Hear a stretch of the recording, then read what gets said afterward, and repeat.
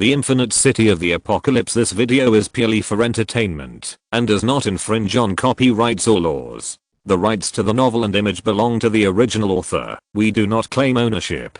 Don't like waiting and want to listen to this fanfic in full now? Subscribe to our Patreon, where you'll find the best fanfics. Chapter 151, Queen Qianxuan.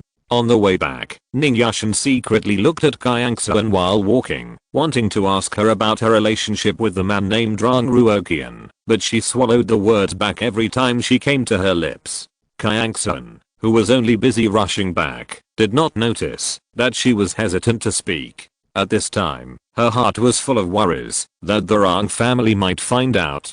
So, unconsciously, her steps became faster and faster, just wanting to go back to Qimoki to make a decision. She did not realize that she did not know when her attitude towards Qimoki returned to the time when they were dating 10 years ago. At that time, whether she encountered happy or annoying things, she would tell Qimoki everything in detail and would ask for his opinion on anything she was undecided about. When they returned to the suite they rented, they found that only Jianghao was sitting in the living room practicing, and Qimoki was nowhere to be seen. Qianxuan was stunned, and then she suddenly remembered that Qimoki had gone out for something. She was really anxious and knocked her head with a wry smile. What's wrong? Looking at Qianxuan sitting on the sofa with a frown, Jianghao pulled Nonado and asked quietly. Nonado shook her head, not very clear. It's not that she didn't want to talk about her encounter with Qianxuan, but she herself was still confused and didn't know why, so how could she say it? Qianxuan was distracted here, feeling uneasy, looking at the door frequently, hoping that Qimoki would appear in the next second. Unfortunately, Qimoki still hadn't returned until 5 o'clock in the afternoon. Qianxuan didn't have the heart to cook, so Nonado went to the kitchen to make a big pot of seafood rice. With a click, the sound of the key unlocking the door came. Qianxuan immediately jumped up from the sofa and went to the door to greet him. Seeing that it was indeed Qimoki who came in, she quickly stepped forward and grabbed his hand. The moment he was held by Qianxuan, Qimoki was a little flattered. Although Qianxuan no longer resisted his various intimate behaviors, she rarely took the initiative. Being pulled by Qianxuan to sit at the dining table, Qimoki tilted his head and looked at Qianxuan next to him. What's the matter? He did not miss the anxiety on her face. Qianxuan frowned. I met Qianxuan today. Hearing this, Qimoki's eyes flashed, and he tilted his head and asked, then what? Qianxuan choked, not knowing whether he was playing dumb or forgot. Looking at his calm face, she felt a little irritated for no reason. Obviously, he shouldn't behave like this, but should what? Qianxuan was a little confused by the thought that flashed through her mind. Qimoki's eyes lit up, and his eyes became softer. Qianxuan looked carefully, but still didn't find that Qimoki's face was nothing but calm. She couldn't help but feel disappointed, but she couldn't say what she was disappointed about. Qianxuan's clear eyes flashed with a little bit of confusion and bewilderment, which was so cute in Qimoki's eyes that he wanted to hold her in his arms. No matter how she thought about it, she couldn't figure it out. Qianxuan simply threw away her previous thoughts, scooped a large spoonful of seafood rice into her mouth, and said with a puffed mouth, Qianxuan is a member of the Rang family. Well, I know. Qimoki's tone was light. What? Qianxuan stood up suddenly, and the chair she dragged out made a harsh sound. Qimoki was shocked by her big reaction, and quickly pulled her to sit down. After calming down, Qianxuan turned her head and asked suspiciously, how do you know that Qianxuan is a member of the Rang family? Could it be that you knew him before? Yeah. And then nothing more. Qianxuan was angry. What? Don't you have anything else to say? Seeing Qianxuan's eyes wide open with anger, Qimoki knew he couldn't tease her anymore, so he coughed twice and said, we have known each other for 12 years. At that time, he also joined the selection competition for the military's Special Forces Spearhead Unit. At that time, I was the first, and he was the second. In the subsequent training camps, I always beat him. However, he seemed to have sneaked out of the house and was later caught by his family, so he is a defeated opponent. Qianxuan suddenly realized, I was wondering why he would like me for no reason. So that's the case. However, it feels like a child, thinking that because you like me, I just snatched it away. Such a naive idea. Kimoki smiled, and didn't correct him. Whether it was a defeated opponent or the latter statement, he was deeply moved. Ning Yashin on the side rolled her eyes. Wu Qianxuan, what is the structure of your brain? The gentle look that Ran Ruoqian gave you when he looked at you could drown people, and it didn't seem like he was pretending because of a dispute of will. Or? Ning Yashin touched her chin and glanced at Qianxuan. Could it be that this girl was pretending? Considering her personality of avoiding feelings, it was not impossible. What kind of person is Ran Ruoqian? Qianxuan was really curious. Although she had met him once, she still felt that Ran Ruoqian was a little unpredictable. Kimoki glanced at Qianxuan and confirmed that she was just curious. He recalled and said, a gentleman is a scumbag, sweet-mouthed but treacherous, ruthless, soft-mouthed but sharp-hearted. In general, he is a smiling tiger who is not consistent on the inside and outside. He is usually gentle and polite, but when he should be cruel, he is more cruel than anyone else. Qianxuan didn't think it was wrong. She felt that Ran Ruoqian was not like what he showed on the surface. Ning Yashin's eyes widened. No way. The man was obviously a gentle and amiable nobleman. Kimoki was not angry because of Ning Yashin's suspicion. He ate several mouthfuls of seafood rice in a row and then asked, do you know Ran Ruoqian's life experience? They both shook their heads. Kimoki took a sip of freshly squeezed grape juice. Ran Ruoqian's father Ran Minqing was a very famous playboy when he was young, and he had countless female confidants around him. I heard that, when he was young, he made a great vow that he would never marry and ought not to hurt any of his female confidants. Then Ran Ruoqian is an illegitimate child? Ning Yashin exclaimed.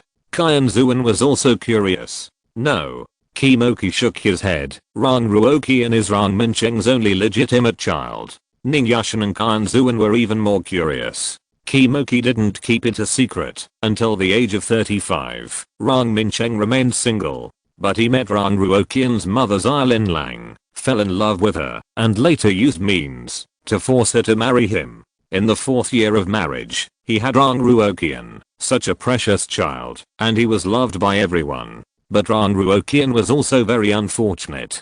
Hearing the name Xilin Lang, Qianxuan was stunned and suddenly understood the reason why the previous clothing store manager had an abnormal attitude. Here, Kimoki continued to talk about Ran Ruoqian's life experience. Ran Ruoqian had 6 brothers before. The oldest was 15 years older than him, and the youngest was 6 years older than him. Because of Ran Minqing's ambition, everyone in the Ran family treated those 6 illegitimate children as legitimate young masters. Think about it, how many people can accept that they suddenly changed from a young master who received much attention to an illegitimate child who is truly shameful? So, in order to deal with Ran Ruoqian, his 6 brothers completely united.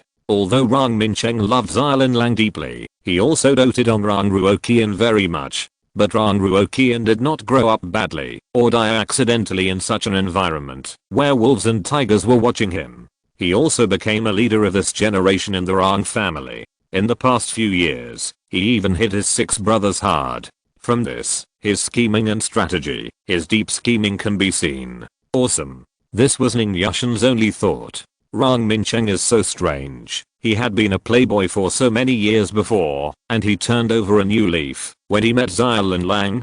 Qianxuan was concerned about other things. What's so strange? Ran Minqing just didn't meet someone he liked before, so he was so romantic. Ning Yashin retorted. Qianxuan rolled her eyes. What are you talking about? You are a woman, but you actually make excuses for a man's romanticism. Ning Yashin was stunned. It seems something is wrong. Qianxuan glared at her. What do you mean it seems? It's not right. If Ran Minqing hadn't been so romantic when he was young, would Ran Ruoqian's situation be so difficult? And those 6 illegitimate children, I don't believe Xilin Lang will feel comfortable seeing them. Xilin Lang is also a loser. She was forced to marry a man who didn't know how many times he had been married, and in the end she actually compromised like that. It's really embarrassing for us women. All of a sudden, Qianxuan's good impression of Xilin Lang disappeared. But I heard that Ran Minqing treats Xilin Lang very well. Ning Yashin said weakly. Qianxuan was rarely aggressive. The old cow eats the tender grass, robbing, and not even giving Xiaolin Lang basic respect. Letting the illegitimate child hang around in front of Xiaolin Lang is disgusting. Let Xiaolin Lang, as a mother, watch her child in dire straits, and learn to be calculating and scheming. What's good about it? Ning Yashin shrank in the face of Qianxuan's dominance. What right does a man who can't even control his lower body have to talk about love? Finally, Qianxuan raised her chin and made a conclusion without questioning. Qimoki on the side touched his nose embarrassedly and came up thick-skinned and said, Xuan, I can definitely control my lower body.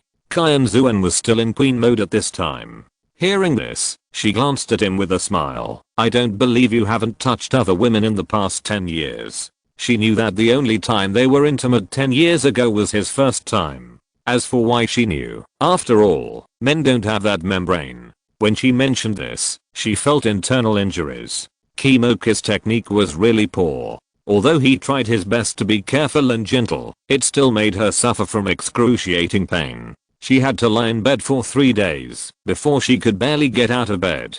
Qimoki was stunned, as if he was frightened by Qianxuan's fierce words. Then he pursed his lips, suddenly grabbed Qianxuan's shoulders, pressed against her forehead, looked into her eyes and said seriously, I didn't. What? Qianxuan was stunned, and her queen aura disappeared. Qimoki repeated word by word, I haven't touched other women in the past 10 years. Ning Yashin and Jiang Heo were stunned, thinking that they had heard a big secret. Chapter 152, Meeting the Rival. Qianxuan's mind was blank. It took her a while to realize what Qimoki meant. Her face was flushed, and she didn't dare to look at Qimoki. At the same time, a series of sweet bubbles emerged in her heart uncontrollably, catching her off guard and causing her to panic. After a long while, she said hesitantly, oh. Looking at Qianxuan, who was emitting the aura of a little woman, Qimoki felt itchy in his heart. He ignored Jiang Heo and Ning Yashin who were standing by and pecked her lips quickly. Qianxuan's eyes widened, and her cheeks, which were already covered with red clouds, were even redder than before. She was so embarrassed that she wanted to find a hole to crawl into. On this side, Qimoki let Qianxuan go and licked his lips with his tongue, as if he didn't want to miss any of Qianxuan's taste. That action was indescribably sexy and seductive, and Jiang Heo and Ning Yashin who were standing by were stunned and blushed. Unfortunately, the person Qimoki wanted to seduce was in a state of soul flying away, which made him feel a little regretful. Qianxuan was still uncomfortable until the end of the meal, and she didn't even dare to look at the man sitting next to her. Just after stacking the dishes, Qianxuan was stunned and looked at Qimoki as if she suddenly came to her senses. No, I almost got distracted by you. Rang Ruoqian is a member of the Rang family. What if he tells the Rang family about what happened to us? Jiang Heo and Ning Yashin were shocked and a little at a loss. Qimoki still had a calm face and said lightly, don't worry, I will take care of it. He said it casually, but Qianxuan was really relieved. It seemed that, as long as he said it, she believed he could do it. Jiang Heo and Ning Yashin saw that Qimoki was not panicked, so they calmed down a little. In the evening, when it was their usual time to go to bed, Qianxuan pulled Ning Yashin quickly into a room and quickly closed the door. Jiang Heo and Qimoki, who were left in the living room, were stunned and understood Qianxuan's intention. Jiang Heo smiled honestly. Qimoki also smiled. It was fine if she wanted to avoid him. If she was really so calm, he would be anxious. Moreover, the torture of being able to see but not eat for the past 2 nights really tested his self-control. However, while he was relieved, he felt a little sorry that when Xiangruanai was gone. The next morning, after breakfast, Qimoki stood up and prepared to go out. By the way, you'd better not go out today. He opened the door and turned around. Why? It was Ning Yashin who spoke. Qimoki glanced at Qianxuan who was sitting with her head down. Rumors will start to spread in the shelter from today. For the sake of caution, you should stay at home. Ning Yashin nodded to show that she understood. Qimoki walked out of the rented suite and went straight to Langtang Street. In fact, the plan for future rumors had been prepared as early as yesterday. The reason he came out was to meet someone. He did not stop along the way, and it didn't take long for him to reach Langtang Street. Looking around the surrounding environment, he walked in one direction. More than 20 minutes later, Kimoki calmly walked into a bar that was similar to the one before the apocalypse. The bar was quiet. It was obvious that it was not open in the morning. Apart from a few waiters who were cleaning, there were not many people. As soon as Kimoki entered, a smart-looking waiter ran over and said, "Sir, the 7th young master has been waiting in the private room for a long time." Kimoki nodded and motioned for him to lead the way. The waiter didn't say much, but turned around and led the way. After turning around the bar, in a few minutes, Kimoki was brought to the door of a private room. The waiter opened the door and retreated with a tactful look. Kimoki pushed the door open and was not surprised to see Ranruokian sitting opposite him. He raised his eyebrows and sat down. "When I saw the sign outside the bar before, I guessed that this place was opened by you." Ranruokian leaned forward, supported his chin with both hands, and smiled gently. "Since I met Qianxuan yesterday, I guessed that you would come to see me." There was silence in the private room. For a moment, neither of them knew how to start. After a long while, Ranruokian broke the silence. "We haven't seen each other for more than 10 years, right?" His tone was joyful, as if he had met a long-lost friend. "That's enough." Kimoki glanced at him indifferently. "Don't give me that. Others may not know, but don't I know your character?" Hypocritical. Although he was scolded, Ranruokian was not angry at all, smiling, as if he heard a compliment. "Do you know how much I envy you?" After a long while, Ranruokian said coldly, fading away the gentleness on the surface. His face was stern. "I'm jealous that you can be with her." "Ah, I know." Kimoki was not surprised by his sudden change, and answered casually, "And I will let you continue to be jealous." Ranruokian's face did not change, but the bitterness in his eyes flashed. "Tell me, how did you fall in love with Qianxuan back then?" Kimoki knocked on the armrest and said indifferently. Ranruokian raised his lips in a self-deprecating smile. "At first, I just happened to see you and Qianxuan dating on the streets of S City. After I went back, I found out that you were actually dating someone seriously. At that time, I was gloating over the fact that you got married to a 16-year-old girl. Out of curiosity, I began to let my men continue to collect information about you. At that time, after work, I used the information as a pastime to relax. Later, I was a little confused about how things developed like that. Anyway, by the time I found out, I had already fallen." Kimoki listened quietly without expressing any opinion. "Then what happened later? Why didn't you come when Qianxuan got into trouble?" Zuelan once said that she called Ranruokian. Ranruokian closed his eyes slightly. "I was tripped by Rang Shankian and Rang Minkian." He could not forget the sound of the ambulance sirens and the glaring blood on the ground when he arrived. Ranruokian's eldest brother and third brother? Kimoki raised his eyebrows. "Since then, why haven't you appeared in front of Qianxuan? You should know that she is not the type to vent her anger on others." Ranruokian opened his eyes suddenly and glared at Kimoki. "What do you know? You don't know anything.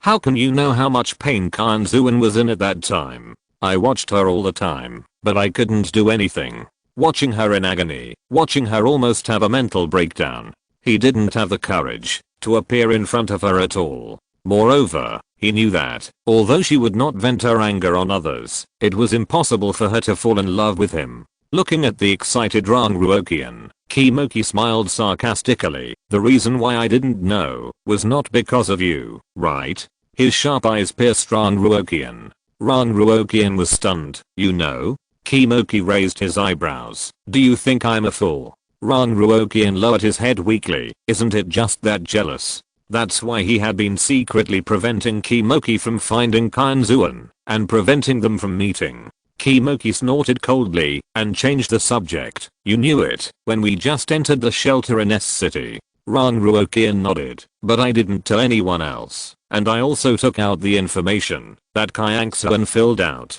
He could be cruel to anyone, but he didn't want to hurt her. You also know what I did these days." He didn't think Ranruokian would not send someone to monitor them. Ranruokian nodded. "I know. But he did nothing because he knew they wanted to rescue the people of the Silver Star Air Force Corps. That was her hope, so he pretended not to know. The weird psychic of the Rang family is you, right? Kimoki's voice was flat. Rang Ruoqian froze in the middle of nodding. How did you know? He believed that he didn't reveal any flaws. Kimoki smiled calmly. After the apocalypse, there were not many changes within the Rang family, which is the best proof. You know, before the apocalypse, you have always been the one who has the upper hand in this generation of the Rang family. And a weird psychic with supernatural powers did not cause any big disturbances, so I guessed that the weird psychic was actually you. Hearing this, Rang Ruoqian smiled with relief. I forgot that you are best at judging the essence of things from clues. It's just that I'm confused. Why haven't you noticed my tricks in the past 10 years? Even he was surprised that his actions could have such a big effect. Kimoki smiled bitterly. Maybe it's because I cared too much. He cared too much that he ignored the details that he could usually notice. Rang Ruoqian understood and changed the subject. What did you plan to do when you came here today? You wanted me to stay away from Qianxuan? Kimoki's face was calm. No, I just came to tell you, because we were comrades in arms for more than a year. In return for your little tricks, I will treat the Rang family well this time.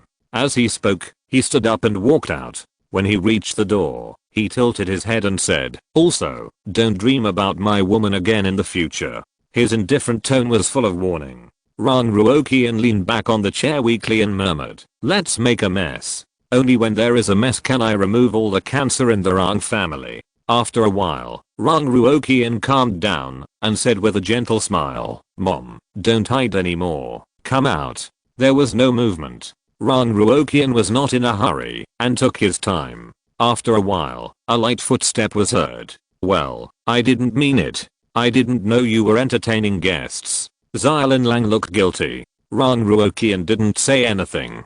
Anyway, she didn't hear anything except Kimoki's last words. Seeing that Rang Ruoqian didn't seem to be too angry, Xiaolin Lang became bolder. Who was that just now? He looks better than you. Judging from his appearance alone, Kimoki is better than Rang Ruoqian. Rang Ruoqian said lightly, my former comrade in arms. You're lying. Xiaolin Lang jumped up. I heard it. He is obviously your rival in love. Rang Ruoqian glanced at Xiaolin Lang with a smile, which made her neck shrink. She suddenly remembered that she had overheard those words. Chapter 153 Sick Children.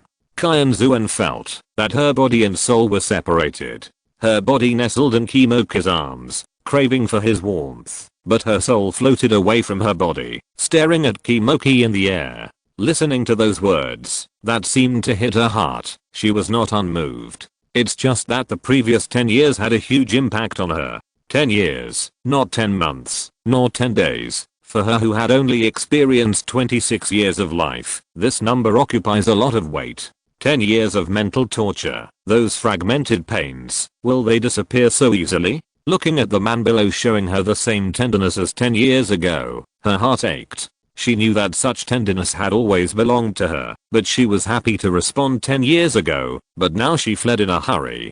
Don't be so good to me. Her heart was screaming like this. In fact, Kimoki also heard such a voice. It's just that he can do whatever she wants, but this matter is against her will. I will always be here, always by your side, and never leave again. Kimoki hugged her gently and said similar words in her ear over and over again. The emotional venting had already made Qianxuan very tired, and Kimoki's gentle words aroused her sleepiness like a lullaby. Since you want to be good to me, I will repay you with the same goodness. In this way, does it mean that no one owes anyone anything? Before she fell into a deep sleep, such a thought flashed through her mind. Kimoki smiled. Silly Qianxuan, silly Qianxuan. Two single men and women are good to each other. What other relationship can they have except lovers? Looking at the person sleeping soundly in his arms, Kimoki carefully carried her to the bed in the bedroom, covered her with a quilt, and tucked in the corners of the quilt.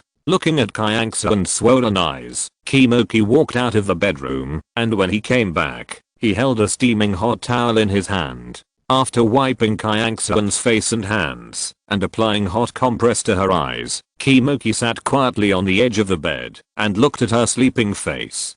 Don't be afraid, my Qianxuan. This time, no one can separate us. He lowered his head and kissed her forehead lightly, whispering affectionately. Silver Star Air Force Regiment Base. After completing the final plan and making sure there were no omissions, Wu once breathed a sigh of relief and put down his pen. He just stood up from the chair and felt dizzy and fell to one side. Fortunately, he quickly grabbed the back of the chair and avoided falling upside down. He rubbed his empty stomach with a wry smile. He never thought that he would be hungry one day. Thinking of the current situation of the Silver Star Air Force Regiment, Wu Wan's couldn't help but sigh. It was his own negligence at the beginning. Although he realized his mistake from the eyes of others, as soon as he entered the shelter, it was too late. Otherwise, nearly 10,000 people would not have been implicated to suffer with him. When he walked out of the office, he just wanted to check on the recovery of the wounded in the regiment, and saw Lin running over in a hurry.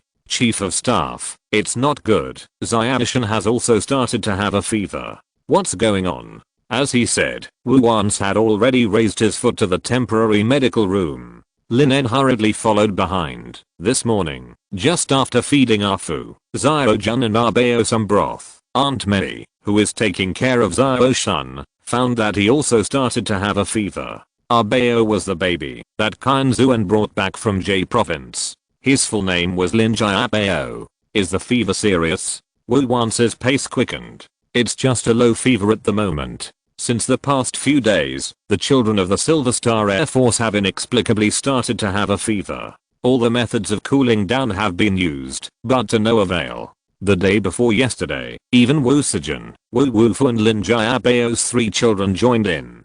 Today, Wu Liishan, the only lively child among all the children, has also started to have a fever. To make matters worse, their food is currently stretched to the limit. Even if all the adults consciously save their limited rations for the elderly and children, they are mostly meat and dry food of some mutant animals, and there is not enough food suitable for children to eat during their illness. Wu Wan's quickly stepped into the temporary medical room, and his ears began to be filled with the crying of various children and the sobbing of some worried parents. At a glance, rows of steel pipe beds were filled with children of varying ages under 12 years old. However, at this time, each of them had an abnormally flushed face and a listless look, and there were many children crying in pain. This time, when fleeing from the capital to the shelter in S City, most of the sacrifices were the soldiers, while the family members were well protected, and only a few lost their lives due to insufficient protection. There were only more than 100 children in the Silver Star Air Force Regiment, but they were well protected along the way, and none of them died in an accident on the road.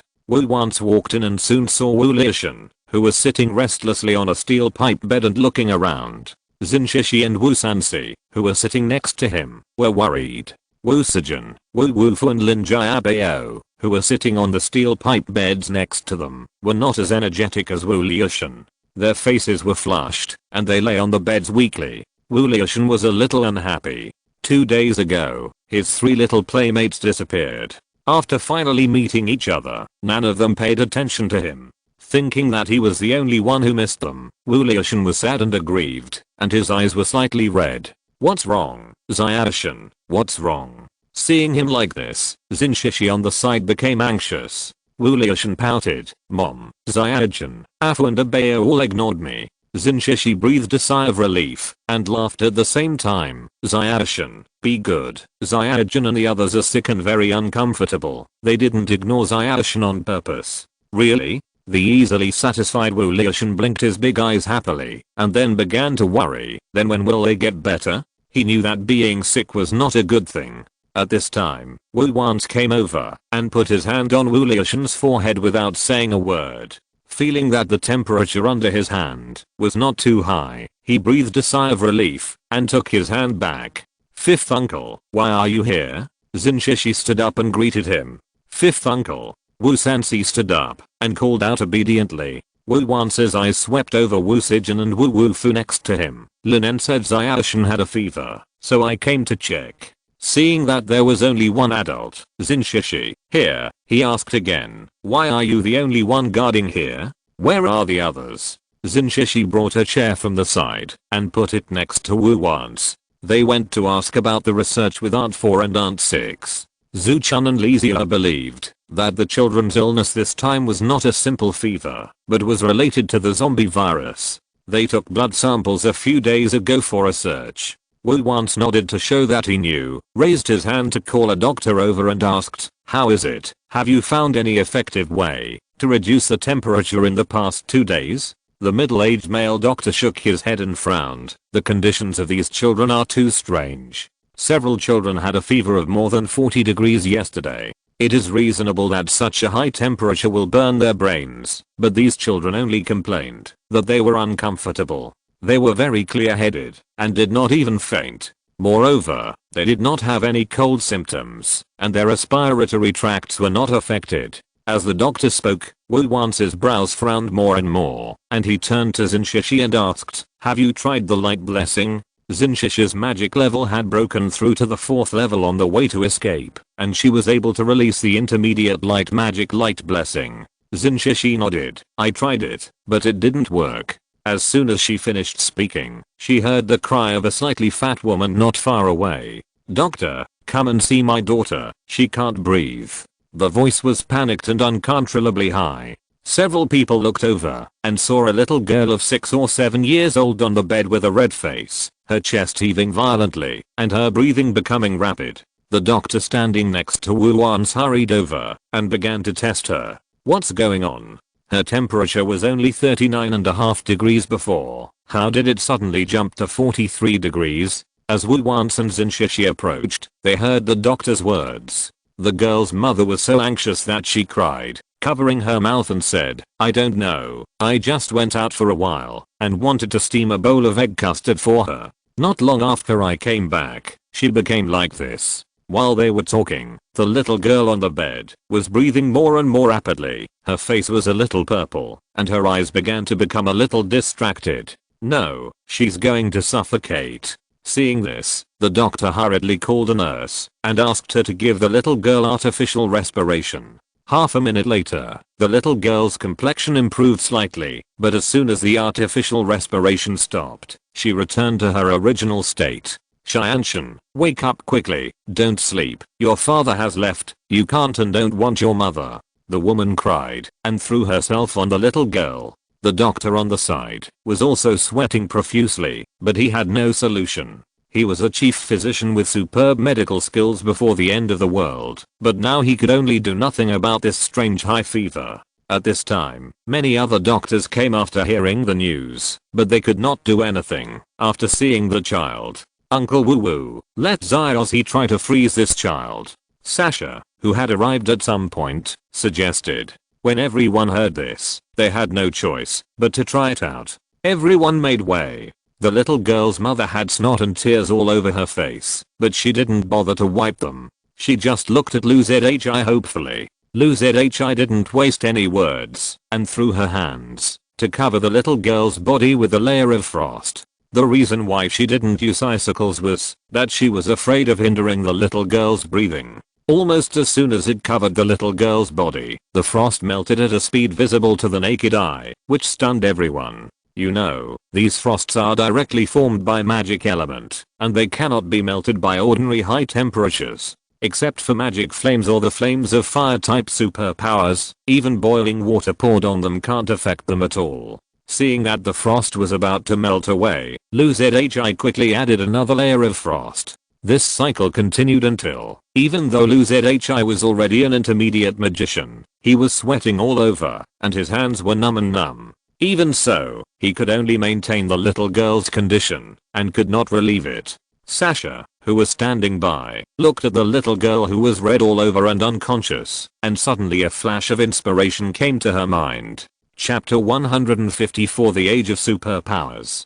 She looks like this. Is it possible that she is awakening her superpowers? In the silence, Sasha's voice reached everyone's ears. Everyone was stunned. Seeing that no one spoke, Sasha continued, "Have you noticed that none of the children who awakened their superpowers have a fever?" But, Lu Zhi frowned. "I remember that when Sissy and the others awakened their superpowers, they just slept for a day and woke up to be fine." Lu Chen nodded. "That's right. Moreover, the condition of this little girl is dangerous. It's possible that her life will be in danger if she is not careful. After all, Sasha was just guessing and had no basis, so she began to suspect that she was wrong. Wu once, who had not interrupted, lowered his head and looked at the little girl on the bed thoughtfully. Just as he was about to speak, he heard a commotion and messy footsteps coming from outside. Looking up, he saw Zuchun and Lizia leading the way, followed by a large group of women and the family. Seeing a group of people gathered together, Zuchun, who was the leader, was stunned, paused, and then walked over quickly. "What are you doing here?" Thinking that since they came here, they must have reached a conclusion, Wu Wanse didn't waste any words and asked everyone to move aside, revealing the scene that they had covered. The little girl was still purple red, breathing rapidly, and because the frost was constantly melting, her clothes and the sheets under her were wet, looking very embarrassed. Zuchun's eyes fixed, but there was no surprise on her face, and she said, "Sure enough. Fourth aunt, do you know what's going on?" Sasha couldn't help asking. Zuchun didn't say anything either, and nodded to Lizia. Lizia took out a silver metal box from the space ring and handed it to her. Zuchun put the box on the bedside table on the side, and then opened it. A neatly arranged syringe appeared in front of everyone. Those syringes contained blue, yellow, and transparent potions. She took out 2 syringes, one blue and one transparent, without hesitation and injected them into the little girl's veins. Then, visible to the naked eye, the purple red on the little girl's face slowly faded, and her breathing gradually returned to normal. The mother of the little girl reached out and touched her forehead and breathed a sigh of relief. Although it was still very hot, it was much better than before. The single mother cried with joy, stood up, bent down to Zuchun and said, "Thank you, thank you." She was so happy that she couldn't say anything except thank you. Zuchun quickly helped her up and said softly, "Don't thank me first. I just temporarily alleviated your daughter's condition. She is not really out of danger." The little girl's mother panicked and grabbed Zuchun's hand. "What should I do?" "You have to save my daughter. She is still so young, and her life has just begun." "What should I do?" "You have to save her. As long as you can save her, I would rather die. She will be fine, right?" She was coherent at the beginning, but she was a little incoherent at the end. A nurse at the side hurried forward to calm her emotions. Zuchun first pointed at the nurse door and helped the little girl change her clothes and bed sheets, then turned around and said, "The children's fever incident this time is actually the awakening of superpowers." He was interrupted by Sasha's exclamation, "I actually guessed it right." Wu Wance's eyes flashed, and he looked clear. Zuchun continued, "After we extracted blood samples for testing, we found that the gene cells in the blood of these children were decomposing and recombining at an alarming rate. This is why these children have symptoms similar to fever." Afterwards, we repeatedly speculated and tested, and came to the conclusion that they were awakening their superpowers. However, compared to the mildness of those superpowered people before, the situation of these children is very dangerous. Fortunately, our legion has never let the children go hungry, which makes their physical condition relatively good. If those children who were hungry and full in the apocalypse were malnourished, they would probably die within a day. And this little girl should have been in poor health before the apocalypse, right? So such a thrilling situation occurred. Hearing this, the mother of the little girl, who gradually calmed down after Zuchun spoke, nodded quickly. Yes, our Qianxuan is a premature baby of more than 7 months old, and her resistance is weaker than that of ordinary children." Zuchun nodded. "The 2 injections I gave her just now, the transparent one is a medicine that is harmless to the human body and improves the immune system by extracting an appropriate amount of zombie virus, and the blue one is a medicine that slows down or even freezes cell activity." After a pause, she pointed to the box she had opened before and glanced at the doctors in white coats. "In addition, the yellow one is a drug that increases cell activity. I believe you all know their respective effects." Seeing them nod, she continued, "I will keep these liquid medicines, and you can use them according to the situation." The doctors nodded quickly, and their eyes were shining brightly at the box. Wu Wance glanced at the box and said firmly, "These liquid medicines can only alleviate, but cannot solve the children's conditions." Zuchun nodded. "That's right. The most important thing is their own willpower. Only by enduring it can they get powerful superpowers. By the way, didn't Qianxuan give us a lot of good fortune spirits before? Those things should be very helpful to their conditions. But, there are not many of those things now, Zinshishi said weakly. Shasha nodded immediately. Yes, especially those fruits. We have been eating meat and dry food recently, and we have been eating those fruits to relieve the greasiness. Everyone looked at each other and asked the people around them and found that everyone was in a similar situation. Wu Wan's frowned. What about the good fortune spring water? There is a lot of that. After all, we are not short of water. Everyone nodded to indicate that they were in the same situation. Let's not talk about that for now. We have two urgent matters now. Zuchun started, paused, and seeing that everyone's attention had turned to him, he continued. First, if I guess correctly, it won't be long before not only the children, but also the adults who are not superpowers will begin to awaken their superpowers. Second, we need a lot of food now. After all, after awakening superpowers, we will feel very hungry, and our previous research shows that, if you don't eat enough, it will more or less affect the potential of superpowers. After listening to Zuchun's words, Wu Wan's was mixed with joy and worry. The joy was that, if Zuchun's words came true, then the problems encountered by the Silver Star Air Force Corps could be solved without even his plan. The worry was that their food was really limited. If they were eaten up before they escaped, it would not only affect the development of individual superpowers in the Legion, but also the development of the Silver Star Air Force Corps. Fourth aunt, are you saying there will be no more ordinary people in the world? Wukai and Kyu looked incredulous. Zuchun nodded seriously. Yes, it can be said that the future world will be the era of superpowers. Hearing this, everyone was stunned. Okay. Wu Wan spoke to pull everyone back to reality from their shock. What we need to worry about most now is how many awakened superpowers our food reserves can feed. All of a sudden, everyone became sad. God knows, except for the elderly, children and the wounded, most of them are now hungry. With the appetite of superpowers, when they first awaken, it is very uncertain whether the remaining food can feed these children. Moreover, they can't do this yet. After all, they can't let others starve to death. Uncle Wu Wu, haven't you contacted Brother Wu and Qianxuan? Then can we ask them to find a way to send us some food? Sasha suggested. I'll try. Wu Wan's frowned in embarrassment. He didn't have much hope in his heart. After all, if they could send it, Qianxuan and Qianxuan would have found a way to send it long ago. He only hoped that their plan would be effective quickly and that the Silver Star Air Force Corps could escape as soon as possible. With Wu Wan's hope, the next day, news of a strange superpower appeared in the shelter. It was also reported that Wu Qianfang was a strange superpower and the Tang family had other intentions in keeping him under house arrest. At first, many people were skeptical. After all, they had never seen such a strange superpower. But soon, some people began to vaguely recall that they seemed to have seen Wu Qianfang killing zombies. They didn't think so at the time, but now they think that there are many similarities between the rumors. When one person said this, others thought it was a coincidence. When the second and third people said this, more and more people said it, and people couldn't help but believe it.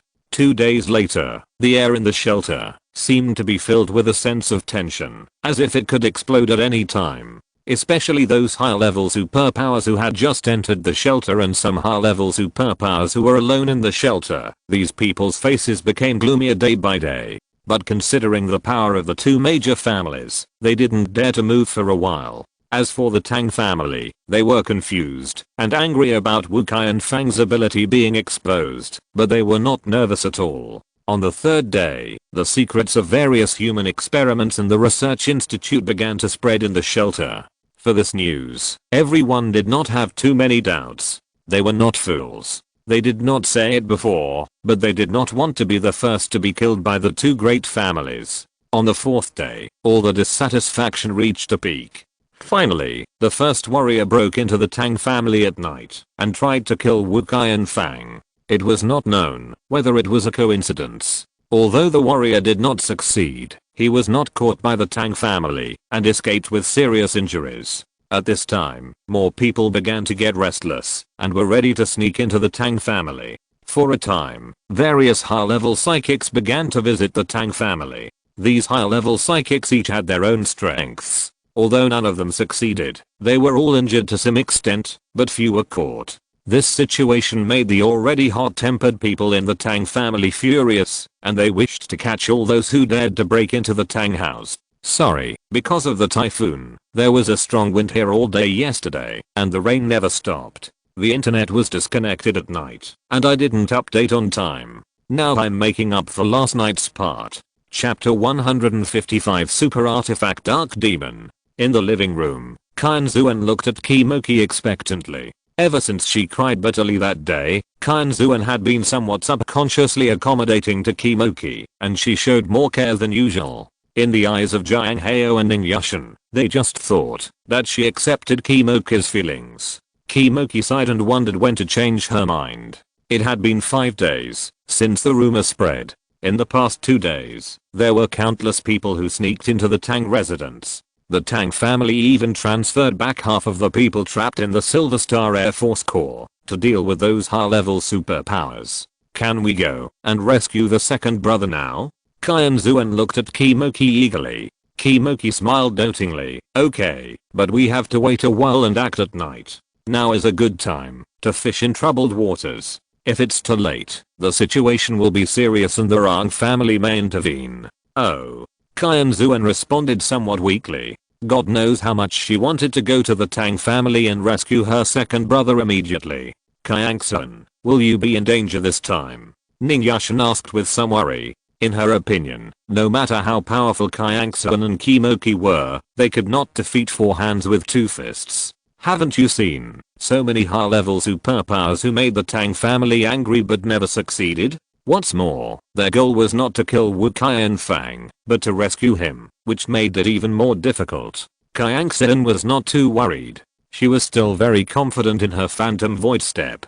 For this rescue, she had been practicing Phantom Void Step in the Inheritance Realm for the past few nights. Even her usual routine practice was reduced. The progress was not small. In addition to the improvement in speed, she was able to completely integrate her breath with the surrounding environment. Although she had not yet reached the natural state of the Phantom Void Step, after reaching the high level, as long as she wanted, no one could detect her breath. Although she didn't know Kimoki's strength, he had seen her practice Phantom Void Step. At that time, although he was surprised and amazed, he was not shocked, which showed that he had a good trump card. Therefore, she patted Ning Yushin on the shoulder and said lightly, "Don't worry. If we are not sure that we can get out of this unscathed, we will not risk our lives." Ning Yushin looked at her suspiciously, and seeing that the ease on her face was not forced, she was also relieved. At this time, they had just finished dinner and were sitting in the living room waiting for the night to darken. Qianxuan was lying on the sofa board, and her eyes accidentally saw the Tang sword next to Kimoki. "Is that sword still usable?" she asked. Now, she always avoids calling him. Whether it is brother Ki who keeps a distance, or our Ki who seems intimate, it seems that it is not suitable for their current strange relationship. Kimoki tilted his head to look at her, frowning slightly. "If we encounter a battle today, I will probably be completely useless." He rubbed the scabbard, feeling a little sad for a while.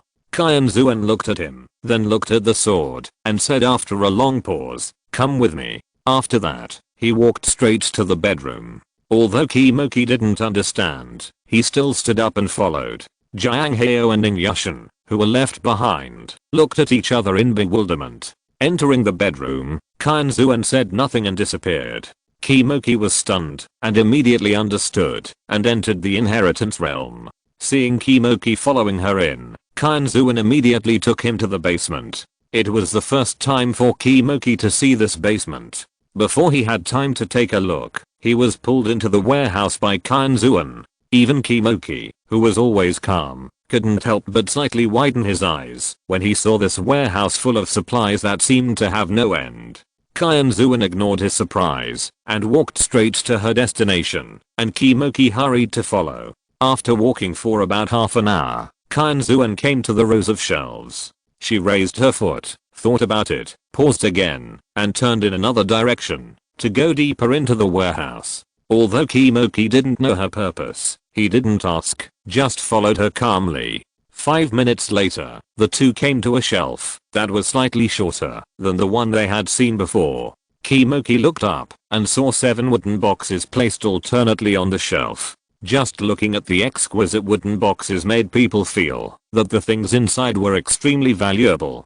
Qianxuan tiptoed to take the 7 wooden boxes off the shelf and then opened them one by one. Kimoki looked up and found that the 7 wooden boxes were all filled with crystal balls the size of a baby's fist. Qianxuan looked up at him and said, "You should remember my Kangxi, right?" Kimoki nodded. Kangxi's weapons, that can change at will and are powerful, are really unforgettable. My Kangxi is a very rare super artifact. The so-called super artifact can grow with the owner and has unlimited potential. But not everyone can use a super artifact. Only those who are recognized by the super artifact are qualified. Qianxuan looked at the crystal balls in the 7 boxes with an unusually gentle look. Among these 7 super artifacts, 4 were inherited from Zuo Fan's family, 2 were collected by the teacher, one of which was the teacher's former weapon, and the remaining one was bought back by her at an auction with a large sum of money. You mean? Kimoki looked at the 7 ordinary crystal balls in disbelief. These 7 crystal balls are the same super artifacts as your Kangxi. Qianxuan nodded. These 7 super artifacts are Mingmo, Shumei, Fengjin, Sheng Judgment, Qiuc, Lei King and Chenyan. They are currently in their initial state, and they can only show their true appearance after recognizing their master. Kimoki touched his chin and understood Qianxuan's intention. Do you want me to get the recognition of one of them? Qianxuan nodded. Kimoki did not refuse because of the preciousness of the super artifact. First, only with powerful strength can he better protect Qianxuan, and he did not want to refuse the opportunity to become stronger. Secondly, he had an unknown idea in his heart. Qianxuan was willing to give him such a precious super artifact. Isn't it true that he is not an outsider in her heart? As long as he thought about it, he was secretly delighted. Unfortunately, he didn't know that in Qianxuan's heart, as long as they were members of the 8 major clans, they were not outsiders to her. What should I do? Kimoki asked calmly. Qianxuan said, super artifacts themselves have no attributes, or they have any attributes. Their attributes change with different masters. Of course, it is extremely rare for super artifacts to recognize their masters. I have never seen a super artifact choose a second master. Don't judge their attributes just by their names. They are all named by the foundry that cast them, and have nothing to do with their own abilities. What you have to do is to input your mental power into these crystal balls. If they are rejected, it means you are rejected. If they are accepted, it means you are recognized. After a pause, Qianxuan handed the crystal ball in one of the boxes to Kimoki. Try this first. Her voice was flat, but her eyes were full of expectations. Kimoki took it and input a trace of mental power into it with some difficulty. If he hadn't practiced the devouring book given by Qianxuan, at his current level, he might not even be able to squeeze out this little bit of mental power. That's why Qianxuan let him try. The crystal ball flashed a white light in Kimoki's hand, but it soon dimmed. No? Qianxuan's tone was full of disappointment. She reached out and took the crystal ball from Kimoki, rubbing it gently, with obvious caution and attachment. Kimoki looked a little jealous and asked tentatively, does this super artifact have any special meaning to you? Qianxuan glanced at him, carefully put the crystal ball back into the box, and put it away, explaining lightly, this is Lei King, a childhood companion of my teacher Isaac Resoman in my previous life. He has been put aside since the teacher's cultivation was abolished by a dose of divine dark potion. For this reason, the teacher has always hoped to find a suitable owner for it, but he never succeeded until his death. Hearing that it was related to her teacher, he breathed a sigh of relief, and then comforted, although I'm not recognized by Lei King, there will always be others who will get his recognition, and your teacher's wish will always come true. I hope so. Qianxuan's mood improved a little, and said to him, you can try other super artifacts. Kimoki nodded, and began to try to squeeze out mental power and input it into other crystal balls again. However, for 5 consecutive times, the situation was the same as Lei King before. Even Kimoki, who was always confident in himself, began to feel a little uneasy, not to mention Qianxuan who was standing beside him. Kimoki pinched his palms, which were already covered with a thin layer of sweat, and slowly placed them on the last crystal ball. Under the anxious gaze of the two, the crystal ball emitted a dazzling light, and the area covered by the light became larger and larger, until the radius stopped expanding after more than 10 meters, and then the light shrank violently, densely covering Kimoki. Qianxuan, who was standing beside him, breathed a sigh of relief, and then showed a happy smile. She had the experience of being recognized as the master by Kangxi, so she naturally knew that Kimoki was now recognized, and the master recognition ceremony was currently being carried out. At this moment, the light covering Kimoki became deeper and deeper, and gradually turned into a deep and unfathomable black. When the light dissipated, Kimoki holding a black-sheathed tang sword appeared in front of Qianxuan. Kimoki looked at the weapon in his hand. That was exactly the same as his favorite sword, and he couldn't let it go. He turned to Qianxuan and asked anxiously, "Which super artifact is this?" Qianxuan looked at him deeply. "It's the Nether Demon." There was a god-level forger in Sadia who loved his wife as his life. His wife was devoured by thousands of demons in the dangerous Nether Demon abyss, and her body was not left. He was so sad that he sacrificed himself to the furnace to forge this Nether Demon, intending to be buried with his wife. The spirit of the super artifact will more or less inherit the faith of the forger. If you're listening to this novel on a channel other than Fanfic World, it means they downloaded and uploaded it without effort. We cordially invite you to visit our channel, Mundo Fanfic Novelos. There you'll find the original version of this story, and you can explore many other novels of various genres. We're waiting for you to immerse yourself in a world of incredible novels. Chapter 156 Rescue. Ningyashin looked at Qianxuan and Kimoki coming out of the bedroom. Seeing that they were no different from when they went in, she turned away with some disappointment. It was still early, so they sat in the living room and waited. During this time, Kimoki frequently wiped the tang sword in his hand, which made Jiang Heo and Ningyashin look sideways. Time passed by little as they waited. At 10 o'clock, Kimoki put the Nether Demon in his hand into the space ring, signaled Qianxuan with his eyes, and walked out. Qianxuan followed him knowingly. Jiang Heo and Ningyashin did not move, and watched them leave. Running all the way to Tang's house, Qianxuan looked around half-heartedly. I don't know if it was her illusion, but I always felt that there was a kind of uneasy restlessness in the air, compared to the previous few days. They were very fast. In less than half an hour, they entered Area A, where Tang's house was located. Kimoki had already explored the road in advance, and his footsteps did not stop at all to explore the way ahead. 5 minutes later, the two arrived outside the door of Tang's house. Qianxuan looked up and saw that the area of Tang's house was not small, at least not smaller than the Wu family's house in the capital. However, the Wu house was a typical courtyard house, while the Tang house was a European and American style mansion. Looking at the superpowers patrolling back and forth outside the Tang house, Qianxuan and Kimoki looked at each other, and their figures became erratic at the same time. They floated into the wall of the Tang house as if they had no weight, and those superpowers who stared wide-eyed and dared not be negligent seemed not to notice, and continued to patrol back and forth conscientiously. As soon as they entered the Tang house, they did not dare to be careless, and quickly found 2 dead trees to hide. Qianxuan glanced at the dead tree, where Kimoki was. His body movement just now slightly surprised her. If the phantom void step is integrated into nature and there is no trace to be found, then Kimoki's body movement is to subtly devour the surrounding space, put himself in another microplane, and cut off the perception of others. Qianxuan's mind flashed with various thoughts, but it did not affect her at all to restrain her own breath and merge with the surrounding environment. At the same time, her mental power carefully spread out and covered the entire Tang residence. This look shocked her. If nothing else, there were too many intruders in the Tang residence. Not to mention those who were fighting with the Tang family. There were dozens of people hiding in various places like them, which made her sweat. However, for some reason, she couldn't find Wu Qianfang's hiding place. Could it be that the second brother was not actually in the Tang residence? For a moment, such a thought flashed through Qianxuan's mind. However, she quickly dispelled it. If this was the case, Kimoki could not have received any information at all. Moreover, with the power of the Tang family in the shelter, there was no need to play such a secret trick. Thinking of this, Qianxuan frowned and probed her mental power slightly underground. It was a bit difficult for her, but she had to do it at this time.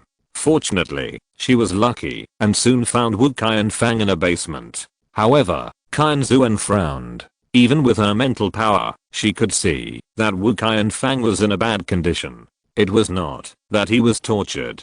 On the contrary, he did not seem to be injured at all. It was just that his eyes were closed, as if he was unconscious. His face was covered with cold sweat, his brows were slightly wrinkled, and he seemed to be enduring some pain. Just as Qianxuan was about to withdraw her mental power, the door of the basement was opened, and a man of medium height and muscular body walked in. He walked to Wu Qianfang without stopping, and pressed his gloved hand on Wu Qianfang's head. Qianxuan saw it clearly. Almost instantly, Wu Qianfang's expression became more painful, as if he was resisting something. What was the man doing? Qianxuan's eyes shrank, and the mental power that had lost control was automatically withdrawn. What's wrong? At some point, Kimoki came to her side. Follow me. As he said that, Qianxuan's figure had already rushed in one direction. Kimoki was startled and hurried to catch up. Because of her anxiety, Qianxuan was very fast. In less than 5 minutes, she had arrived at the door of the study at the entrance of the basement. There were 2 young men talking in the study. Seeing this, Qianxuan quickly hid outside the door, and Kimoki also hid somewhere else. Just as Qianxuan was thinking about how to kill the 2 men without alerting other people in the Tang residence, the conversation between the 2 men reached her ears. It's been so noisy these past few nights. I haven't had a good sleep for several days. Don't complain, everyone is the same. But it will probably be quiet tomorrow. What do you mean? Brother Jiandong said that he will probably be able to deal with this tough guy today. No way, hasn't Wu Qianfang always been very tough, and he has never succeeded before? What's the use of being tough? He has been starving these days. Brother Jiandong's superpowers are not for show. Haven't you noticed that he has been getting weaker and weaker these 2 days? Really? Why would I lie to you? After today, Wu Qianfang will be like other superpowers in our Tang family. He is a dog. If we tell him to go east, he will go east. If we tell him to go west, he will go west. If we tell him to eat shit, he won't dare to eat. As soon as he said that, Qianxuan couldn't help but rush in. Regardless of their shock, he moved the bookshelf in the study and rushed into the basement. Kimoki behind him couldn't stop him in time, so he quickly followed in and killed the 2 men with a knife. It's not that the Tang family is too weak. In fact, they were on high alert after Qianxuan rushed in. It's just that Kimoki's knife was too fast, and the nether demon was extremely sharp. With his devouring power, he directly cut the necks of the 2 men. Rushing into the basement, Qianxuan saw the man who had seen it with his mental power before, holding Wu Qianfang's head with a look of ecstasy, while Wu Qianfang was holding his head and screaming. Almost immediately, Qianxuan's eyes were about to burst, and without thinking, he took a step forward, and the 2-handed dagger in his hand flashed a black light, slicing the man's head at the shoulder. It fell to the ground with a bang, and spun for a long distance, splashing blood all over the ground. It seemed that death came too suddenly. The expression on the man's face was still frozen between ecstasy and fear, and it was abnormally distorted. Qianxuan didn't have time to pay attention to him. She helped Wu Qianfang, who had fallen to the ground. Second brother. Wu Qianfang opened his eyes in confusion. When he heard her voice, he turned his gaze slowly and said weakly, Qianxuan. Seeing his embarrassment, Qianxuan couldn't help but burst into tears. She nodded vigorously and said, "It's me, second brother. I'm here to save you." After making sure it wasn't his illusion, Wu Qianfang's mouth slightly raised a weak arc. Just as he was about to speak, ahem. But he was choked by his own saliva, because he was too anxious. Qianxuan hurried to help him breathe. At this time, Kimoki also walked down the stairs of the basement. Seeing that Qianxuan was fine, he first breathed a sigh of relief, and then noticed Wu Qianfang. Unlike Wu Qianfang's handsome and tall appearance, Wu Qianfang's image was really beyond Kimoki's expectations.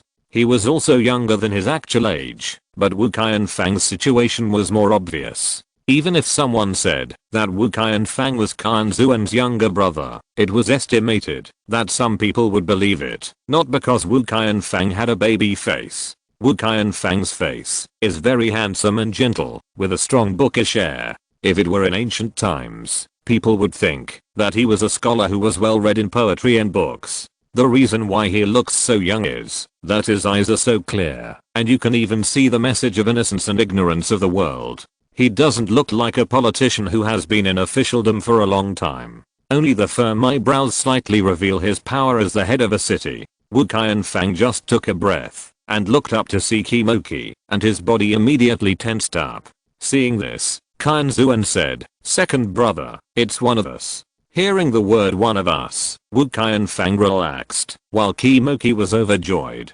Seeing Qimoki, Qianxuan immediately realized that it was not the time to relax, and bent down to carry Wu Qianfang on his back. Wu Qianfang wanted to speak up to resist.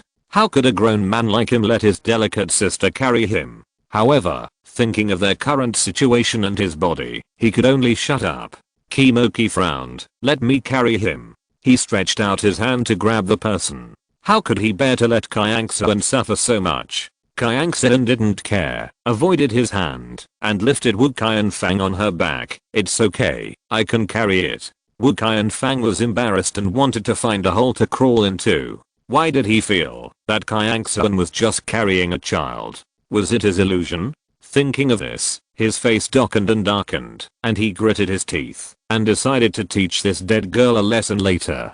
Qianxuan suddenly felt a chill running through her body. She looked around, but couldn't find the source. Qimoki, who saw Wu Qianfang's expression clearly, narrowed his eyes and a flash of enlightenment flashed in his mind. This person turned out to be a pig pretending to be a tiger. Let Wu Qianfang put his arm around her neck, and Qianxuan rushed out with the person on her back without saying a word. Qimoki was stunned and hurried to catch up. As soon as he walked out of the study, he heard footsteps getting closer and closer, and it seemed that there were quite a few people.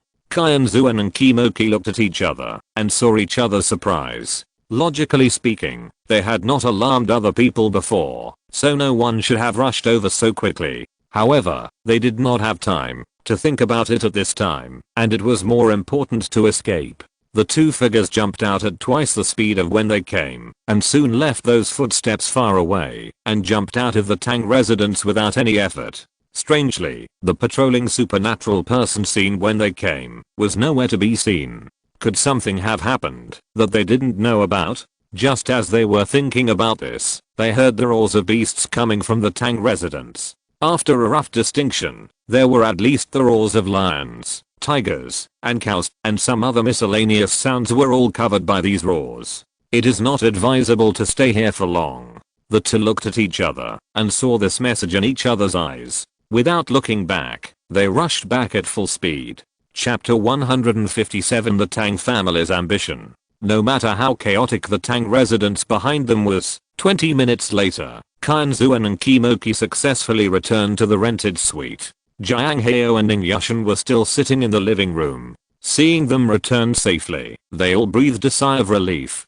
Qianxuan didn't bother to greet them, and first put Wu Qianfang on the sofa. "How is it, second brother? Are you okay?" Wu Qianfang waved his hand and said weakly, "Fortunately." Before he finished speaking, the skin on his body turned red at a speed visible to the naked eye.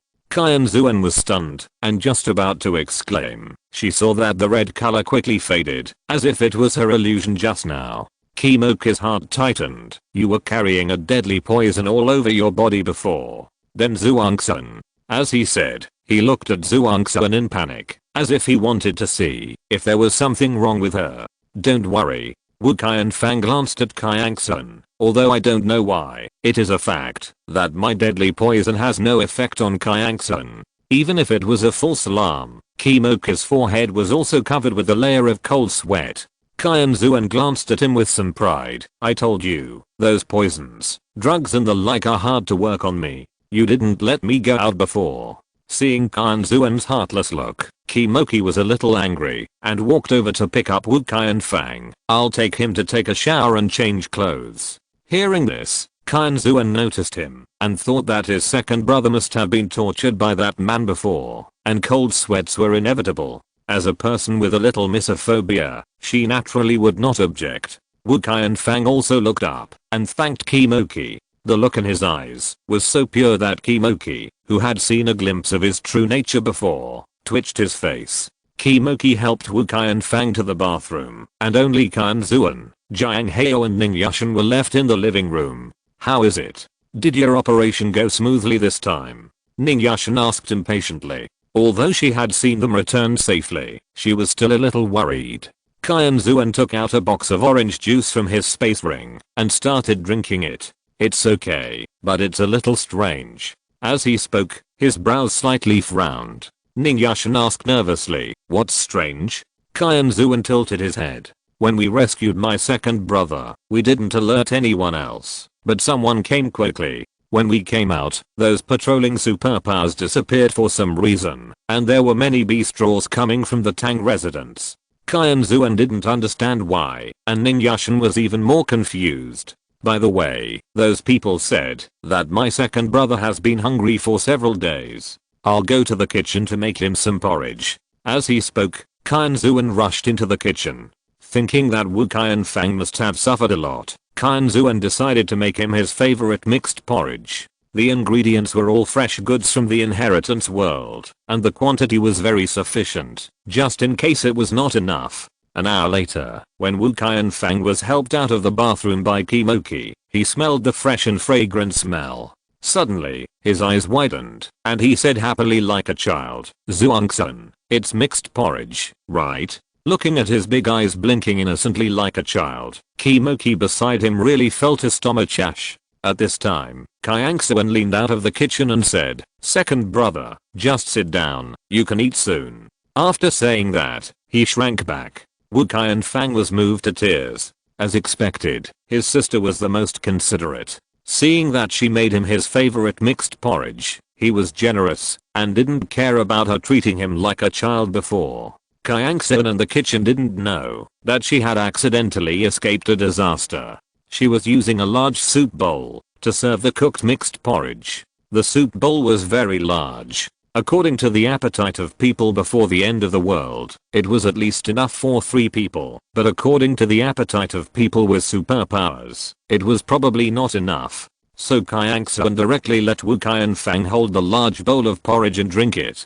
Looking at the other 3 people sitting there, Qianxuan pointed to the kitchen and said, "I cooked a lot. If any of you are a little hungry, you can go get some for a midnight snack." Jiang Hao and Ning Yushan were more honest. They were afraid that Wu Qianfang would not be full after they ate, so they did not move. Kimoki went to the kitchen and got a big bowl without hesitation. In fact, he was still a little angry. After all, although he had eaten the food made by Qianxuan had never done anything specially for him. The last time they had hot pot, the food he liked was specially taken out, and Jiang Hao and Ning Yushan also received the same treatment. So, even if he was not too hungry, he still went to get a bowl of mixed porridge. Because of the above thoughts, Kimoki's eating manner was slightly fierce. Seeing this, Wu Qianfang ate faster, fearing that he would not be full in the end.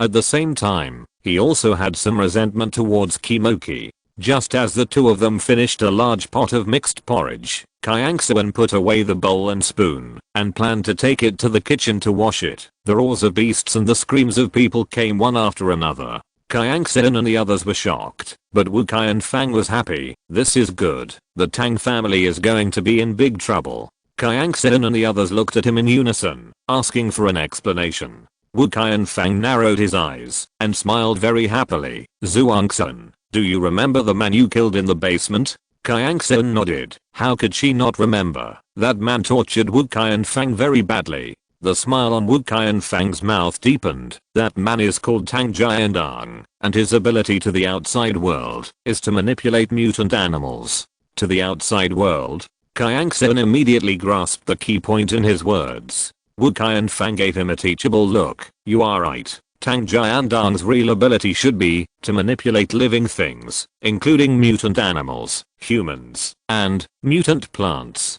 Everyone took a breath. What a supernatural power. If this ability is used properly, it is entirely possible to control a shelter by one's own. Unexpectedly, the people of the Tang family are not just as generous and simple-minded as they appear on the surface. At least, they know how to conceal Tang Jiandang's ability, which means that they are not as straightforward as outsiders see. It's a pity that Tang Jiandang is dead. Wu Qianfang did not hide his gloating at all. Once he dies, the mutant plants are fine, but the mutant animals will lose control, and those originally controlled superpowers will also wake up.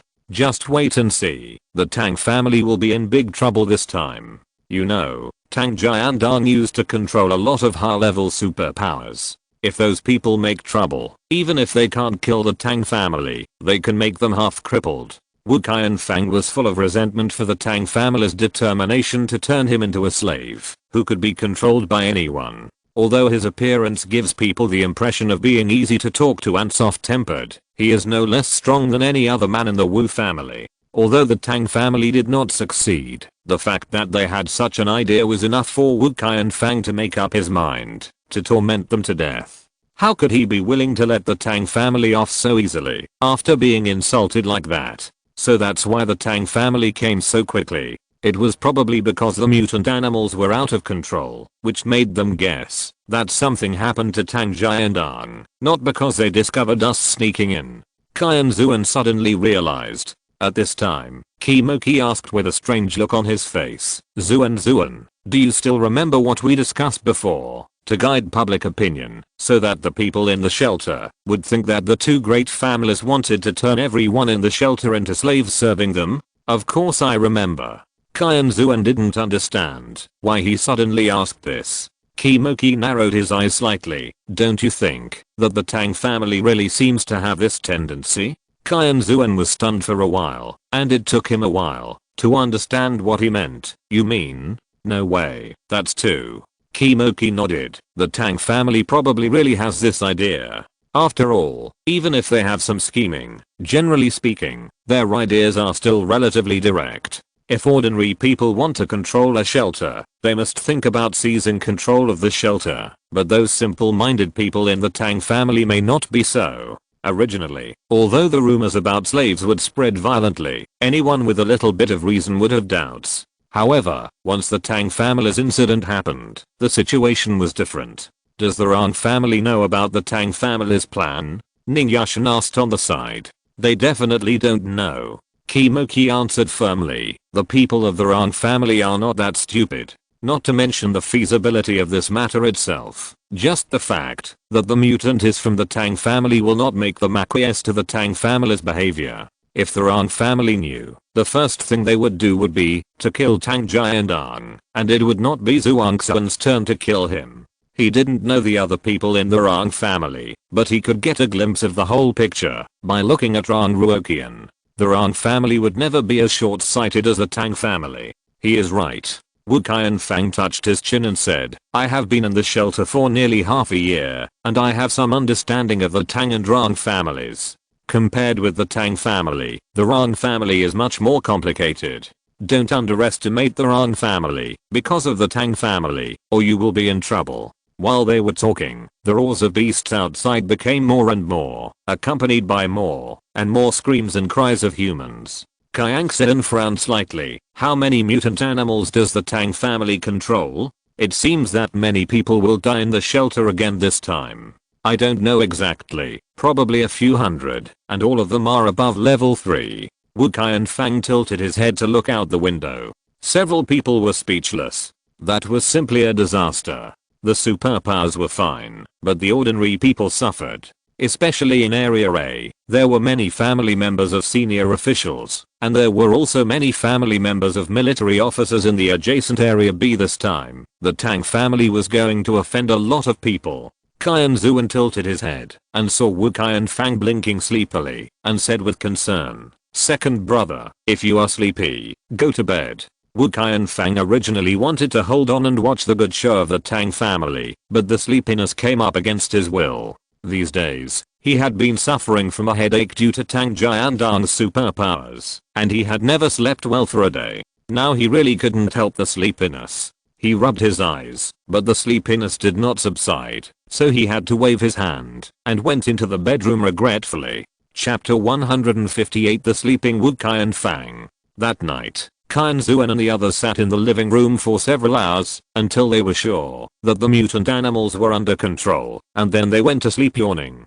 So, when there was a knock on the door at 8 o'clock the next morning, several people were still sleeping soundly in bed. But the person knocking on the door seemed to be very persistent, and the movements became more and more urgent, and the sound became louder and louder. Qianxuan, who was sleeping on the sofa bed, buried her head in the quilt and refused any noisy sounds. Wu Qianfang might be too tired, and he was sleeping soundly. Only Kimoki got up slowly and dressed. When Kimoki walked out, he found that someone had opened the door before him. He raised his eyebrows. "What are you doing?" The sudden voice startled Jiang Heo, Wu Qianfang and Zhu Shasha, who were confronting each other, and they looked over. "Do you know each other?" Jiang Heo breathed a sigh of relief when he saw the familiarity between Kimoki, Wu Qianfang and Zhu Shasha. They are Qianxuan's elder brother and friends. Kimoki asked them to sit down. "Why are you here? Especially you. Did you break in?" He had complicated feelings towards Zhu Shasha. He couldn't say he liked her, nor did he hate her. But when he saw her, he always had the urge to look away. Hearing this, Zhu Shasha stroked her hair and said, "No, for some reason, the psychics outside the base have all withdrawn. To be on the safe side, Uncle Wu asked me to ask Brother Wu about the situation, and Brother Wu brought me here to find you." Withdrawn? Kimoki was a little surprised. Has the situation faced by the Tang family become so dangerous that they have to give up the siege of the Silver Star Air Force? Zhu Shasha nodded. "Yes, not one is left." Wu Qianfang glanced at Kimoki. "You seem to know what happened to the Tang family?" Kimoki rubbed his eyes. "Let's talk about it when we get to the Silver Starry Sky base, so I don't have to say it twice." At this time, Qianxuan yawned and walked out of the bedroom, blinking her watery eyes again and again. "Brother? Shasha? Could it be that she hasn't woken up yet?" Zhu Shasha ran over and hugged her, saying happily, "Qianxuan, great, you're okay." Although she had already received news from Wu Qianfang that she was safe and sound, she couldn't help but be excited when she actually saw her. "It's really you." Zhu Shasha's embrace made Qianxuan completely sober. "Why are you here?" Zhu Shasha repeated what she had said to Kimoki before, and Qianxuan was equally surprised. "Okay, where's Qianfang?" Wu Qianfang asked. He knew that they went to rescue people yesterday, and judging from their appearance, they should not have failed. "Second brother is still sleeping. Wait a minute, I'll go call him." Qianxuan jumped into the bedroom. However, soon Qianxuan screamed, "Not good." Several people looked at each other, stood up and walked quickly into the bedroom where Qianxuan was. Qianxuan stood by the bed with a look of helplessness, while Wu Qianfang was still sleeping, and there seemed to be nothing unusual. "What's wrong?" Kimoki stepped forward and hugged Qianxuan and asked. Qianxuan looked flustered. "No matter how I called, second brother just wouldn't wake up." Hearing this, Wu Qianfang stepped forward and pushed Wu Qianfang a few times. "Qianfang, Qianfang, Qianfang, wake up quickly." His voice became louder and louder, but the person being called was still unconscious. Qianxuan grabbed Zhu Shasha's hand. "By the way, Shasha, you can see through second brother's body and see if you can see anything." Shasha's body froze, and considering that it was a matter of life and death, she nodded with difficulty. Her ability has advanced to the early stage of the 5th level, and there is no problem with seeing through the human body. However, she still felt uncomfortable with the thought of seeing through a man.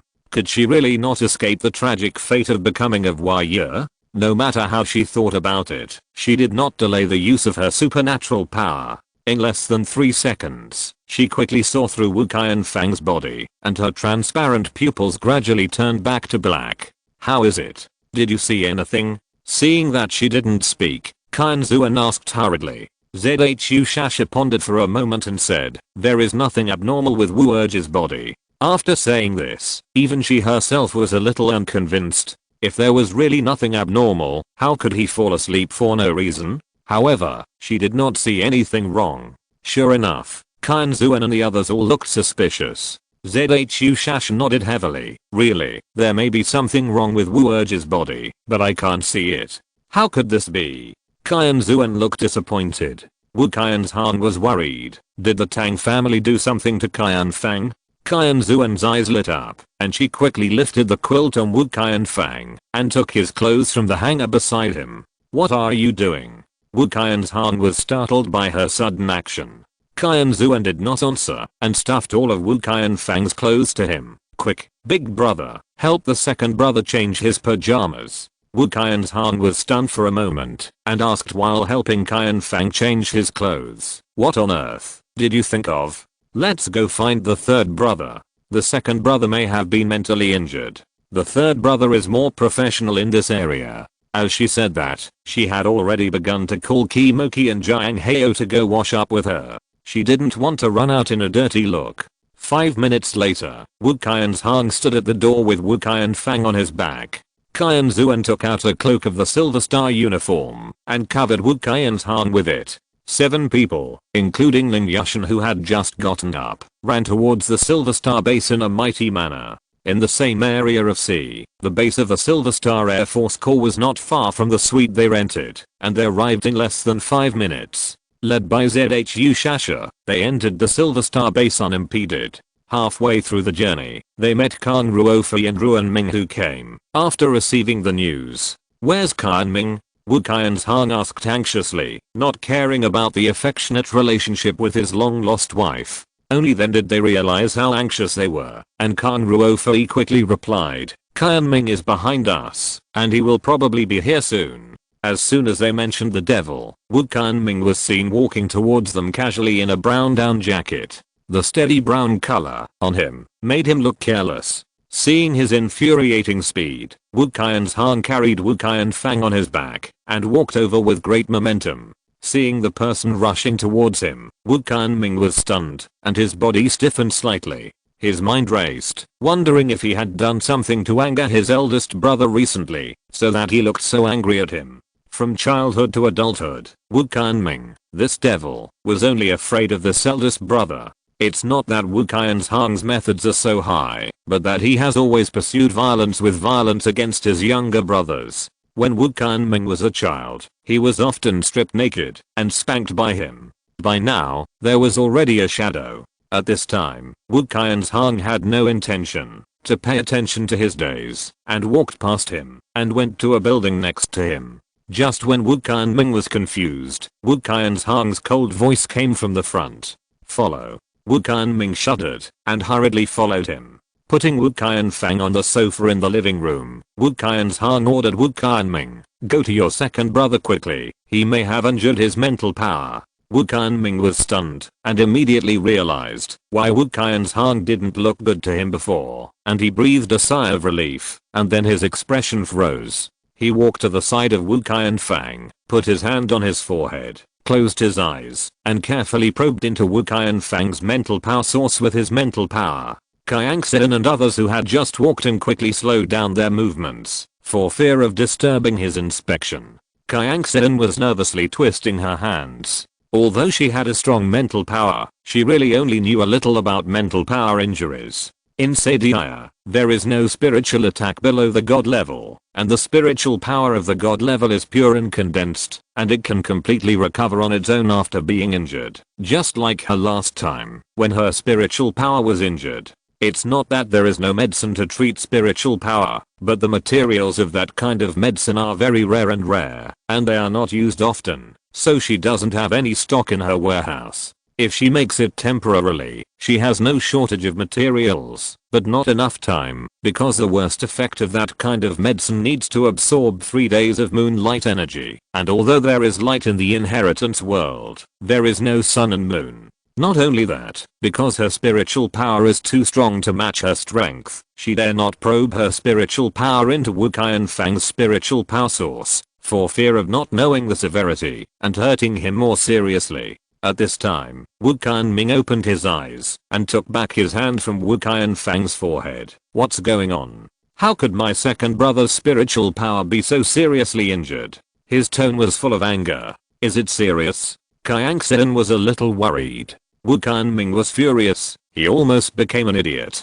Do you think it's serious? The spiritual power source was in the shape of crisscrossing threads, and he saw that most of Wu Qianfang's spiritual power source was cut off and shattered. Wu Qian's glared at him. Don't take it out on Zhuangxun. You tell me how to treat it first. Wu Qianming touched his nose embarrassedly. I have a team member with a very mild spiritual power attribute. Before the end of the world, she was able to appease some mental maniacs. She is a psychologist in the 9th department of superpowers. After the end of the world, she awakened a healing power, but the effect on treating physical injuries has always been very limited. I have always guessed that a superpower is for spiritual power, but I have never had the opportunity to test it. This time I can let her try it. Wu Qian's frowned slightly. Will it not hurt Qianfang? No. Wu Qianming quickly assured. Even if it is useless, it will not harm. Why don't you call someone? Wu Qian's glanced at him coldly and scolded. Wu Qianming touched his nose and hurried out to find someone. At this time, Qianxuan noticed the pale face of Ruanming beside her. Second sister-in-law. What's wrong with you? Second sister-in-law has always been tough. Although the second brother's condition is a little critical, it shouldn't make her so distraught. Zhu Shasha quickly pulled her and whispered in her ear, Yuan and Xiaojun are not in good condition at the moment. Now that the second brother Wu is like this, the second sister-in-law Wu is naturally uncomfortable. What do you mean? Question mark? Qianxuan looked at Zhu Shasha with wide eyes. Chapter 159 Reunion. Zhu Shasha was about to say something when she saw Wu Qianming and a petite woman coming over, so she gave Qianxuan a look that said I'll tell you later. Wu Qianming introduced everyone. This is Guan Miao, the supernatural person who may be able to treat my second brother.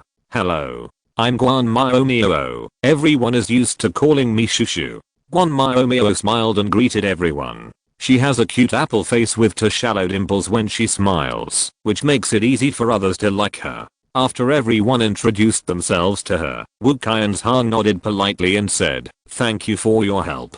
I'll do my best. As she said that, Guan Miao walked to the side of the sleeping Wu Qianfang, stretched out her hand to cover his forehead, and a silver white light flashed from her hand, sinking into Wu Qianfang's head in waves. Everyone on the side watched nervously, and Ruanming bit her lower lip and stared at Wu Qianfang's closed eyes. At this time seemed to pass very slowly. Everyone present was worried that Guan Miao's ability would not work. During this period, all the family members came over, except for a few children. Even Wu Yuan and Liu Yan came. After learning about Wu Qianfang's current situation, they stared at Guan Miao nervously while she treated Wu Qianfang. After an unknown amount of time, Guan Miao's forehead was already covered with cold sweat, and Wu Qianfang opened his eyes in a daze. What are you doing here? The voice was hoarse, with the haziness and laziness of just waking up.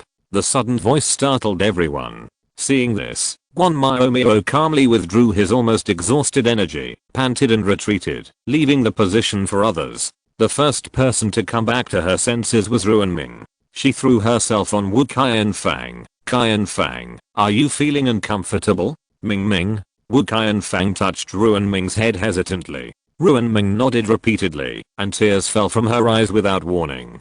Wu Qianfang was startled by her. Ming, what's wrong with you? Ruanming has always been strong, so Wu Qianfang was a little flustered when he suddenly saw her crying. It's you, second brother. You didn't say a word, even though your mental power was injured. You chatted with us, as if nothing had happened, before going to bed yesterday, but we couldn't wake you up this morning. We were almost scared to death by you. Qianxuan complained dissatisfiedly. Mental power injured? Wu Qianfang looked confused. Wu Qianming rolled his eyes. Please, don't you feel a headache? Headaches caused by mental power injury are not something that can be easily ignored. Is the headache caused by mental power injury? I had a headache before, and I habitually ignored it. Wu Qianfang said hesitantly. Just after he finished speaking, Wu Qianfang realized that there were a lot of family members present, and he quickly called out, Grandpa, Grandma, Uncle, Aunt, Dad, Mom, Third Uncle, Third Aunt, Fourth Uncle, Fourth Aunt, Fifth Uncle, fifth aunt, sixth uncle, sixth aunt, eldest brother, eldest sister-in-law, Qianming, Shishi, Qiankong, Xiaoxu, Qianayan, Qianqiu, Qianayu, Qianxiao, Xingxin, Alan, Shasha, Xiaozi, Xiaochan, Xiaochang, Lingling, Weiwei. After hearing this long list of names, Qianxuan and others got used to it, and Jiang Heo, Ning Yushan, Guan Miomio and Kimoki were all stunned. Okay, tell me first, what happened? How did your mental power get hurt? Wu Qianzhang asked with a bad face. Before, he thought that Wu Qianfang would not suffer too much in the Tang family, but he didn't expect that he almost lost this brother.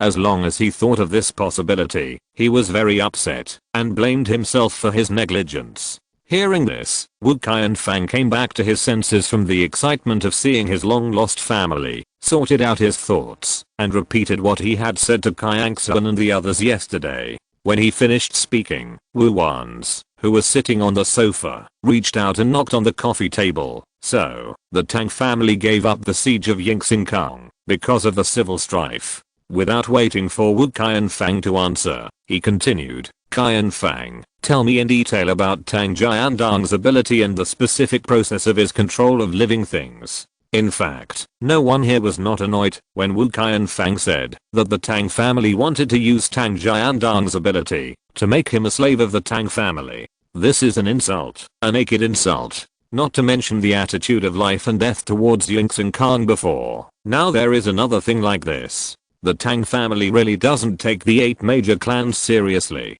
Knowing that Wu Wanse had a purpose for asking this, Wu Qianfang said carefully, although he was reluctant to recall, Tang Jiandang can leave a seed of spiritual power in the brain of a creature.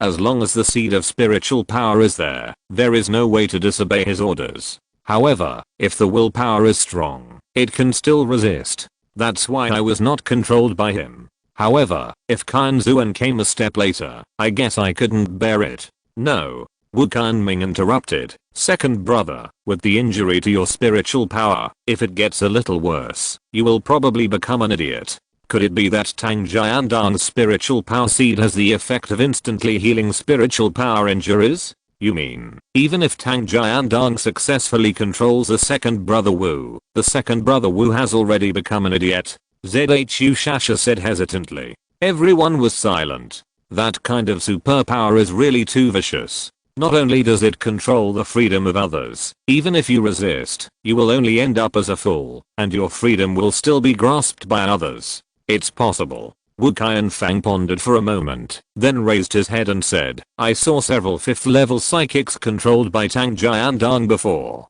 Their eyes were very dull. At that time, I thought they were numb, because they lost their freedom. Now I think that their mental strength must have been severely damaged, and they have become fools. This is too. Lu Zh I didn't know how to describe it. In the end times, who among those who have cultivated to the 5th level is not a person with a strong will and willful pride? In today's era, where the strong are respected, the behavior of the Tang family is simply a slap in the face of all the strong. Not to mention anything else, just the lack of even the most basic respect for these strong people. If it is spread out, the Tang family will become the target of public criticism and be hostile to everyone. Wu Wance's eyes flashed a gleam of light, which disappeared in a flash. The S-City shelter is going to be in chaos, so let's just stir up the muddy water a little more. The voice was flat and without ups and downs. Everyone looked at each other and knew that Wu Wance was going to do something. Qianxuan was stunned and remembered what she had talked about with her eldest brother before. Uncle Wu, what are your plans for leaving S-City shelter this time? She asked seriously. Wu Wance was a little surprised that she would ask such a question. In the past, Qianxuan didn't care much about these troublesome and complicated things in her eyes. He rubbed his forehead. If things go well, we don't need to leave S-City shelter this time. He was confident that he could use the stupidity of the Tang family this time to make the Tang family completely full. As for the Ran family, even if they can't be killed, it is not difficult to cripple them. Cut off a few of their claws, and it will no longer be difficult for Yingxingkang to gain a foothold in S-City shelter. Qianxuan was stunned. She didn't expect to hear such an answer. Just as she was about to say something, she heard Kimoki's low and magnetic voice. No. The tone did not allow for any argument. At this time, Kimoki was no longer as gentle and doting on Qianxuan as everyone had seen in the past. He was just leaning on the back of the sofa in a leisurely posture, but he was imposing. The whole person was as sharp as a sword out of its sheath, and his eyes were cold and unpredictable. Even Qianxuan was surprised by this side of Kimoki that he had never shown before. Then she was slightly panicked. Could it be that the Kimoki she had never known was the real one? Such a thought made Qianxuan's body stiff, and her heart felt as if it was frozen and painful. Kimoki, who sensed Qianxuan's thoughts, stiffened, and the aura of his whole body gradually receded. He returned to his original laziness and leisure, sat on the sofa, and hugged Qianxuan in his arms. Ha ha ha. Wu Yuan suddenly laughed out loud. But, this is what a member of the Qi family looks like. Before, I was wondering why you didn't have the aura of member of the Qi family at all. It turns out that you have never shown it. His tone was full of relief. After a pause, he said, you just looked the same as that old boy Qihan when he was young. He carefully looked at Qianxuan and Kimoki hugging each other, thinking that he was indeed foresighted, and secretly laughed in his heart. Qianxuan felt a little embarrassed by his staring. Thinking of the many elders around her, she wanted to leave Kimoki's arms, but she didn't expect Kimoki to hold her tightly, and had no intention of letting go. At this time, Kimoki was not willing to let her go. In fact, he felt a little uneasy, fearing that Qianxuan would be more alienated from him because of this side of him that he had never shown in front of her. Damn Ruoqian, if it weren't for him, he wouldn't have shown such a side of him in front of Qianxuan without any preparation in a hurry. Kimoki was nakedly angry. Okay, Moki, can you tell me the reason for your objection? Facing Kimoki, these elders of the Wu family always have a very tolerant attitude, and Wu Wan's is no exception. Kimoki opened his mouth several times, but still said nothing. Could he say that he didn't want to stay in the shelter in S City, where Ruoqian was? Qianxuan didn't know what he was thinking, but thought he was the same as her, so she took the initiative to take over the question. She said with a serious face, Fifth uncle, I hope we can leave the shelter in S City and build a city belonging to our 8 clans. We will build a new home with our own hands. Everyone was stunned. City? To be honest, no one has ever had such a bold idea.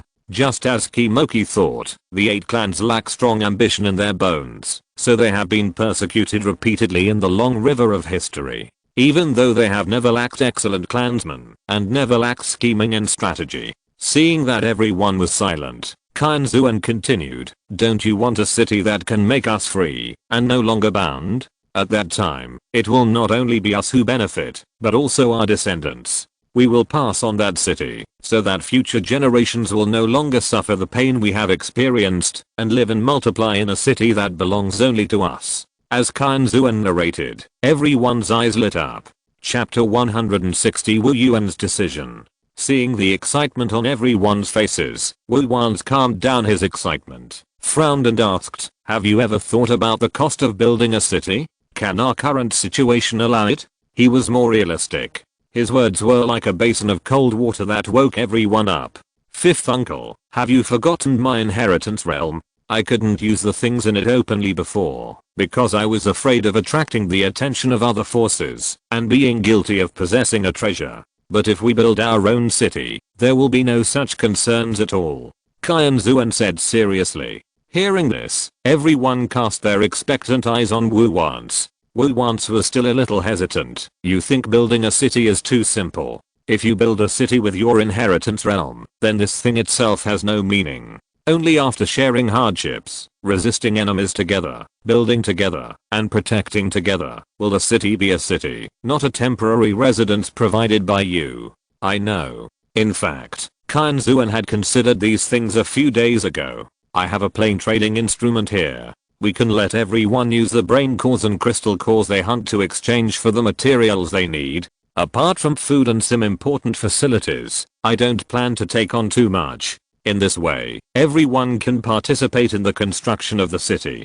Before Wu Wan's could speak, Wu Yuan's deep and steady voice rang out. Okay, let's do it according to Qianxuan's request. It was decided just like that. Although Wu Yuan has not been in charge of things in recent years and let the younger generation play their roles, once he has made a decision, he rarely changes his mind. That, although Wu once knew this, he still did not compromise easily. As soon as he opened his mouth, Wu Yuan raised his hand to stop him and sighed, "I know what you are going to say, but I don't want to hear it." His eyes swept over the people from all the 8 clans present. Even without Qianxuan's inheritance realm, I would want to give it a try. It's too much. I've seen too much. Everyone was confused and didn't understand what he was talking about. Wu Yuan continued, "You have all lost a few relatives, but do you know how many people in the 8 clans have been killed?" His voice was calm, but it was filled with deep grief. No one expected her to ask this, and they really didn't know the exact number, so they were all stunned for a moment. Wu Yuan didn't expect to get their answer, so he continued, "Not counting the past, from my father's generation to now, there have been 179 unnatural deaths since I was born. I have kept this number in my heart and never dared to forget it. And from the genealogy of the 8 clans, from ancient times to the present, there have been 11,046 unnatural deaths in our 8 clans." His voice was heavy, and everyone gasped. No matter which number it was too shocking. Wu Yuan raised his head slightly and said lightly, "It can be said that, since the existence of the 8 major clans, 1/3 of the clan members have died of persecution." His eyes were slightly wet, and he said in a very light voice, "I don't want this number to continue." In the silence, Wu Yuan's voice continued to sound. "Now, there is such an opportunity in front of us. Even if the hope is slim, I will want to try it, not to mention that Qianxuan has brought a greater success rate to this matter. I don't want to see the children of the 8 major clans die one by one. The pain we have experienced should not be experienced by the younger generations." At the end, Wu Yuan's voice was slightly choked. He spent his entire life watching his clan members being persecuted and killed by various conspiracies. How could he be indifferent? However, his father and brother, as well as other elders of the 8 major clans, died in the chaos. As the next generation of the 8 major clans, the sentence he heard most before they died was, "Without a country, where is the home?" Only when this country is stable can the 8 major clans be stable. With such a belief, he made concessions everywhere to the newly established and struggling Z country. He gave up the interests of the 8 major clans, the merits of the 8 major clans, and the lives of dozens of clansmen. If he really said that he had no regrets, how could he not have any at all? He thought more than once that, if he had been tough on Ping Jiangli and Jiangzhan from the beginning, if he had not shown so much concern for the stability of the country, if he had not been so credulous that Ping Jiangli and Jiangzhan would take the overall situation into consideration, then so many pillars of the 8 major clans would not have died, leaving those young and ignorant children to live in hatred. Old man Liu Yuan, knowing that he was beginning to blame himself again, held his hand, his voice choking slightly. Wu Yuan, who patted her hand twice to show that he was fine. "I'm old, but I still dare to fight once. You are so young, what's there to be afraid of? Don't be afraid of failure, you can afford to fail." "I think I can afford to fail. Can't you be better than me?" Wu Yuan's words made everyone's heart surge, and they wanted to start building the city now. Facing such Wu Yuan, Kimoki couldn't help but respect him. In his eyes, he was no longer just a vague term without a specific concept, such as the patriarch of the 8 major clans. This is an old man worthy of respect. He may have made mistakes, but his love for the younger generation is genuine. For this reason, he can fight for the survival of his clan in his twilight years. Qianxuan walked up to Wu Yuan and hugged his neck like when he was a child. "Grandpa, we will definitely build a city that can bring peace to the 8 major clans. Even if it is for you, we will work hard." Wu Yuan was speechless with tears and nodded repeatedly. Okay, Grandpa believes Qianxuan can do it. "Grandpa, I will work hard," Wu Qianzhang solemnly promised. "Me too," Wu Qianfang replied, leaning on Ruan Ming's shoulder. Wu Wanhao patted his chest and promised, "Dad, I can't do anything else, but I can lead my brothers to help everyone fight their way out." Wu Qianxuan raised his chin and said arrogantly, I'm quite interested in building a city. And me. Yuan Shan waved his fist and said, my earth-related supernatural power can now build a house. When the time comes, I will also play the role of an architect. Wu Qianxuan's voice was cold. I have a lot of experience in studying energy conversion. I will continue to work hard to make our city able to use various electrical equipment before the end of the world. We will work hard to study zombies and supernatural powers, and try to increase the survival rate of humans.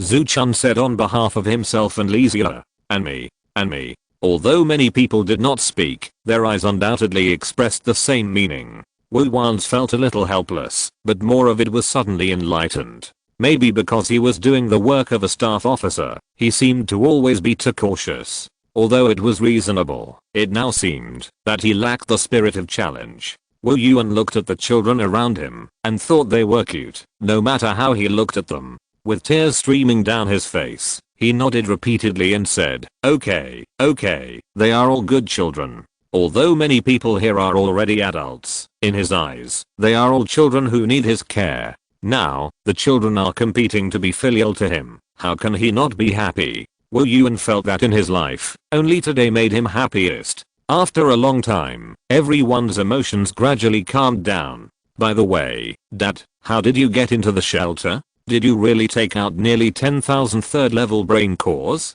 Qianxuan suddenly asked Wu Wanli. Wu Wanli, who was sitting next to him, was stunned. What third level brain core? Isn't it a second level brain core?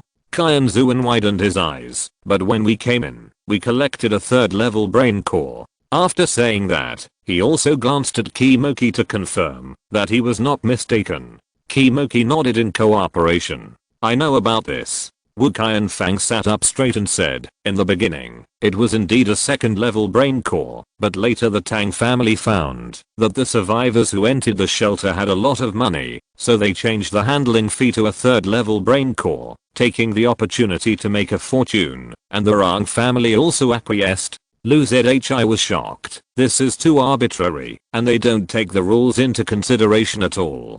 I can understand this. After all, the Tang and Rang families are the only ones in the S-City shelter. Even if the newly arrived survivors know that they have suffered losses, they can only be angry, but not speak out. However, after what happened last night, Lu Chen smiled meaningfully. Grandpa, have you lost weight? Qianxuan asked hesitantly, looking at Wu Yuan's face. Without waiting for his answer, she looked at Liu Yuan again. Grandma, you too. Have you? Liu Yuan touched his face uncomfortably, and Wu Yuan beside him also felt guilty. Wu Wanli, who was standing next to him, was stunned and said unhappily, Dad, Mom, did you secretly save food for the children? It was a question, but the tone of statement was used. If Qianxuan hadn't said it, he really wouldn't have noticed it at all. After all, they had been living together for a long time, and it was really hard to tell whether they had lost weight in a few days. Liu Yuan said hesitantly, that's not it. Xiaozhen, Afu and Xiaozhen were so hungry that they kept swallowing their saliva. They all looked thinner. People of their generation, even if they were in high positions and had great power, were not likely to lie. Of course, Ping Jiangli and Jiangzhang, who had character problems, were not included. Wu Yuan nodded quickly. The older generation loved their children and wanted to save delicious food for them. Wu Wanli was a little amused. If he really didn't know the situation, he might really believe it just by listening to what they said. But the fact is that the children couldn't possibly starve. At most, snacks and fruits were limited. The children swallowed their saliva, probably not because they were hungry, but because they were greedy. The two old people must have given their own share of fruits, milk, etc. to the children. Those children are the same. They don't know how to respect the elderly at all. But when I think about the fact that they are only a little over 1 year old, I feel a little discouraged. Chapter 161, Pulan Fruit. Seeing that everyone looked at them with helplessness, Liu Yan quickly said, we have almost finished talking about everything. Zhuangxin is back. Let's quickly solve Xiaozhen's situation. She originally wanted to divert everyone's attention, but she became really anxious. Seeing that everyone's faces became solemn because of Liu Yan's words, Qianxuan asked, Sasha said before that Xiaojin and Yuan were in danger. What's going on? Wu Qianxuan smiled bitterly. You will know if you follow. A group of people came to the temporary medical room in a mighty manner. Before Qianxuan could ask the doubts along the way, she was shocked by the scene in front of her. What's going on? Looking at the wood in front of her, that seemed to be frozen and covered with ice fog, Qianxuan's voice couldn't help but tremble. If only the wood was frozen, she wouldn't be so out of control, but she clearly saw the shadowy figure through the ice fog.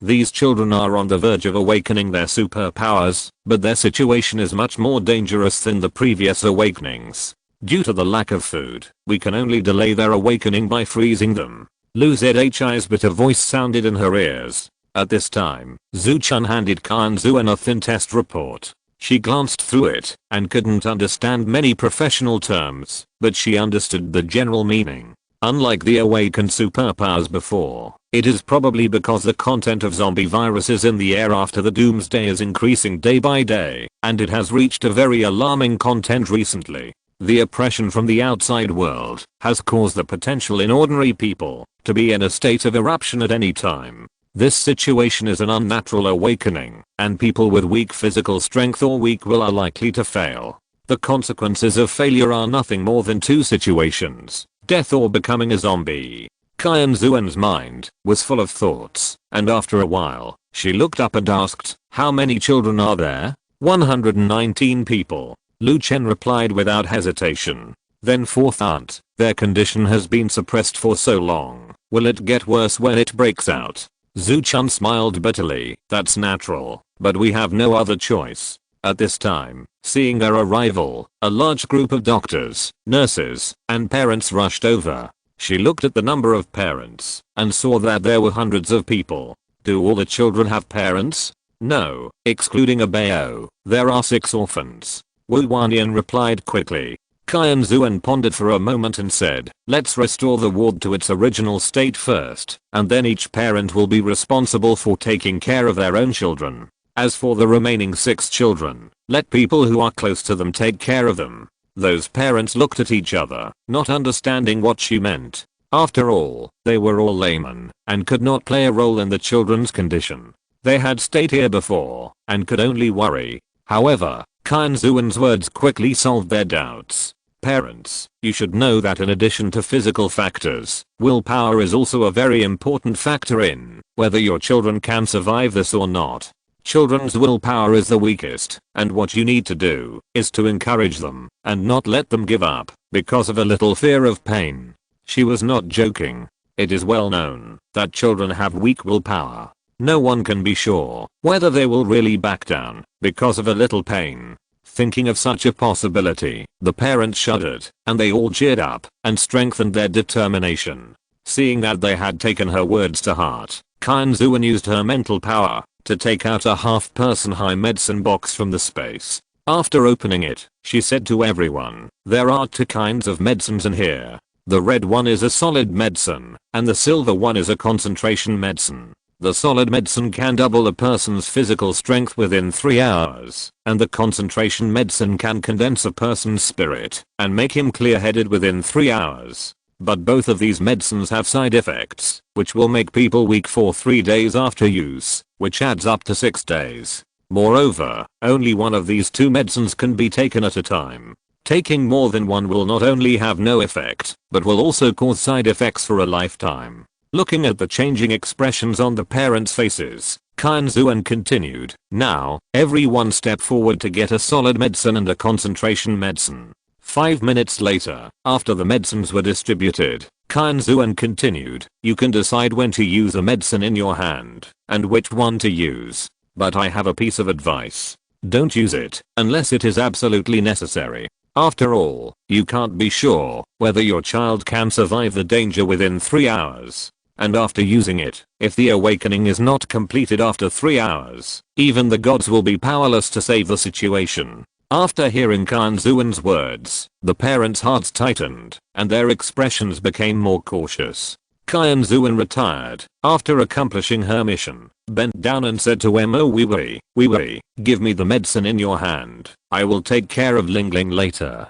But, Emma Wee hesitated. She wanted to take care of her sister by herself. Qianxuan said seriously, I know Wee is feelings for Lingling, but you are too impatient and can't correctly grasp the timing of using the medicine. Hearing this, Emma Wee handed the medicine to Qianxuan with some disappointment. These days, because of her sister's illness, she has also grown a lot. Although her temper is still irritable, she has learned to think about the pros and cons, instead of doing things without considering the consequences like before.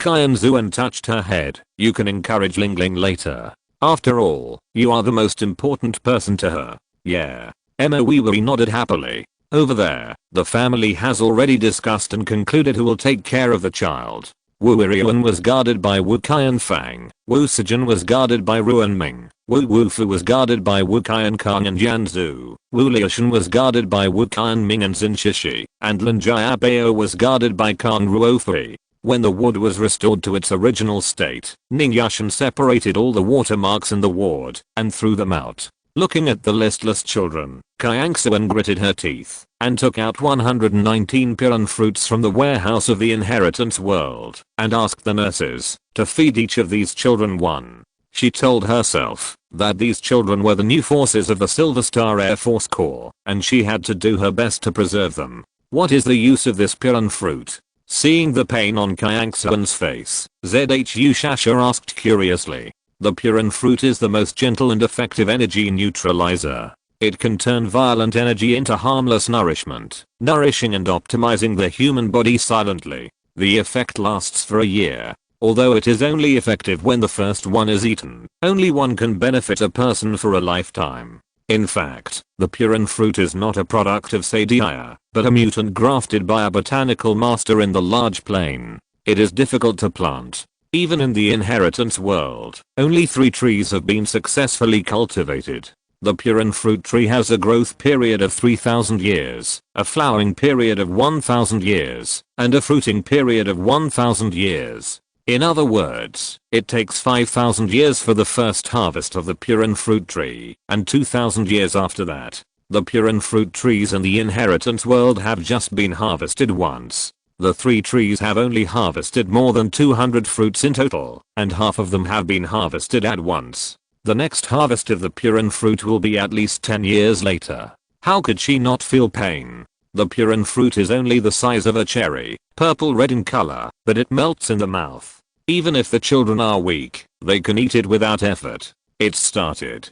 The body temperature of these children is starting to rise. At this time, a doctor's voice sounded. Hearing this, Qianxuan didn't care about the pain for the piran fruit pulp and hurriedly walked to Emo Lingling's bedside and sat down.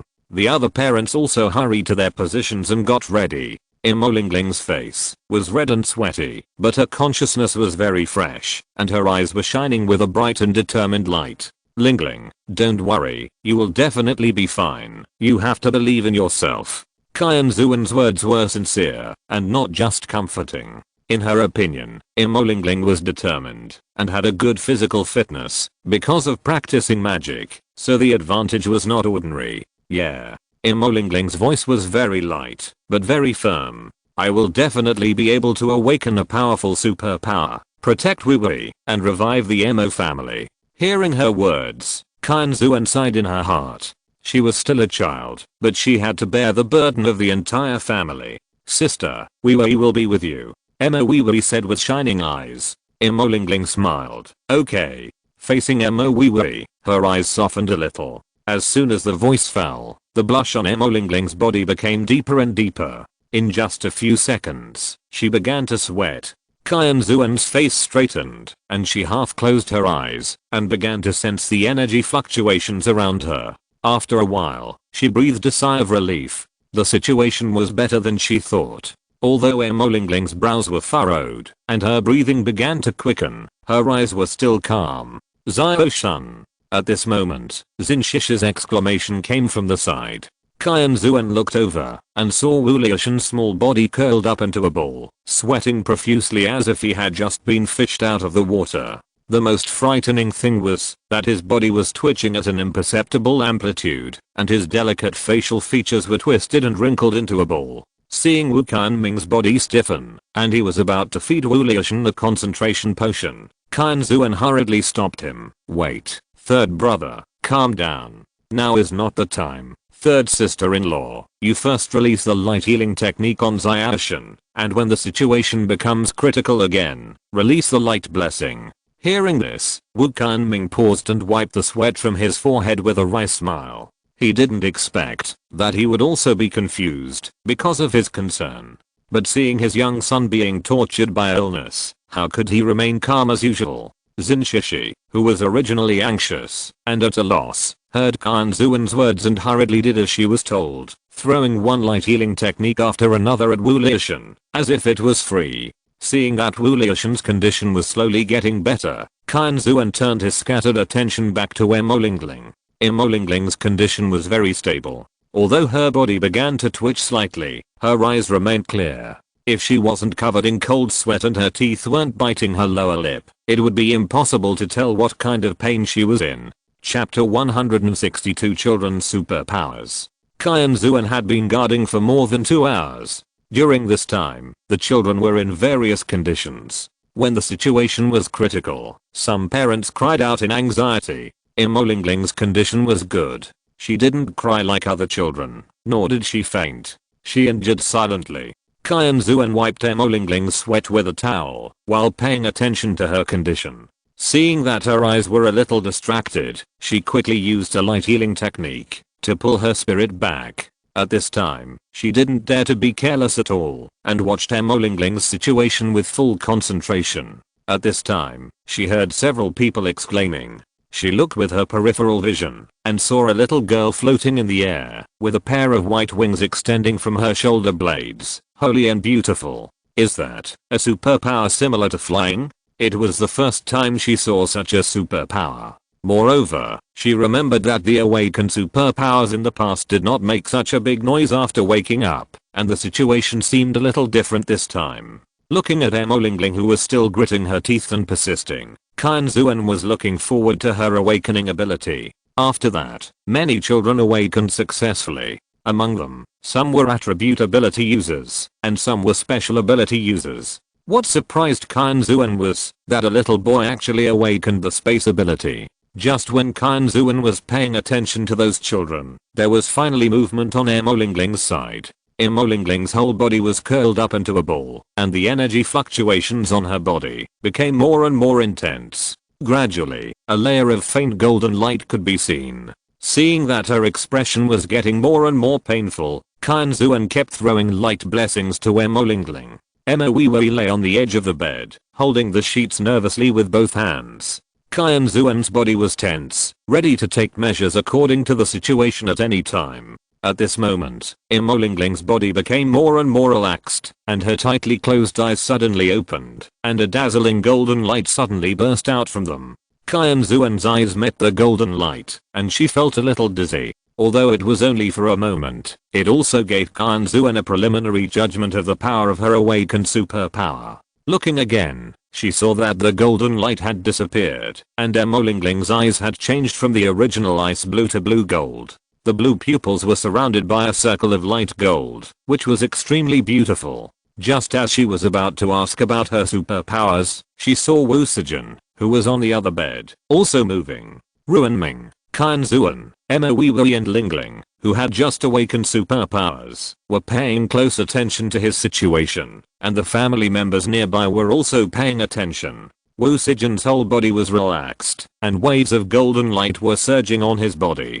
Gradually, the golden light began to slowly gather into his forehead. Under the gaze of everyone, a virtual vertical pupil suddenly appeared on Wu Sijin's forehead. The vertical pupil became clearer and clearer, and finally it seemed real. As soon as their eyes met the vertical pupil, they felt as if they were being seen through. They were startled, and when they looked again, they saw that the vertical pupil had disappeared into Wu Sijin's forehead.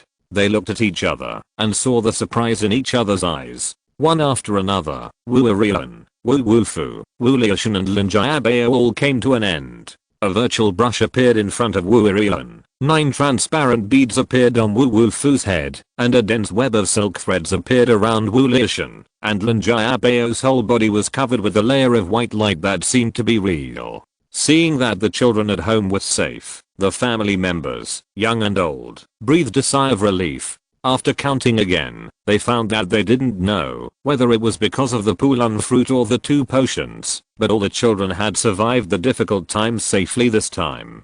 For a time, many parents couldn't help crying with joy. Looking at the children who were jumping around again, Wu Wanli let out a breath and said to them, "Okay, tell me what superpowers you have awakened, from the big to the small." Wu Iriyuan smiled shyly. "My superpower is a bit like the magic brush Malayang, which can turn nothing into something." As he said that, he took the brush and made a few strokes in the void, and a spoon appeared in front of everyone. Emma Wee snatched the spoon from him, and after a while of groping, she exclaimed, "It looks like the real thing." Then, the spoon went around in the hands of several children and finally landed in Qianxuan's hands. Qianxuan touched it and felt it. It was made of ceramic, just like the real thing. "Yuan, will this spoon disappear?" Wu Iriyuan shook his head. "No, but I can only draw very few things now. For example, I can only draw 3 spoons like this." "Can you draw food?" Yuan Chang asked excitedly. Wu Iriyuan nodded. "Yes, but I can probably only draw an apple at most at the moment." Hearing this, everyone looked at each other in surprise. Imolingling suppressed the excitement in her heart and said calmly, "I named my ability soul stealing. I can hypnotize and control others through eye contact, and I can also read others' memories in small amounts. Another powerful ability." Seeing everyone's eyes looking at him, Wu Sijin scratched his head and didn't know what to say. No one urged him, and Ruan Ming asked thoughtfully, "Xiaojun, what did you see when you looked at your mother?" She always felt that the vertical pupil seemed to have seen something that ordinary people could not see. Wu Sijin's eyes condensed and looked at Ruan Ming. The vertical pupil appeared on his forehead again silently. Ruan Ming, female, 35 years old, with supernatural powers. The childish and unclear voice sounded in everyone's ears. Ruan Ming paused and continued to ask, "Then what did you see when you looked at Abeo?" Lin Jiabeo, male, 5 months old, defensive supernatural power in the early stage of the 1st level. Everyone took a breath. Looking at this situation, even a fool knew what Wu Sijin's supernatural power was. And me. Wu Wufu raised his hand and shouted impatiently. When everyone's eyes were on him, he didn't know what to say like Wu Sijin. He bit his finger, his eyes lit up, and a bead suddenly appeared in his hand. He gently threw it at the edge of the steel pipe bed, and wherever it passed, it cut off a part of the bed edge. Everyone nodded in agreement. Not bad attack power. It was Wu Liushan's turn. He borrowed the experience of his predecessors, and waved the silk thread in his hand, cutting off a corner of the steel pipe bed. Everyone nodded again. Not bad. Finally, looking at the ignorant Lin Jiabeo, everyone gave up the exploration. After all, the child couldn't even speak properly, and Wu Sijin had just mentioned his special ability. It looked good. For a child, defense is very practical. Just when Wu Wanli wanted to say something in summary, Wu Wufu pursed his lips and said in a baby voice, "Grandpa, Afu is hungry." As if to prove that he was not lying, his stomach grumbled in cooperation. Chain reaction, the stomachs of several other children started to growl.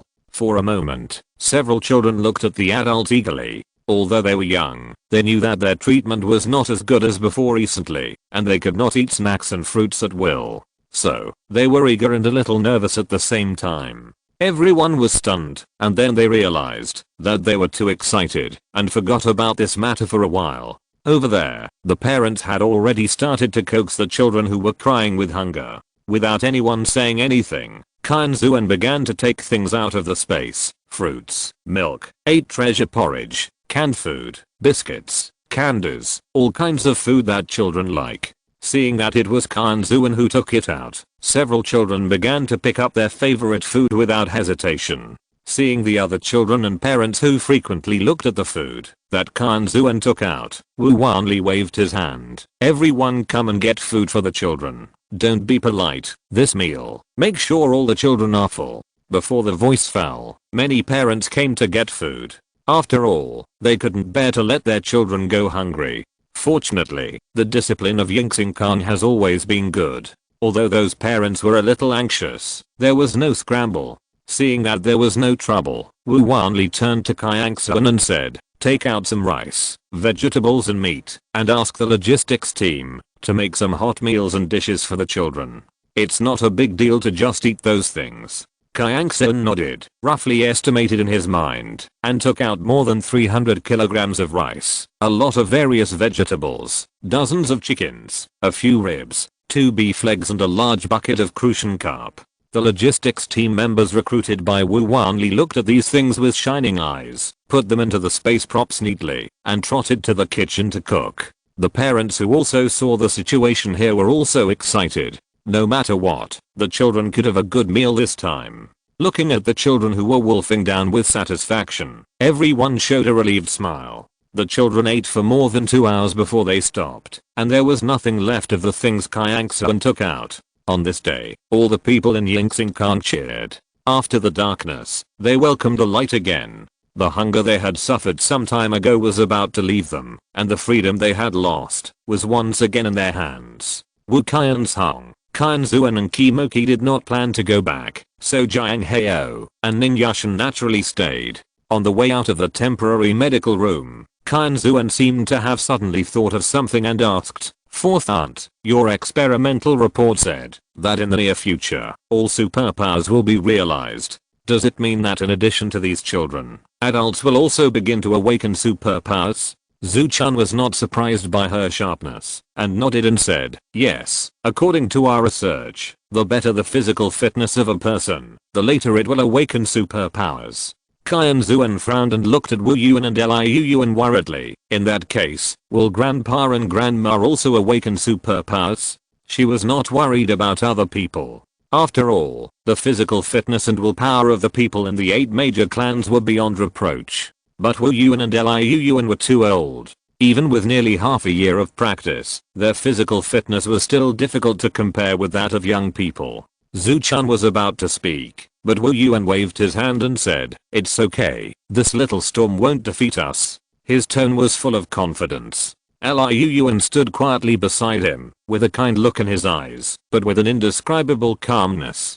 They had lived in the smoke of war for half their lives, and had suffered all kinds of hardships, pains, and injuries. They had gone through so many storms, so why should they be afraid of the pain of awakening superpowers? If you're listening to this novel on a channel other than Fanfic World, it means they downloaded and uploaded it without effort. We cordially invite you to visit our channel, Mundo Fanfic Novelos. There you'll find the original version of this story and you can explore many other novels of various genres. We're waiting for you to immerse yourself in a world of incredible novels. Chapter 163, Companions Who Died in Vain. Seeing the 2 old men's restrained confidence, everyone breathed a sigh of relief. Although they could not be completely relieved, the attitude of the parties concerned more or less gave them some comfort. The group relaxed their pace a little and began to ask Qianxuan about what happened on the road before she entered the shelter after being separated. Qianxuan did not hide it. Anyway, their experience was very simple and there was nothing to be avoided. After telling her own experience, Qianxuan began to be curious about what happened to the Silver Star Air Force Corps. "Dad, what happened to you on the road? How come there are only more than 8,000 people left?" As soon as she asked this question, Zhu Shasha and others looked a little gloomy. Wu Wanli sighed and said, "When we crossed the Yangjiang River, we suffered a lot of losses due to several attacks by zombie fish. More than 7,000 people died. If Shishi had not advanced to a 4th level magician, your mother, your 3rd uncle, your 4th uncle and Kai and Kyu would not have been saved." After landing, I don't know what he thought of, a trace of hatred flashed in his eyes. Qianxuan was surprised and looked at the others. She found that they had the same look. She frowned and asked, "What happened to you?" From their looks, something seemed unusual. Lu Chen pursed his lips and said, "It was Ping Xiafang." His tone was light, but it was filled with deep hatred. What did Ping Xiafang do? Qianxuan was confused. She didn't think that one person could cause such a large number of casualties in Yingxingkan. Zhuang Yuan's eyes darkened. Ping Xiafang's ability is very special. She can turn herself into nothing. When we blew up the bridge, she somehow managed to sneak into our team. After landing, when passing through a town, she managed to attract a large group of violent insects, causing huge casualties to Yingxingkan. Qianxuan understood the general meaning, but there were still many things she didn't understand. What do you mean by turning into nothing? What are violent insects? Zhu Shasha stroked her bangs. It means turning into a transparent ghost state. If you don't pay close attention, you can't find it at all. In that state, any physical attack is ineffective against her, so she is not afraid of those violent insects at all. As for violent insects, they are also a kind of insects. They are very huge, with dark red and black bodies. They usually stay in their nests and wait for food to come to them. But if someone comes to provoke them, they will come out in full force, and their desire for revenge is very strong. Qianxuan was slightly stunned. Are there such insects? In order to hurry on their way, they quickly avoided those insects as soon as their mental power detected them. Moreover, aren't all those giant insects the same? It's ugly and disgusting. She thought so and naturally asked. Zhu Shasha chuckled. There are many kinds of giant bugs. The one you are talking about is the ironclad beetle. She didn't expect Qianxuan to make such a low-level mistake.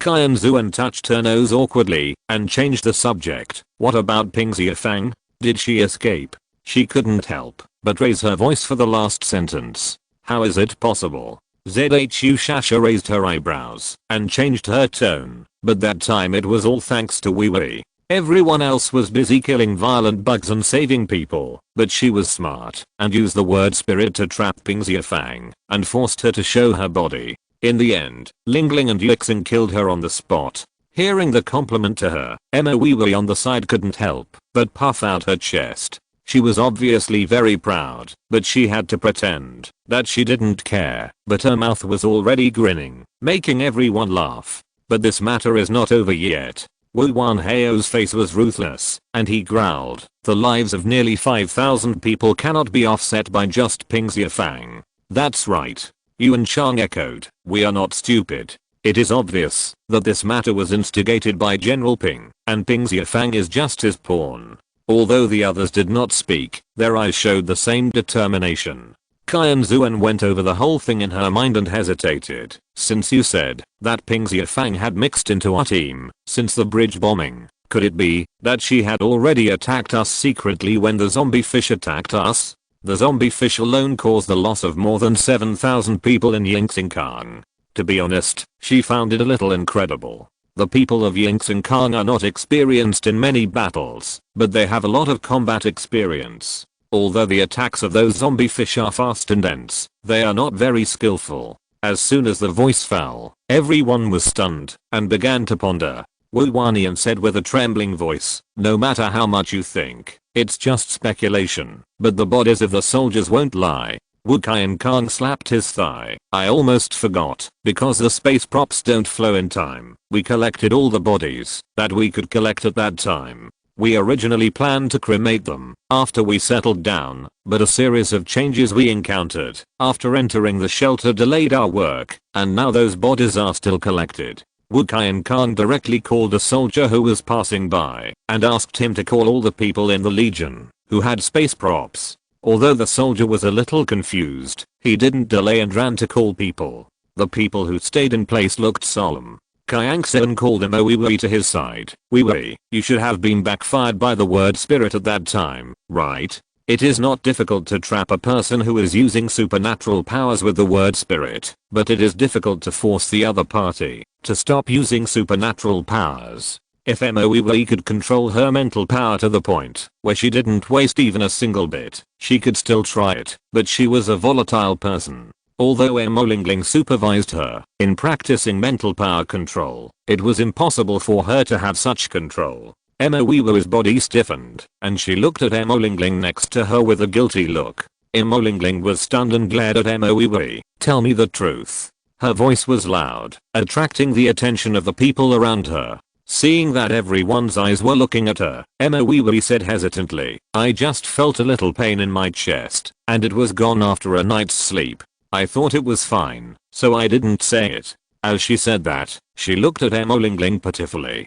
Emma Lingling was unmoved and asked Qianxuan, Sister Xuan, what's wrong with Wei's body? Can it be solved? Qianxuan nodded and took out 5 light golden potions from the space and handed them to Lingling. These are 5 potions of digestion potions. We only needs to take one, but it has been delayed for some time. It is safer to take 5 potions to avoid future troubles. 1 potion a day. You have to supervise Wee to take it. Lingling took the potion and put it into the space ring and nodded solemnly in agreement. Wee saw that she only needed to drink a few potions and she couldn't help but breathe a sigh of relief. Seeing this, Qianxuan smiled meaningfully. You know, the taste of the digestion potion is very unique. At this time, the warrior before called those who had space props over.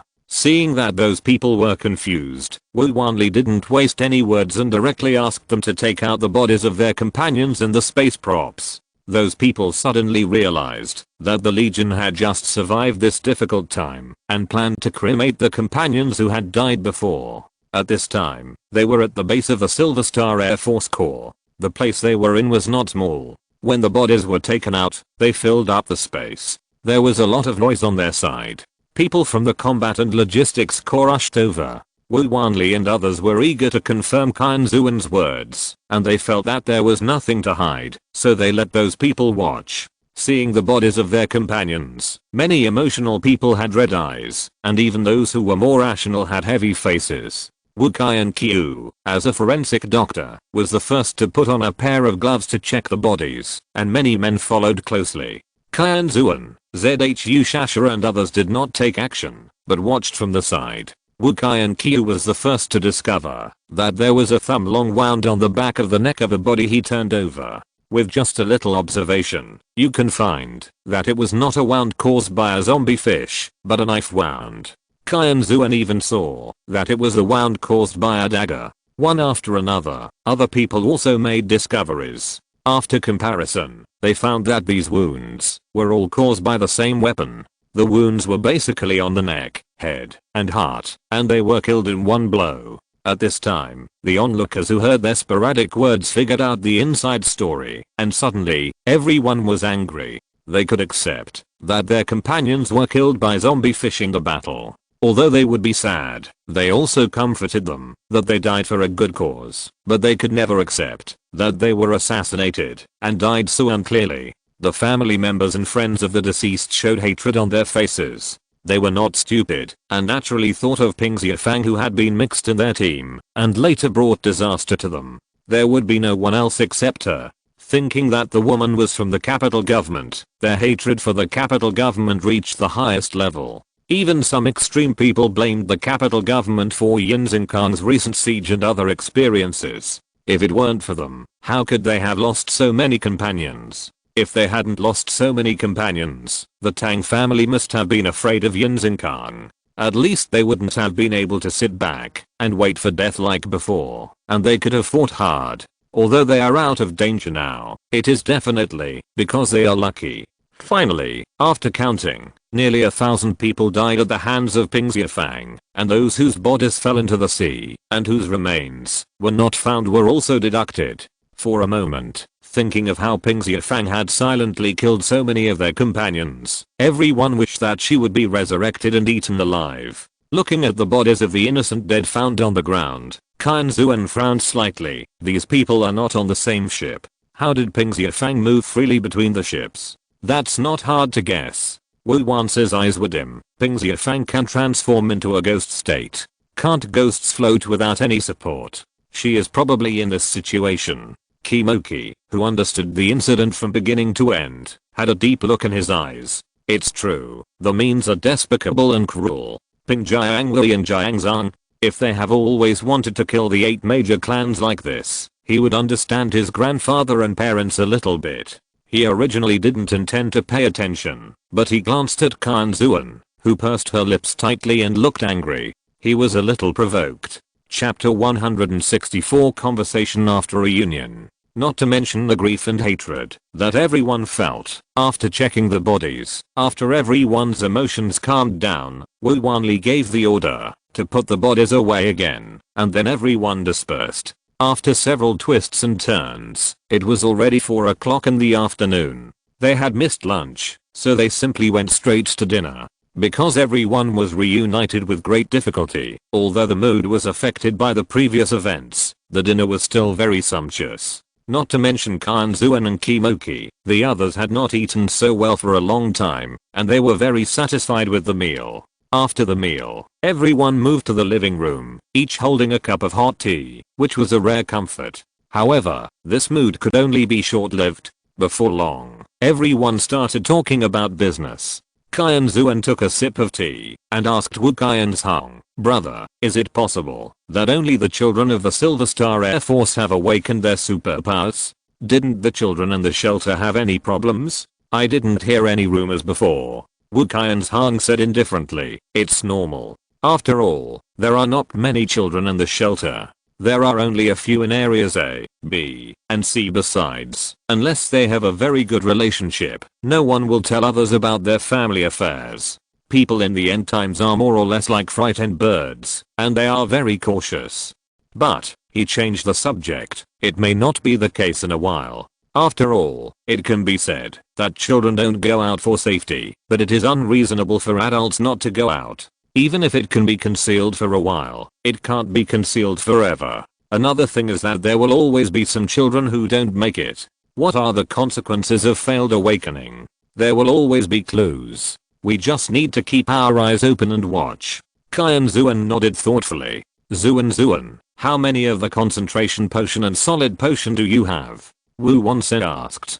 Qianxuan used her mental power to check. "There are still a few hundred. Those two are not rare potions, and they are not difficult to make. Although the effect is very significant, due to the side effects, no one is willing to use them, unless it is absolutely necessary." After a pause, seeing Wu Wan's brows slightly frowned, he said, "If you need more, Uncle Wu, I can make some quickly. It won't take much time anyway." Wu Wan's curled his lips in a relaxed manner. "In this case, I'll trouble you for a while. In addition, although these two potions have some serious side effects, if used properly, they can be a means of saving lives." Qianxuan immediately understood what he meant, nodded and said, "I know, I will make more.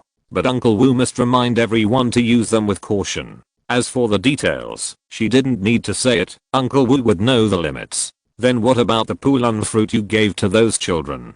Although he asked this, Wu Wan's didn't hold much hope. He had also seen the pain on Qianxuan's face before. As expected, Qianxuan smiled bitterly and said, "Uncle Wu, I only have more than 200 of those things in total, and I have used half of them today. I plan to leave the rest for my family members when they awaken their superpowers this time, and keep some just in case." Wu Wansen nodded to show that he understood. "How many people in our 8 clans have not awakened their superpowers?" At this time, Wu Qianzhong asked. Wu Wanxing thought for a while and said, "Excluding those who did not come back, the people who have not awakened their superpowers are uncle, aunt, eldest brother, eldest sister-in-law, me and Huhu, Wansheng, Ziona, Wanian, Achan, Wansen, Shengsheng, Zia, Ruofi, Shishi, Qiankong, Xiaoxu, Qianqiu, Xiachan, Xiaozi, a total of 20 people. Second aunt,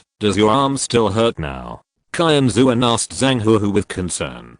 Zhang Huhu smiled and said, "It's okay. I was a little uncomfortable with balance at first, but now I'm much better." Qianxuan pursed her lips. "Second aunt, I'm now a 6th level magician. When I reach the 7th level, I will be able to make your arm grow again." Zhang Huhu's eyes lit up, and her brows relaxed. Although she knew she would recover before, she was one step closer to hope, which made her feel better. By the way, Zhu Shasha looked at Wu Qianzhong. "Speaking of those who didn't come back, Brother Wu, have you seen Xiaoquan and Xiaoli?" Hearing this, Wu Qianzhong's mouth twitched, and he covered his face in frustration. Zhu Shasha had a bad premonition in her heart. Didn't they get lost? As she said this, the corners of her eyes couldn't help but twitched. Wu Qianzhong didn't look at her either, and nodded to confirm her guess. Everyone in the room turned their faces away and really wanted to say that they didn't know those two embarrassing guys. Then, "Brother Wu, do you know where they got lost?" Zhu Shasha asked without hope. Wu Qianzhong took a deep breath and said apologetically, "I'm sorry, I didn't know they were in college in S City, so I didn't think of asking my men to find them." I should be the one to say sorry. Wu Qianfang rubbed his brows. My eldest brother came here several days after the apocalypse, but I was the one who stayed in S City and didn't pay attention to the situation of the two children and find them in time. He was so busy in the past few years that he didn't know they were in college in S City. What should we do? Lu ZH I asked worriedly. They know that my second brother is the mayor of S City, so they should go to find him. Qianxuan said and twitched his lips and continued. As for where they will get lost, it's not something that people with normal thinking like us can guess. Shiquan and Shilei's ability to get lost is beyond their imagination. Zuan Yuan sighed. Forget it, let it go. We will meet each other eventually. Anyway, we have planned to leave the S City shelter. Even so, he couldn't help but worry a little. Not to mention that they are from the same 8 major clans. He was also worried for Shibaemon's sake. After all, the two boys are not only the only males left in the Shi family, they are also Shibaemon's younger brothers, and Shibaemon is his future sister-in-law. Everyone is worried, but now they are just worrying in vain, and it can't do anything. Seeing that everyone is in a bad mood, Wu Qianfang changed the subject and said, I have more than 3,000 soldiers under my command, and I plan to let them join the Silver Star Air Force Regiment. Wu once raised his eyebrows. I remember that you only have one regiment under your command. How come there are more than 3,000 people? A trace of sadness flashed in Wu Qianfang's eyes. Several of my comrades in arms either turned into zombies or were killed by zombies, so I accepted their soldiers. There were nearly 9,000 people originally, and most of them died on the way to the S City shelter. Okay. Wu once thought for a while and said, you form another combat regiment, and those people will still follow you. Although there are a few people in the Silver Star Air Force now, he plans to recruit some more people before leaving the S City shelter. By the way, big brother, we in the Silver Star Air Force Corps need to sign a magic contract.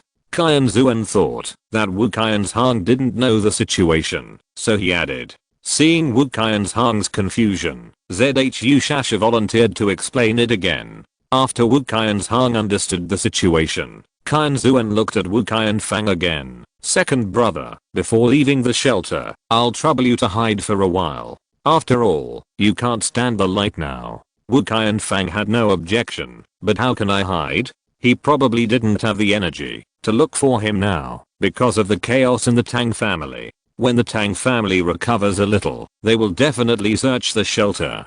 Not to mention the value of his superpowers, they may blame him for the mutant animals getting out of control this time, and they won't just let it go. Qianxuan narrowed his eyes. I've thought about this a long time ago. Do you remember Mi Qianxuan? Wu Qianfang and Wu Qianfang were confused, and the others suddenly realized. You mean?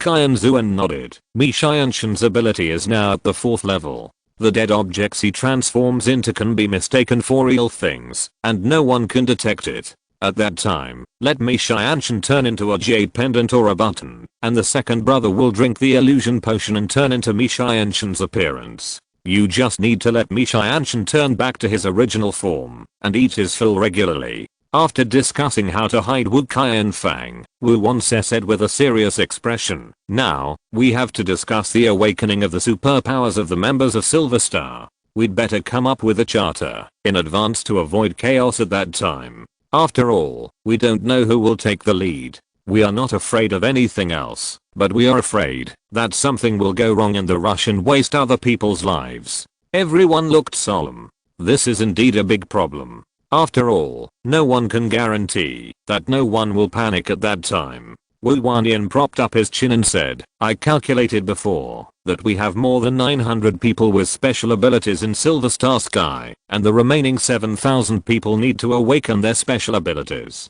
I think we should distribute the concentration potion and solid potion to the more than 7,000 people, and let them decide when to drink it. After all, they can stay awake most of the time during the awakening process. The more than 900 people with special abilities will be responsible for supervising them to prevent them from drinking the potion at an inappropriate time, and also handle some special situations. As for those ordinary people who awaken later, they can also take care of their relatives and friends according to their own wishes, and we will not interfere. Everyone thought about it, and felt that what he said was not a good solution, so they nodded in agreement. In addition, Wu Wan said in a serious tone, we should also be more vigilant in the next few days, especially when you go out. If I'm not mistaken, the Rang family should come to test us. At least, before the fire of the Tang family burns them, they still have the leisure to test us. The most important thing is that in the next few days, we must not let people know that a large number of people in our Silver Star Sky are awakening their superpowers. After all, in their eyes, almost everyone in our Silver Star Air Corps has awakened their superpowers. Needless to say, you should know the consequences of that. The unfinished words made everyone shudder, and their expressions became firm. No matter what, no one can discover the existence of magic and fighting spirit. They dare not even think about the consequences of that.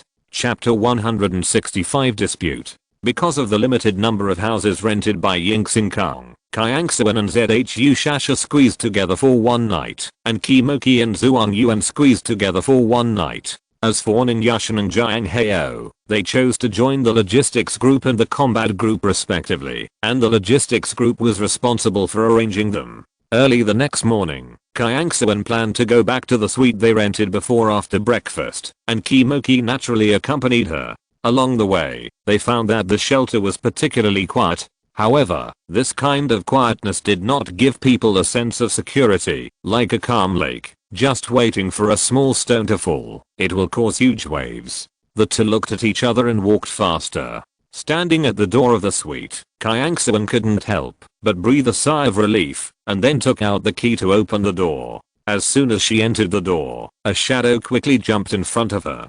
Kimoki quickly blocked Qianxuan behind him, and when he looked up, he was stunned. Qianxuan came out from behind Kimoki and raised her hand guiltily. Hey, little tiger. There were so many things to do yesterday that she actually forgot about this mutant tiger.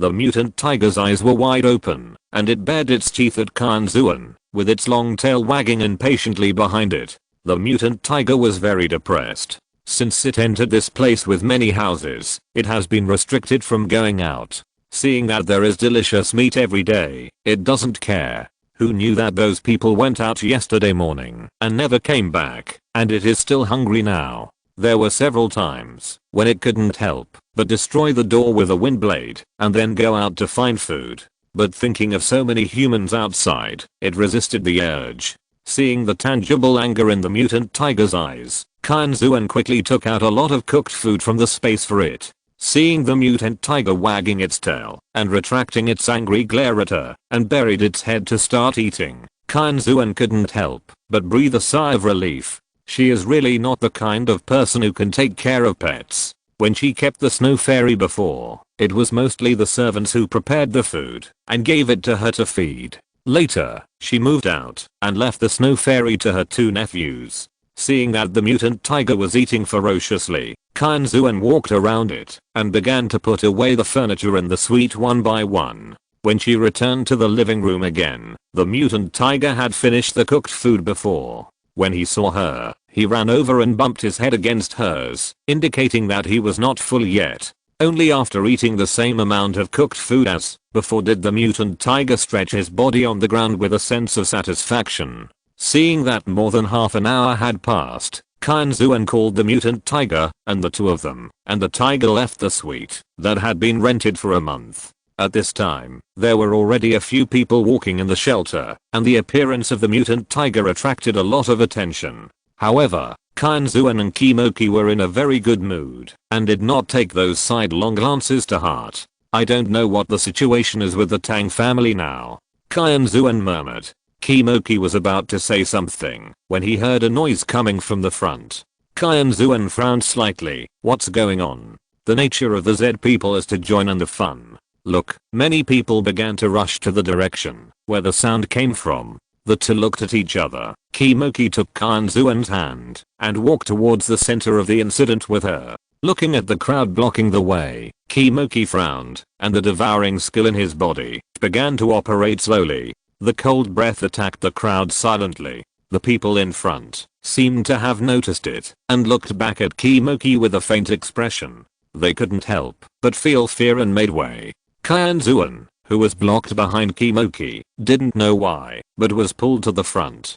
Just when she was about to ask something, she was diverted by the dispute in front of her. In the crowd, two thin men restrained a tall and strong man on the left and right, and the tall and strong man was still struggling violently. Another thin man wearing glasses opened his hands and blocked the tall and strong man in front of him. What's going on? Qianxuan just had a question and saw the tall and strong man with a red face roaring, "Damn it, you two bastards, let me go." The tone was rude, but it didn't hide the raging anger. The two thin men shrank their necks when he scolded them, but they used more force on their hands. The man with glasses advised with a bitter face, "Second brother, calm down and don't be impulsive." The tall and strong man's eyes widened like copper bells, and he said angrily, "Bullshit, calm down. Big brother is like this, and you still ask me to calm down. If I calm down again, I will become a bastard." Hearing this, a trace of pain and anger flashed across the faces of the man with glasses and the two thin men, and their eyes subconsciously looked to the side. Qianxuan and Kimoki followed their gaze and saw a handsome man standing upright outside the dispute circle. However, they soon found something wrong, because the man's eyes were stunned, and he was unaware of the fierce quarrel in front of him.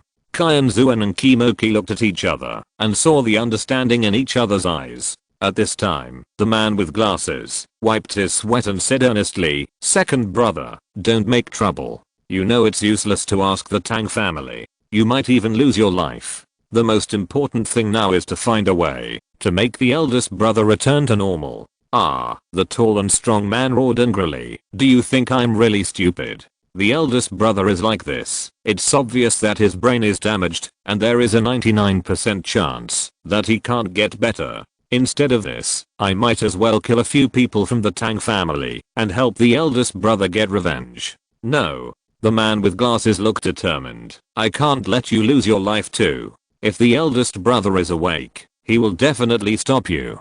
The two thin men who restrained the tall and strong man also nodded quickly. At this time, the onlookers also roughly understood what happened. For a while, all kinds of whispers spread. "It's the Tang family again. It's a sin. What happened in the past 2 days is related to the Tang family." It seems that, because of the power of the Tang family in the past, these discussions are also half hidden. Qianxuan looked at the trapped men thoughtfully, turned around and asked quietly, "If we find a way to cure that man, will they be willing to join the Silver Star Air Force? These men look good, not evil people. And the eldest brother will have his mental power destroyed. He should be a high-level psychic, and he must be a determined person." Kimoki raised his eyebrows. "It depends on how you convince them. In this world, some people are for fame, some for profit, some for love, and some for justice. As long as you grasp the other party's weakness, everything will be easy." Seeing Qianxuan's eager face, Kimoki hugged her and walked back. "What are you doing? Let me go." Qianxuan wanted to struggle. "Don't move." Kimoki hugged her tighter. "Now is not a good time." Qianxuan was stunned and immediately understood what he meant. The more desperate the moment, the more grateful the help is. Although those men were in pain and anger, they were not desperate yet. Seeing Qianxuan staying in his arms obediently, Kimoki raised the corner of his mouth. "I think there should be several people in this situation. Go back and talk to your fifth uncle. He has more experience in this kind of thing than you. He has also heard of the name of Guisen. He is famous in the underworld for his unpredictable mind, his ability to guess people's hearts, and his silent layout." Qianxuan narrowed her eyes slightly. "You are right. Tell this to the fifth uncle. He should have a better arrangement." Looking at her cunning appearance like a little fox, Kimoki touched her head lovingly. Back at the Silver Starry Sky Base, Qianxuan first found Wu Wance and told her about what she encountered on the road and her own thoughts. Wu Wance didn't say anything, just nodded and let her leave. But the flash of light in his eyes made Qianxuan know that he had thought about it in his heart. After saying goodbye to Wu Wance, Qianxuan went to find a few nephews without stopping. Children are more active. After searching for several times, Qianxuan finally found them at Wu Irion's place. They were excitedly testing their newly acquired superpowers. When Qianxuan went in, several children immediately spotted the mutant tiger lazily following her. Wu Sansi was the first to jump up, his eyes shining, and he said, "Aunt, this is a tiger, right? Is it a tiger?" As he spoke, He was about to pounce on the mutant tiger and hug it. Kimoki quickly grabbed his collar and stopped him. Over there, the mutant tiger crouched low and stared at Wu Sansi warily. Wu Sansi saw that he almost hugged the tiger, and just as he was about to complain, he saw that it was Kimoki who was holding him, and his body froze, shrank his neck, and dared not say anything. For some reason, Wu Sansi was always a little afraid of this uncle, although he had never been fierce to him. His little heart was sensitive to the fact that this uncle was different from other elders. Although he would not scold him, he would not indulge him unconditionally. It seemed that in his eyes, except for his aunt, everyone else was dispensable. Thinking of her aunt, Wu Sansi pouted in resentment. This uncle always dominated her aunt. Seeing that the child had no intention of resisting, Kimoki put him on the ground, turned to Qianxuan and said, "You stay here with them, I'll go see Chukuang and the others." Although they had met briefly yesterday, they didn't talk in detail. Qianxuan nodded. Kimoki touched her head, and although he was a little reluctant, he still turned and left. As soon as Kimoki's figure disappeared, Wu Sansi jumped up again. "Aunt, give me this tiger, give it to me." Looking at Wu Sansi who was holding her legs, Qianxuan shook her head. "This is for Afu and the others. It will be Afu and the others' partner in the future." Hearing this, Wu Sansi slumped his shoulders. Really, how can he be the brother? Otherwise, he could have snatched it away. The mutant tiger also understood Qianxuan's words and looked at her in confusion. Unexpectedly, Qianxuan understood what it meant and pointed at Afu and said, "This is Afu, this is Xiao-jun, this is Xiao-shun, and the last one is Abeo." Lin Jiabeo had been with his 3 nephews, so he naturally did not miss what he said. The mutant tiger nodded, walked around Wu Sansi, and came to the little babies who were sitting on the ground and looking at it curiously, sniffing here and there one by one. Chapter 166 Dragon. Wu Sijin, Wu Wufu and Wu Liushan all stared at the mutant tiger with bright eyes, but Lin Jiabeo looked confused. Qianxuan stepped forward, squatted down and touched the mutant tiger's head. "Will you be with Xiaojun and the others in the future?" The mutant tiger glanced at her and snorted. Qianxuan smiled bitterly and touched her nose. She didn't expect that this mutant tiger was quite vengeful. However, seeing that it didn't make any big movements, it should still be willing. Qianxuan looked up at the nephews and said, "This mutant tiger will be your partner in the future. You must treat it well, understand?" Wu Sijin and the other 2 nodded vigorously, looking at the mutant tiger happily, and then watched them start to argue about the name of the mutant tiger. In fact, it should be said that Wu Wufu and Wu Liushan were arguing. Wu Sijin claimed to be the elder brother, and usually accommodated his younger brother. As for Lin Jiabeo, he was still biting his fingers and drooling. "Call it Bibi. This is Wu Wufu. Call it King Kong. This is Wu Liushan. Bibi. King Kong." For a moment, the 2 children refused to give in and started to argue. Qianxuan held her forehead, feeling really worried. Just as she was about to speak, she heard Wu Iriuan say to them, "Use rock paper scissors, whoever wins will listen to him." The 2 children stopped arguing, thought about it, and thought this was a good idea. After a series of twists and turns of "you cheated and you cheated," the name of the mutant tiger was finally decided, Bibi. Seeing Wu Wufu's proud face and Wu Liushan's angry face, Qianxuan quickly changed the subject and said, "Okay, you will be responsible for feeding Bibi in the future, and you will supervise them."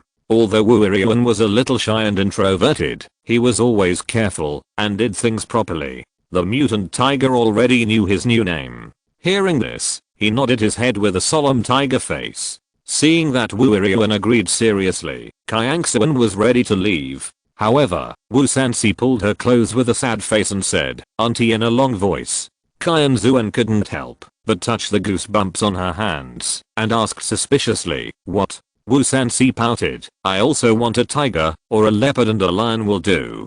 Qianxuan twitched her lips. Did he think she was running a zoo? Leopards and lions. However, after thinking about it, she really could be considered a zoo owner. "It's okay if you want it, but not now. It's almost time for you to contract your own magical beast partner, but I can't guarantee whether it's what you want. Besides, you have to wait until you leave the S-City shelter." Are the magical beasts you are talking about the kind in fantasy novels? Wu Sansi asked excitedly. Although he asked this question, he actually already had the answer. After all, he had seen magic and fighting spirit. Wu Sijin and the others were still young and didn't understand Qianxuan's words, but Wu Iriuan was also curious and excited. Then are there dragons? Without waiting for Qianxuan to answer, Wu Sansi continued to ask. Qianxuan couldn't help but frown. Dragons are creatures more powerful than humans. How can they easily become contracted beasts of humans? It can even be said that dragons are not in the scope of beasts. Dragons have always been arrogant. In addition to the powerful gods, only god-level beasts like Patian can get their respect. It's not that there are no dragons in her inheritance realm, but even if she is the master of the inheritance realm, she can't ask them for dragon eggs or cubs, unless they are willing. Although the dragons are sexually promiscuous, it is difficult for them to reproduce. Many dragons can't have their own dragon eggs in their lifetime. You know, the lifespan of dragons is counted in tens of thousands. Therefore, the dragons are the most protective of their cubs. Not to mention their own cubs. Even if they encounter cubs of the same clan in distress, they will not stand idly by. For example, water dragons and fire dragons have always disliked each other, and they will not leave each other's cubs to die. This shows how much the dragons value their cubs. If you do something like stealing dragon eggs, you will definitely suffer the full revenge of the dragons. Wu Sansi pouted. It's not easy. Then if I work harder, can I have a dragon as my contracted beast? Qianxuan was amused by his perseverance and said with a half smile, that's fine. Use a master-servant contract. Wu Sansi's eyes lit up, and Qianxuan poured a basin of cold water on him. You are the servant, and the dragon is the master. Wu Sansi was hit so hard that he was drooping all over, struggling to death. Is there no other way? Yes, Qianxuan said casually, as long as you have an inexhaustible supply of golden treasures. You know, the dragon clan is all collectors. Of course, as far as she knows, not all dragons like golden treasures. She has seen people who like to collect seeds, or like to collect various clothes, or like to collect gems, and so on. But in general, the taste of the dragon clan is still good, and they are very stylish collectors.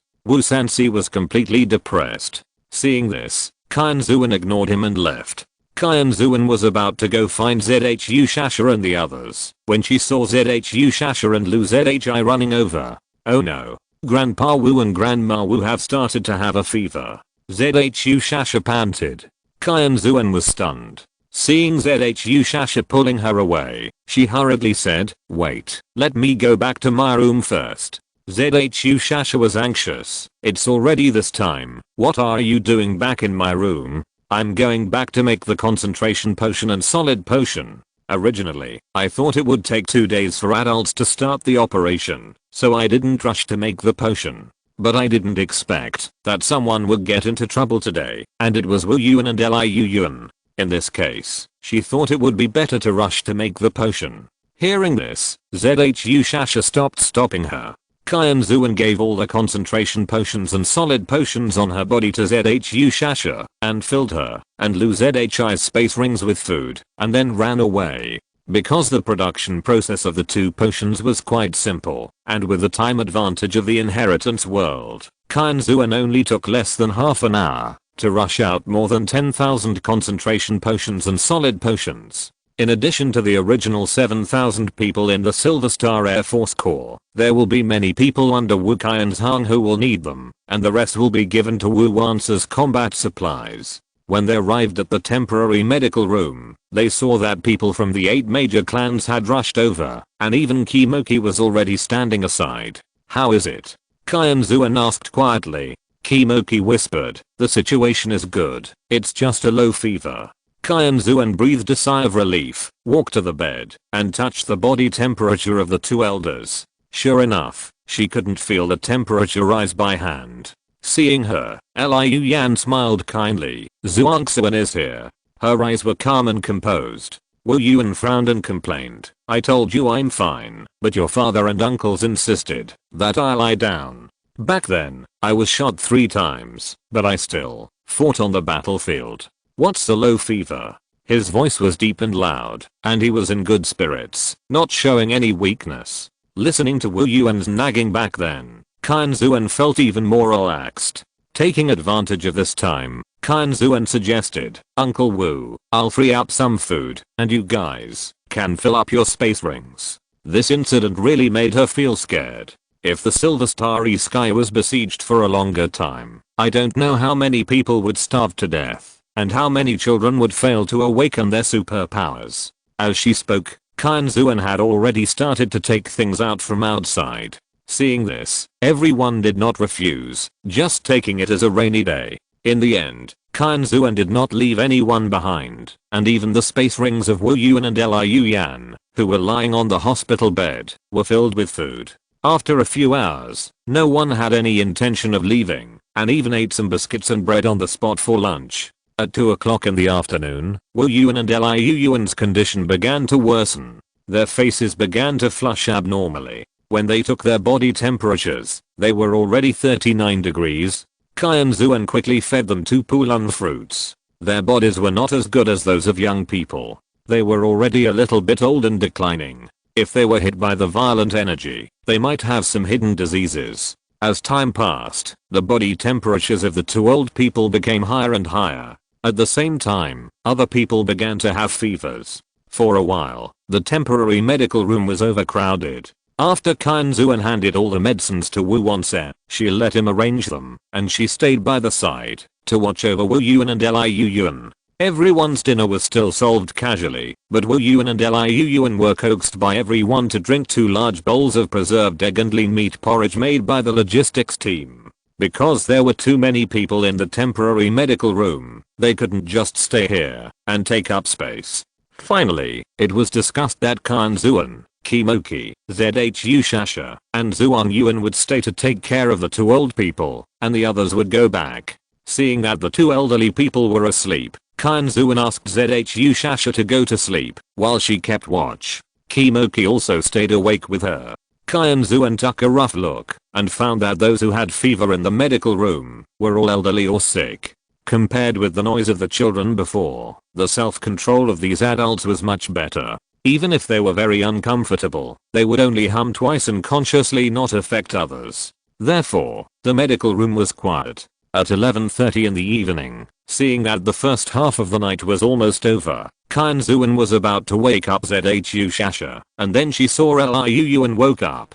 Qianxuan hurriedly whispered, "Grandma, are you feeling uncomfortable? It's probably time to awaken your superpowers." Liu Yuan said lightly. Qianxuan was startled and turned to look at Wu Yuan, but found that he was also awake, obviously in the same situation as Liu Yuan, and Kimoki was waking up Zhuang Yuan. Qianxuan came to her senses and quickly shook Zhu Shasha's shoulders. "Shasha, wake up quickly. Grandpa and Grandma are about to awaken their special powers." Zhu Shasha was still a little dazed at first, but when she heard the last sentence, she woke up with a start. Qianxuan took out a towel to help Liu Yuan wipe the sweat off her forehead and asked worriedly, "Grandma, are you feeling uncomfortable?" Liu Yuan smiled and shook her head. "It's okay, I can hold on." Her tone was calm. "That's right." Wu Yuan, who was on the bed next to him, echoed, "You all treat us like paper, which makes us uncomfortable." There was a hint of dissatisfaction in his tone. Hearing this, the few people looked at each other, and their worried moods calmed down a little. Chapter 167 Search. Wu Yuan and Liu Yuan lived up to their half-life military service. In the process of awakening their superpowers, they didn't even groan, let alone cry out in pain.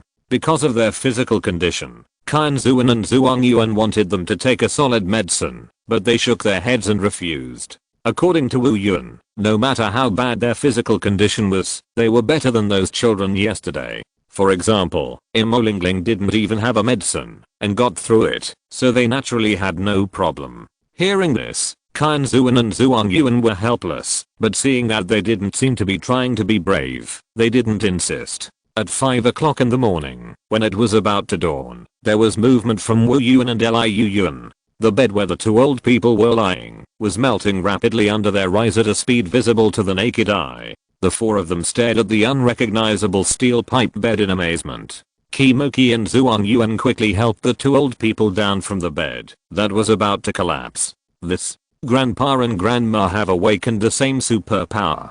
Qianxuan said hesitantly. No. Kimoki stepped forward and looked at the marks on the destroyed steel pipe bed. Grandpa Wu's ability is more inclined to fire attributes, while Grandma Wu's ability is more inclined to water attributes. Haha, that's right, look. Wu Yuan broke away from Kimoki's hand and waved his right hand. A dark red sphere appeared in front of him. Everyone looked at it. It seemed like a fireball, but it seemed a little different. Zhu Shasha was stunned. Is this magma? Wu Yuan nodded with a happy face. How is it? Not bad? From now on, Wan Li and the others can't stop me from killing zombies. When he said the latter, he was already overjoyed. What about you, Grandma? Qianxuan asked impatiently. Liu Yan smiled slightly, waved her hand gently, and a light green sphere appeared in front of her. Is this a water ball? No. Looking at the steel pipe bed, where Liu Yan had been lying, Qianxuan asked with trembling lips, is it sulfur, sulfuric acid? Liu Yan nodded without changing his expression. Qianxuan and the other three were speechless. What could they say? As expected of meritorious general, his awakened powers were so unexpected and overbearing. After a long while, everyone recovered from their shock.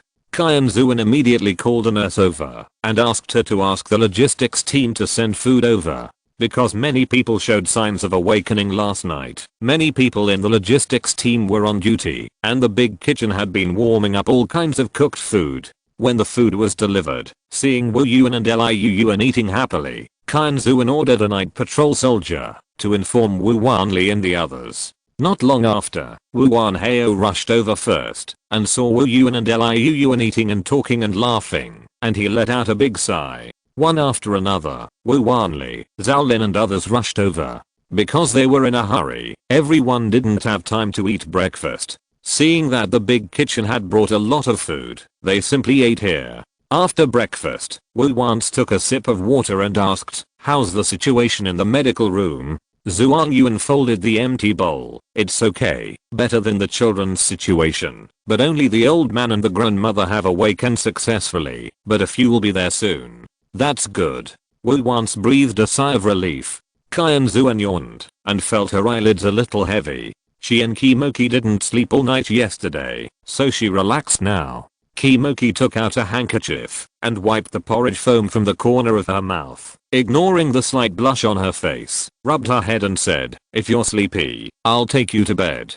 Qianxuan felt uncomfortable for a while, and she didn't even dare to raise her head, for fear of seeing the teasing eyes of the crowd. Just as she was about to agree to go back and catch up on her sleep, she saw a soldier stumbling in. Commander, Chief of Staff, something bad has happened. He took a breath and continued, the Ran family is at the door, and asked for a search. They said they suspected Wu Qianfang was with us. Everyone was stunned. The Ran family actually took action so quickly. Moreover, they didn't test it secretly, but came to search the door in such a high-profile manner. Moreover, they did it in the name of searching for Wu Qianfang.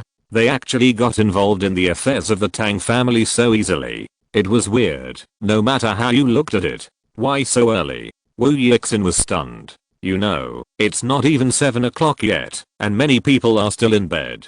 Zhuang Yuan touched his chin and raised his eyebrows and said, maybe they want to catch us off guard? His tone was sarcastic. Wu Wan's frowned and asked the soldier who came to report the news, did you notify other people? The soldiers nodded repeatedly. 3 people went to notify the kitchen, the research room and the living area respectively. Wu once nodded. These 3 places are most likely to have something that shouldn't be there.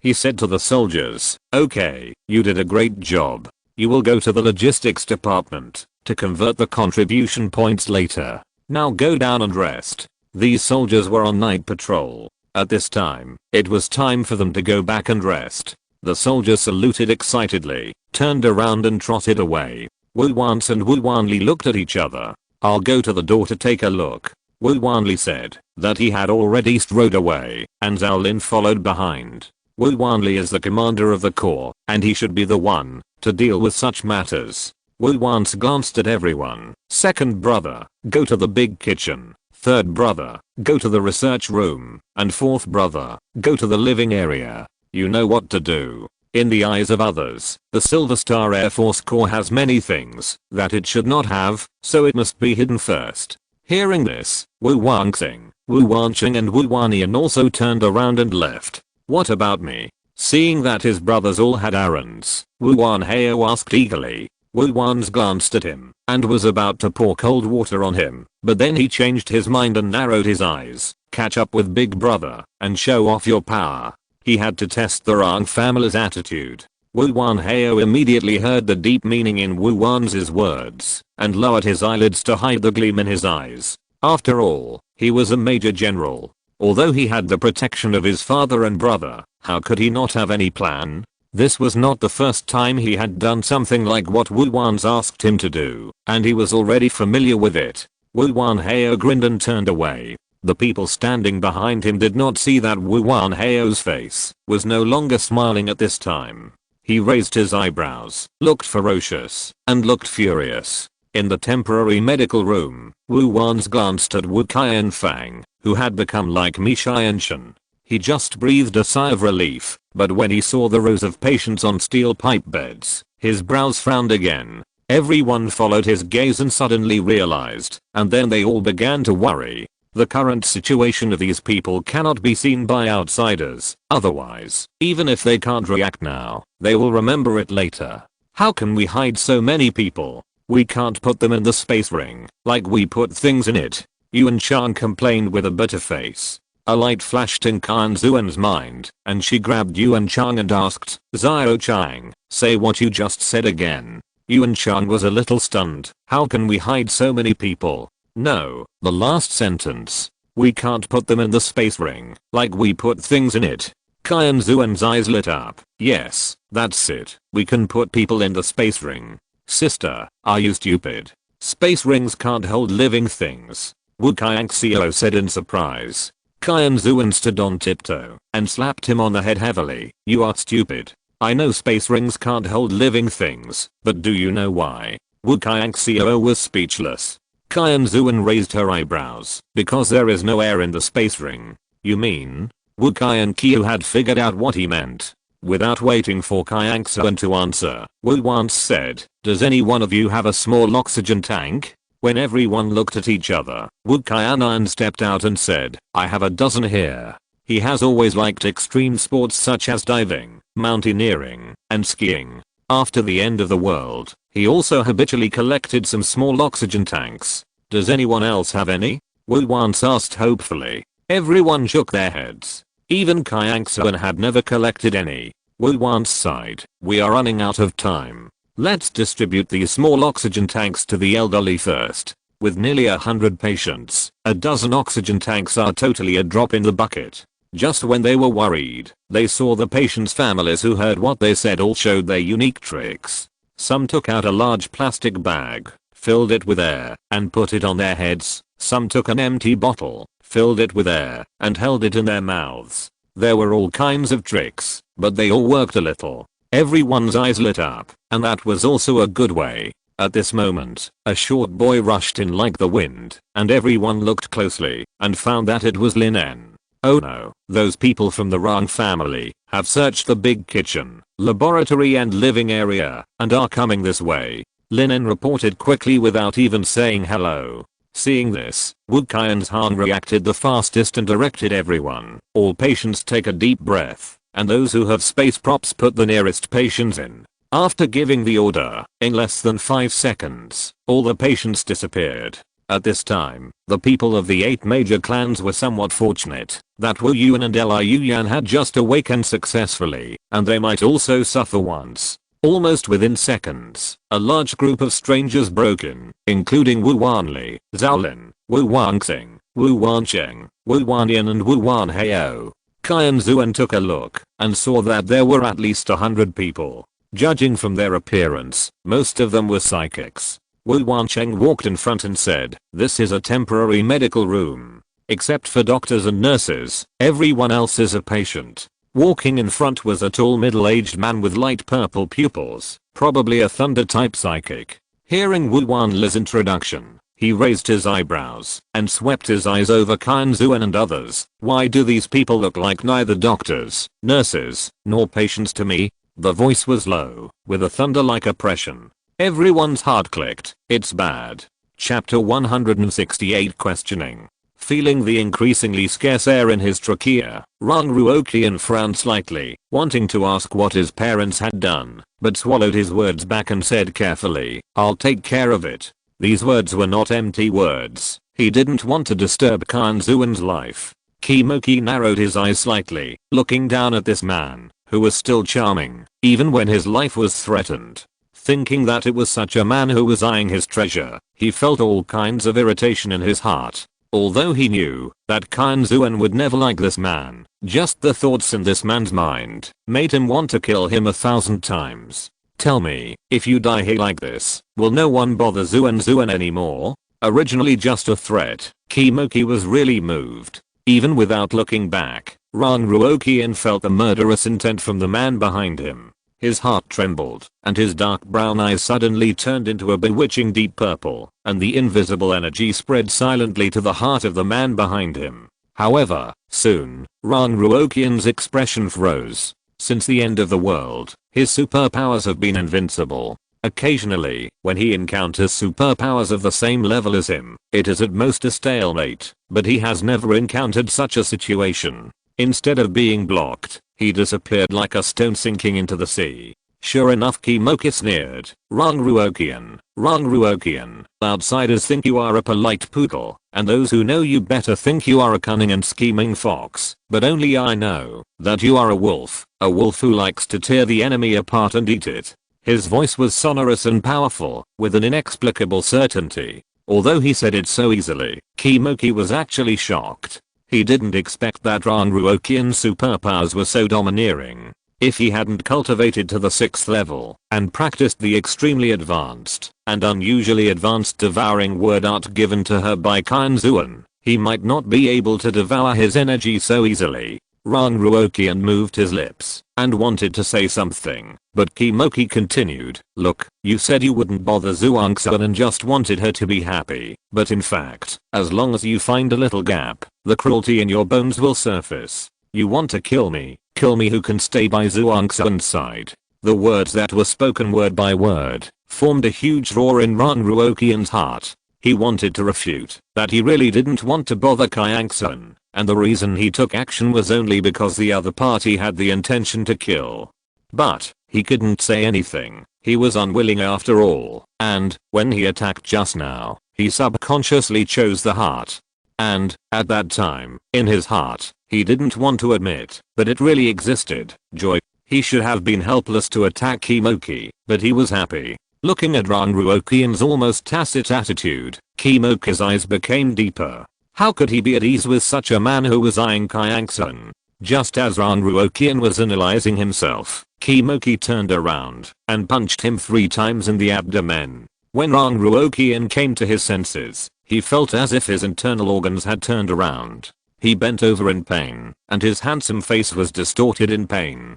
Damn it. This man's fist was harder than before Doomsday. Qimoqi looked down at the man, who was sweating from the pain, raised his chin slightly and said, "If you affect Qianxuan's life again, you should know the consequences without me telling you." After that, he walked away. Looking at Qimoqi's back, Rang Ruoqian smiled bitterly and fell to the ground, holding the wall. It seems that he is always at a disadvantage against Qimoqi. 10 years ago, he was still full of fighting spirit, but now, he can only avoid his edge. He is no worse than him, he just can't get what he wants, that's all. And just in time, what he wanted was the man's treasure. 5 minutes later, feeling that the severe pain in his abdomen had eased, Rang Ruoqian stood up with the help of the wall, patted the dust off his body, and left the dark alley. However, he did not walk towards his original destination, but walked back. In the small living room of Rang's house, Rang Mincheng was reading a report with a cup of hot tea at hand, while Xiaolin Lang was holding a piece of mutant cowhide and showing how to cut it.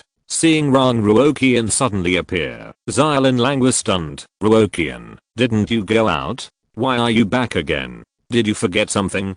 As she said, she stood up and walked in front of him. Rang Mincheng also put down the report in his hand, looked up and asked silently, Rang Ruoqian looked at his parents in front of him with a complicated expression, moved his mouth, and didn't know what to say. Rang Minqing and Xiaolin Lang, who didn't get an answer, looked at each other in surprise, and then looked up, and found that the expression on their son's face, who was always warm, was a little cold. Rang Minqing coughed twice and said, "Ruoqian, what did you do behind my back?" Rang Ruoqian interrupted him halfway through. Rang Minqing frowned slightly. "What's your attitude?" His son seemed to be a little bit wrong today. He was not as polite as before, and seemed a little rash. Xiaolin Lang winked at Rang Ruoqian, asking him not to make Rang Minqing angry. Rang Ruoqian ignored her, and continued to be aggressive. "I'll ask again, what did you do behind my back?" Rang Minqing frowned even deeper. Just as he was about to scold, he heard Xiaolin Lang's soft voice. "Ruoqian, what's wrong with you? Did someone stir up trouble in front of you?" Hearing this, Rang Minqing felt that it was very likely, otherwise how could his son, who had always been respectful and polite, suddenly go crazy and do such a rude thing as questioning his parents. Rang Ruoqian felt that his patience was running out. "Tell me, what did you do to disturb Qianxuan?" His voice was normal, but his speed was fast, indicating his urgency. After these words came out, Rang Minqing raised his eyebrows and showed disapproval, while Xiaolin Lang looked guilty. Seeing this, Rang Ruoqian's heart sank. It seemed that his parents really did something. Seeing Rang Ruoqian's complexion getting worse and worse, Xiaolin Lang said weakly, "I wanted to give you a surprise." "Surprise?" Rang Ruoqian showed sarcasm. "Sorry, I didn't feel it, but I was quite frightened." Seeing the surging anger on Rang Ruoqian's face, Xiaolin Lang was anxious and wanted to cry. She grabbed Rang Ruoqian's hand and said, "Ruoqian, Mom just wants you to be with the woman you like. Don't worry, you don't have to show up. Everything will be handled by us. Even if Wu Qianxuan wants to blame, she will only blame me and your father. When you get married, she will naturally put her heart on you." Rang Ruoqian looked at Xiaolin Lang in astonishment. He couldn't believe that these words came from his mother's mouth. When did the loving and gentle mother in his heart become so hateful? Meanwhile, seeing his beloved wife looking aggrieved and uneasy, Rang Minqing felt distressed and stepped forward to pull her to his side and comfort her carefully. "Qimoki," asked feebly, "what on earth did you do?" He knew that if it was just his mother's little tricks, it would not touch Qimoki's reverse scale. His father must have been involved in this matter. "What can I do? I just asked Yui Wu to find out the bottom line of the 8 major clans in the name of searching Wu Qianfang, and then I can make a plan based on this, and force the 8 major clans to agree to marry our Rang family and let Wu Qianxuan marry you." This time it was Rang Minqing who answered him. "Marriage?" Rang Ruoqian raised a sarcastic arc at the corner of his mouth. Rang Minqing was stung by his smile. Why? Could it be that our Rang family is not qualified to marry a small 8 major clan? Small 8 major clans? How ridiculous. When did not only the other people in the Rang family, but even his father become so arrogant? Because of Qianxuan, Rang Ruoqian had been paying attention to everything related to her for the past 10 years. He knew a lot about the 8 major clans, if not a lot. The sneer in Rang Ruoqian's eyes deepened, and he said lightly, "The 8 small clans you mentioned have produced 9 meritorious generals, 4 meritorious lieutenant generals, and 7 meritorious major generals. Even now, they still have a meritorious general, a meritorious major general, 2 major generals, a chief of the general staff, a director of the 9th Department of Superpowers, 2 colonels, and a major. In addition to these members who joined the army, among them are the presidents of large hospitals, presidents of large financial groups, heads of a province, heads of a city, heads of international mercenary groups, and famous firepower. These are far from what the small Rang family can compare to." As Rang Ruoqian narrated, Rang Minqing and Xiaolin Lang were a little surprised. Rang Minqing was also a little dissatisfied with Rang Ruoqian calling the Rang family the small Rang family. He said nonchalantly, "So what? The 8 major clans were persecuted by the 2 meritorious generals to the point that only a few dozen people are left. They are not a big threat. Besides, the achievements you mentioned were all before the end of the world. Now is the end of the world, and the times have changed." Hearing this, Rang Ruoqian raised his eyebrows. Why don't you think about it the other way around? Even if they were suppressed and persecuted by the two meritorious generals, the 8 major clans were able to achieve such achievements. It can be seen that they have a profound foundation. You are right, the times have changed, but some truths will never change.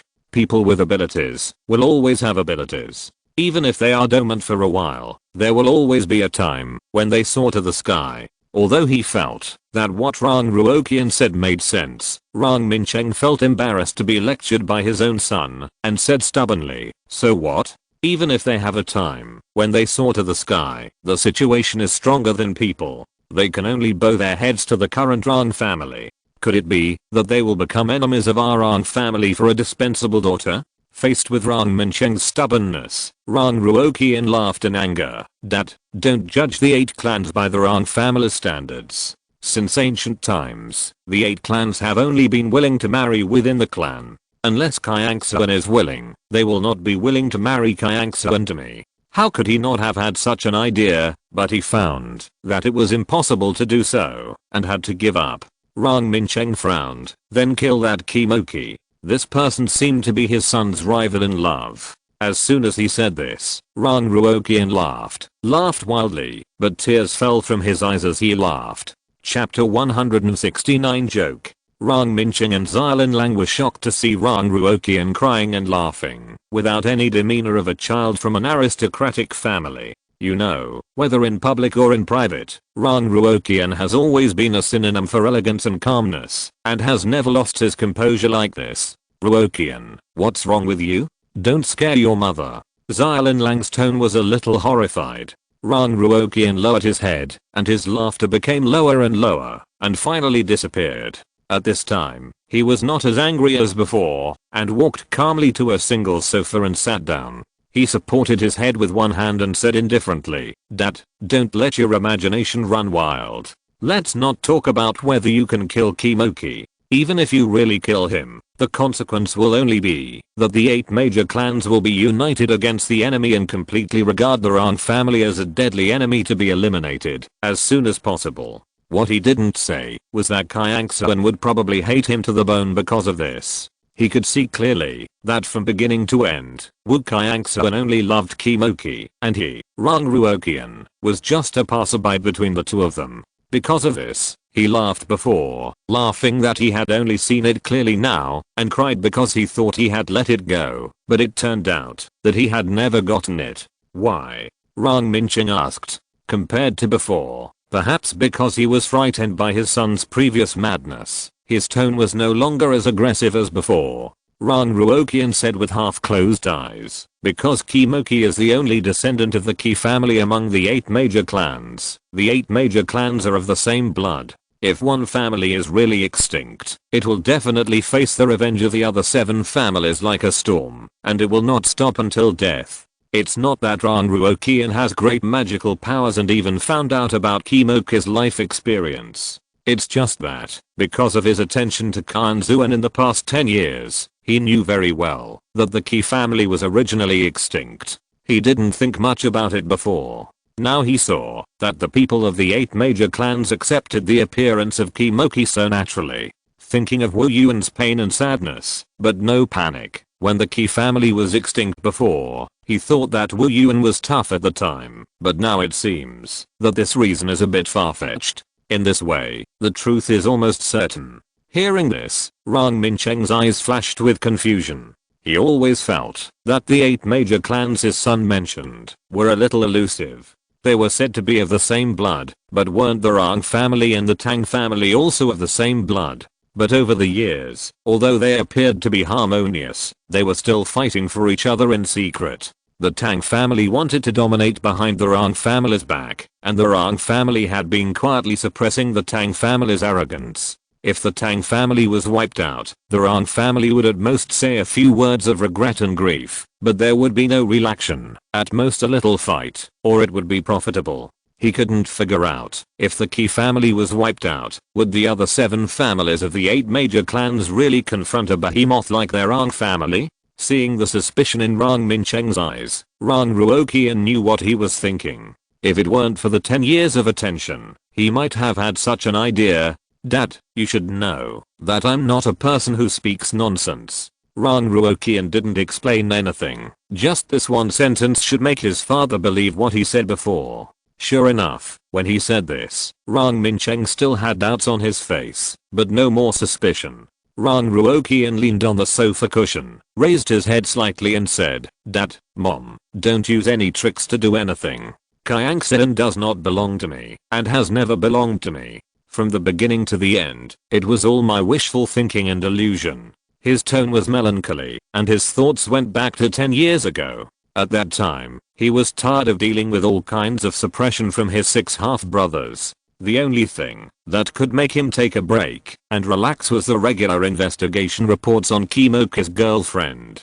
Through those reports, he looked at every bit of her life, her crying, her laughing, her bad intentions, her little thoughtfulness. From killing time at the beginning, he gradually looked forward to the next report, because she smiled knowingly in the report, and then, I don't know, when it became a love affair. At that time, he felt that it was not enough. Just those investigation reports could not satisfy him. He wanted to see her, wanted to hold her in his arms, wanted her to smile only at him. His desire was so real that he could not wait to start planning to take her away from Kimoki. As for the guilt or guilty conscience towards Kimoki, he never had such a thing. Not to mention that he might not have thought of using this to teach Kimoki a lesson in revenge for his repeated defeats in his hands. However, he was too impatient at the time, so he neglected to choose the right partner and let that stupid woman ruin everything. Hearing Rang Ruoqian's self-deprecation, Rang Mincheng frowned and said sarcastically, isn't she just a woman who got pregnant at the age of 16 and has no self-discipline? Apart from being pretty, I don't see what's good about her. The fact that you like her is a blessing she has earned in 8 lifetimes. Rang Ruoqian's face turned very bad, and he looked at Xiaolin Lang in disbelief. You told me everything about Qianxuan? Being stared at by his sharp eyes, Xiaolin Lang shrank her neck and stammered, that Seeing Rang Ruoqian's look at Xiaolin Lang, Rang Mincheng's face also turned bad. Can't I know? Your mother did the right thing. Do you still want to keep me in the dark? When the time comes, when she becomes my daughter-in-law, am I going to mistake a fake eye for a pearl? Shut up. Rang Ruoqian stood up suddenly, his eyes fierce. You, a scum who had an affair with the family governess at the age of 15, have no right to say such things. In my heart, Qianxuan is the best woman in the world. No one can compare to her. Rang Mincheng was a little overwhelmed and stood there in a daze, while Xiaolin Lang's face was not good either. Her son said that Wu Qianxuan was the best woman in the world, but what about her as a mother? For a moment, Xiaolin Lang resented Wu Qianxuan. You said, what am I? After digesting Rang Ruoqian's words, Rang Mincheng was so angry that his whole body trembled. Scum. Rang Ruoqian looked at him and answered word by word. Rang Mincheng's face flushed, and he covered his chest, and he was furious and said, you evil son. Ruoqian, how can you talk to your father like this? Xiaolin Lang pulled Rang Ruoqian's sleeve and accused him. Rang Ruoqian's eyes swept over the two of them calmly. There are some things I thought I would never say in my life, but now it seems that I overestimated my own endurance. If it weren't for the insult to Qianxuan in his father's words this time, he would probably have kept these words in his heart. Looking at their son's calm eyes looking at them, they didn't know why they felt a little scared and wanted to escape. Do you know? Your so-called love has always been a joke in my eyes. Rang Ruoqian's voice was even, but it was like a bolt from the blue that shocked Rang Mincheng and Xiaolin Lang. They felt that the scene before their eyes was like a nightmare. Their proud son, the fruit of their love, actually said that their love was a joke. Rang Ruoqian did not look at their expressions and continued, I have always been very confused. Mother, you clearly had a lover who loved each other before you married father. How could you fall in love with someone else in just 3 years after being forced to marry by father? Is it because father treats you well? Or is it because father is rich? Rang Ruoqian. Rang Mincheng roared at Xiaolin Lang's pale face. Without even raising his head, Rang Ruoqian continued, I don't understand either. Father, do you really love mother? Can a man allow the children he had with other women to jump around in front of his lover? Because of love, can you ignore mother's wishes and threaten her to marry you with the lives of her family? Have you ever felt guilty watching me escape death again and again under the planning of my 6 good brothers? What did you do when mother fainted from heartache because I was covered in wounds? You cared for her, took good care of her, and doted on me, but you never thought of sending those 6 illegitimate children out of the Tang residence. I know that you feel guilty towards them, and you didn't even scold them. But can this guilt make you ignore mother's feelings and let her suffer for decades? Is the position of mother in your heart not worth that little bit of guilt? After all, you have always loved yourself. After Ran Ruoqian finished speaking, the small living room was silent. Rang Minqing and Xiaolin Lang didn't know how to react, but Ran Ruoqian was relieved after saying what he had been holding in his heart for more than 10 years. Ruoqian, Xiaolin Lang's voice sounded hesitantly. Ran Ruoqian raised his hand to stop her and said, some words can't even convince yourself, so don't try to fool me. Xiaolin Lang was speechless and wanted to look up at her husband, but she didn't dare.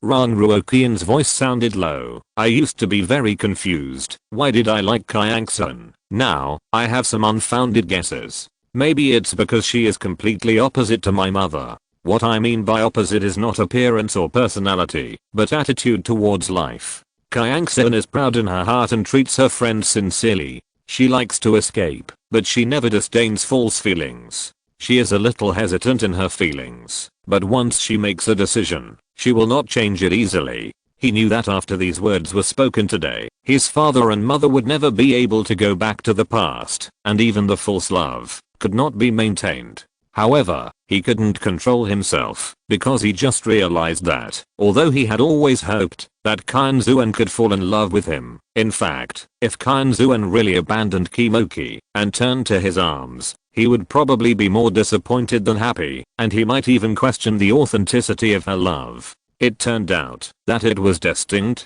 Whether Qianxuan fell in love with him or not, he was destined not to be happy.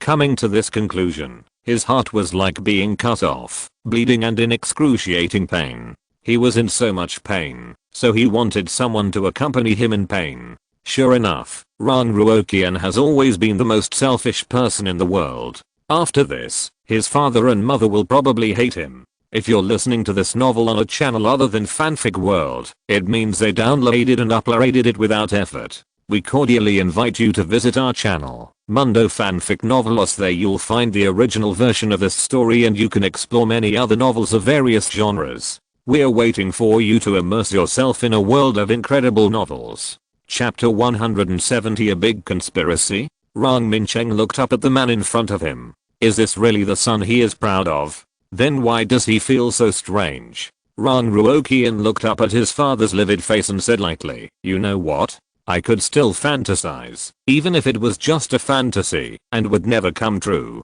But your words hit me hard. He lowered his head, his eyes resting on his hands. You can use words to insult the woman I love so naturally. So when mom was bullied by her grandparents, did you think it was right and she deserved it? Although the memory was a little fuzzy, he still remembered that when his mother was young, she would cry behind her back every time she met her grandmother. Rang Mincheng moved his mouth but said nothing. As a child, isn't it natural to be filial to your parents? Ran Ruoqian knew what he wanted to say from his expression, and sneered. Dad, you are really hypocritical. If you really thought that way, why would you threaten mother to marry you with the lives of your grandparents? Your parents are parents, and other people's parents are shit. For the first time in his life, he actually cursed. Hearing this, Xiaolin Lang was already sobbing. Rang Mincheng wanted to reach out and hold her, but she dodged. Seeing this, Ran Ruoqian stood up. Even if Qianxuan really accepted me, I probably wouldn't let her enter the Rang family. How could I bear to let her endure the difficulties from you? He said the last sentence gently and tenderly, like the whispers of love. Looking at Ran Ruoqian, who left without looking back, Rang Mincheng's back suddenly bent down, and the whole person seemed to have aged 10 years. He turned his head to look at Xiaolin Lang. Lin Lang, Xiaolin Lang raised her head, interrupted him with tears in her eyes and pain. Let me be quiet, okay? Her tone was full of pleading and loss of soul. Here, Rang Ruoqian's words hit Xiaolin Lang and Rang Mincheng hard, turning their lives upside down. Meanwhile, Wu Wan's and others were sitting in the living room chatting leisurely. Wu Wan Hao gulped down a cup of hot tea, put the cup on the coffee table with a bang, and said excitedly, "I've really broadened my horizons today. There are no two strange superpowers that are the same. They pop up like bean sprouts." Everyone was embarrassed. Bean sprouts? What kind of metaphor is that? Yuan Chang echoed, "That's right. Didn't you see that someone's superpower is to make his body heavier and stronger, and then use his body to suppress the enemy? I think the thread of connection is more interesting," Zhu Shasha said, while eating melon seeds. "What's thread of connection?" Everyone was curious. Zhu Shasha spit out the melon seed shells in her mouth and said, "There is an auntie whose ability is to create a virtual rope and then tie a person up. After being tied up by her, the weight of the person will be reduced 100 times, and she can throw it and crush it." Everyone nodded. It was indeed very interesting and practical. By the way, I saw a boy whose ability can increase the gravity of objects falling from a height. It is somewhat similar to the gravity ability, but there are some differences. Lu Zhi said while pouring tea. Emma Wee said while digging jelly, "That's nothing. I saw a big brother whose ability can turn his hands into bird claws, which is very sharp." Wu Sansi was not willing to be left behind and said, "I saw someone whose ability is the Iron Head skill on TV." For a while, everyone began to talk about the strange abilities they saw. It's a pity that despite being very careful, 3 people still died. Lu Chen sighed. Wu Yixin swallowed the peanuts in his mouth and said, "There's nothing we can do. 2 of the 3 people are old and 1 is a young woman. They all lost their relatives and have a very weak will to live. We have tried our best." The others also nodded in agreement. Even with solid potions and concentration potions, if one's will to live is weak, death cannot be avoided. At this moment, a thin boy suddenly ran in, whispered something in Wu Wan's ear, and then left at Wu Wan's signal. "What's wrong?" Seeing Wu Wan's frowning and silent, Lan Shengsheng asked worriedly. Wu Wan's knocked on the coffee table. "I sent a few people to follow those people from the Rang family, and found that after leaving us, they went directly back to the Rang family, and did not search other places." Everyone was stunned by that and looked puzzled. "What do they mean by this?" Ruan Ming asked with a frown. Xin Shishi said nervously, "Will they know that our second brother was rescued?" Wu Ming touched her head and comforted her. "No, if that were the case, their previous search would not be just a formality." "That's right." Wu Fang rubbed the cup in his hand and said, "Moreover, their attitude is really too good, and they even don't want to offend us." Wu Fang nodded in agreement. "Indeed, especially Uncle Wu's behavior before, it can be called unreasonable." But a Ui Wu looked like he was enduring it. Also, when they were at the door, Wan Hao directly hit someone, and our Ui Wu asked his men to pull the person away, but did not ask Wan Hao to apologize, nor did he mean to hit him back. He was completely trying to keep things quiet. Wu Wangxing added, "Why do I feel that this matter is a bit weird?" Zhu Shasha stopped eating melon seeds and asked with a tangled look. Obviously, the others had the same feeling, and they all looked tangled. Even Wu Wanse, who had planned everything, was still confused and puzzled by the Ran family's behavior. He hadn't experienced this kind of experience for many years. Could it be that the Ran family wants something from us? Ruan Ming gave a guess that he thought was more reliable. No. After a pause, Wu Qianzhang said, "With the current power of the Ran family, there is no place for them to ask us for help. Even if they really do, they will not beat around the bush. They will probably just directly order us to give them what they need." He has been in the S-City shelter for such a long time, and he still has some understanding of the Ran family. The Ran family seems to be low-key and inactive, but in fact, they are more domineering and powerful than the Ran family, but they are not as flamboyant as the Tang family. What is the reason? Zhu Shasha leaned on Zhuang Yuan's shoulder in distress. Obviously, everyone else was as distressed as her, and they racked their brains to think of various possibilities. "What do you think? Could it be that the Ran family saw that the Tang family was in a mess and wanted to take the opportunity to crush the Tang family to death and completely seize the S-City shelter?" Wu Wangxing leaned on the sofa and said his guess. Wu Wancheng narrowed his eyes slightly. Second brother, are you saying that the Rang family wants to crush the Tang family, but they don't want to lose their own people, so they want us to be the first to do it? Wu Wanyan continued. So they use the search to find out our background and also sell us a good deal so that we are willing to confront the Tang family and then they can reap the benefits. As they said this, everyone felt that this was a big possibility, and for a while they hated the Rang family who wanted Yunzing Kang to die. Even Wu Wan's felt that this guess was the truth, but he always felt that something was wrong, as if he had overlooked something. Kimoki, who stood at the door and listened for a while, wiped his sweat. He didn't expect that their imagination was so rich that they imagined a very simple thing into a big conspiracy. However, a sharp light flashed in Kimoki's eyes, and it was not impossible. Rang Ruoqian might not have such an idea, but Rang Mincheng might not. As the saying goes, if the top beam is not straight, the bottom beam will be crooked. This saying is also true in reverse. Seeing Rang Ruoqian's unyielding means, his father is not much better. In this case, he also gave up the idea of telling Wu Wance about the reason for this search. Since they think so, let them be. It's better to be cautious and be more cautious. However, it seems that even God thinks that he shouldn't let the Rang family off easily. Regardless of whether they really have that kind of intention, he is not willing to let them go easily. In the living room, various discussions are still going on. Wu Qianfang touched his chin and said in embarrassment, "Fifth uncle, if the Rang family continues to take this tortuous route, we can still play dumb and avoid it. But if they directly force us with force, how can we refuse them without offending them?" As soon as these words came out, everyone's heart trembled and began to worry about Yunzing Khan's situation. Wu Wance smiled, although the arc was small, but it was real.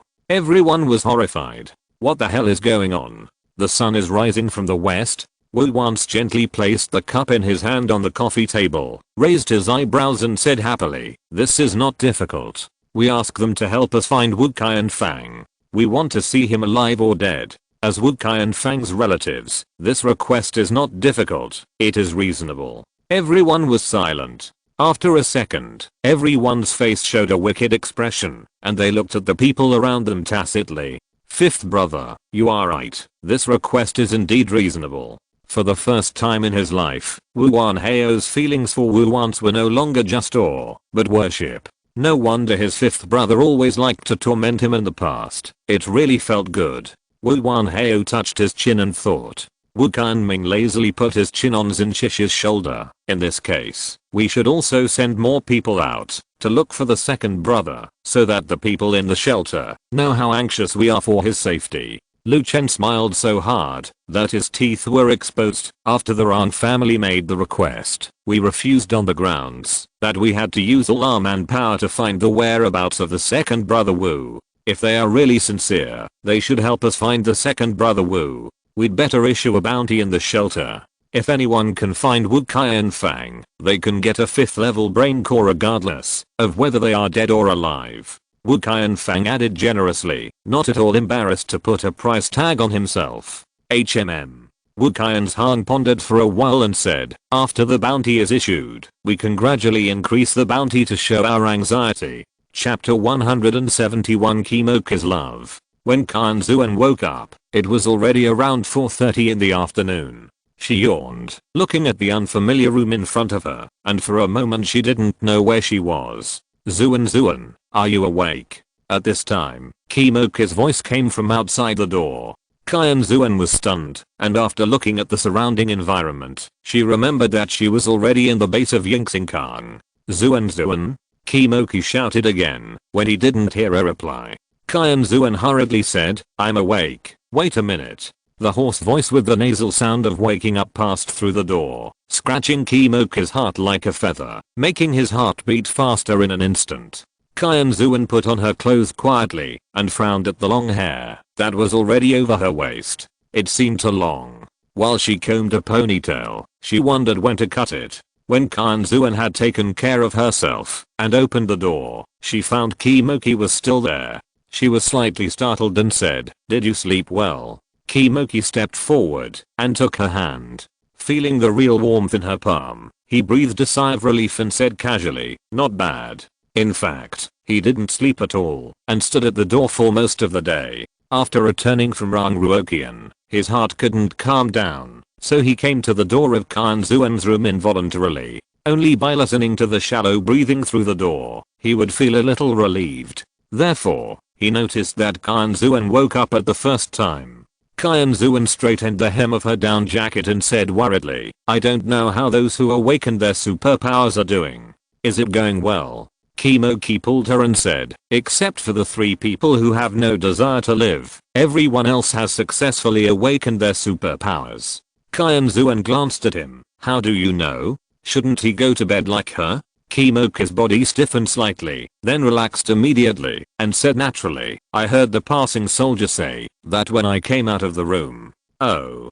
Qianxuan nodded casually. By the way, Qianxuan pulled her ponytail to the front and said worriedly, "My hair seems to be a little long, and I don't know if there are any barber shops now. Is there?" Looking at the long silver curly hair like silk, Kimoki didn't care. "I think it looks better when it's longer." Qianxuan gestured at the length. "Look, it's already past the waist, and it's already very troublesome to wash. If you let it grow longer, it will be even more troublesome. Then why not cut it short?" Kimoki swallowed the words when he was about to speak, because he remembered that it seemed that he had told Qianxuan a long time ago that she looked very good with long hair. He remembered that Qianxuan also had long hair when they first met, but the length was only over the shoulders, but he didn't seem to have seen her cut it later. Was it because of what he said, or did she intend to grow her hair longer? He recalled carefully, but because it was so long, his memory was a little fuzzy.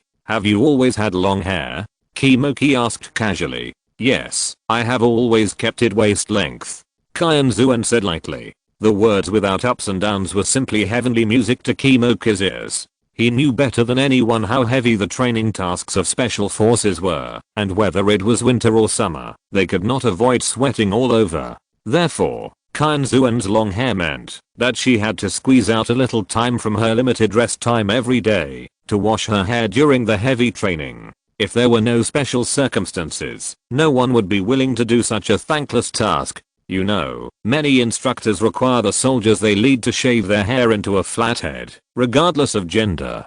Kimoki moved his mouth, wanting to ask her if she insisted on keeping long hair because of his words, but he was afraid that she would get angry and cut her hair out of anger, which would be counterproductive. Feeling Qianxuan's calm mood, Kimoki wondered if he was being sentimental. Then he realized that Qianxuan herself might have forgotten the original intention of keeping long hair, and it was just a habit. Even so, Kimoki's good mood index rose, and the corners of his mouth curled up unconsciously. "Zhuangxun, you're awake." At this time, Zhu Shasha came over from the opposite side, and beside her was Zhuang Yuan with a leisurely look.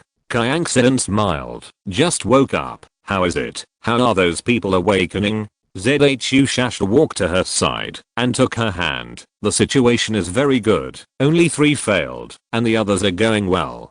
There are many strange and bizarre superpowers, which really opened our eyes. Now more and more people are showing fever symptoms, and the temporary medical room is very busy." "That's good." Qianxuan breathed a sigh of relief. Zhuang Yuan, who was standing next to Zhu Shasha, looked at Kimoki strangely. "What's going on?" An expression of spring love. Kimoki was not unaware of Zhuang Yuan's strange look, but he was in a good mood, so he didn't bother with him. "By the way," Qianxuan tilted her head and asked, "besides Grandpa and Grandma, have other people from the 8 clans begun to awaken their superpowers?" Shasha nodded. "Second Uncle Wu, second Aunt Wu, and third Uncle Wu have all started to have fevers." Qianxuan frowned slightly. Her second and third uncles had a weak physical foundation, which was brought up from the womb. As for the second aunt, it was probably because she lost a hand, which affected her physical health. As if she could see Qianxuan's worry, Zhu Shasha comforted her. "Don't worry, they will be fine. Grandpa Wu has said that if you can't even get through such a small ordeal, you are unworthy of being a child of the 8 clans." Hearing this, Qianxuan was a little amused. Her grandfather was really something. He was worried if he wanted to, but he had to say such awkward words that were not in line with his heart. Who is taking care of the second uncle and the others now? Zhuang Yuan answered. Second brother Wu, second sister-in-law Wu, third brother Wu, third sister-in-law Wu, and third aunt Wu. On the way, everyone chatted about this and that. When they were about to enter the living room, Qianxuan paused, and her face suddenly looked a little bad. What's wrong? Kimoki touched her forehead worriedly. Qianxuan grabbed Zhu Shasha's hand and said, tell me, if Big Brother Yuan awakens his superpowers outside, can he survive? As the eldest son of the Yuan family, Yuanzu's body was originally very healthy, but it was catastrophically damaged in that disaster. Since then, he has been suffering from major and minor illnesses. Compared with his dilapidated body, Wu Wangxing and Wu Wancheng are simply small witches compared to big witches. After hearing Qianxuan's words, Zhuang Yuan and Zhu Shasha's faces became very ugly, and Kimoki was a little puzzled. Shut. Zhu Shasha couldn't say anything more, and her pink lips turned pale.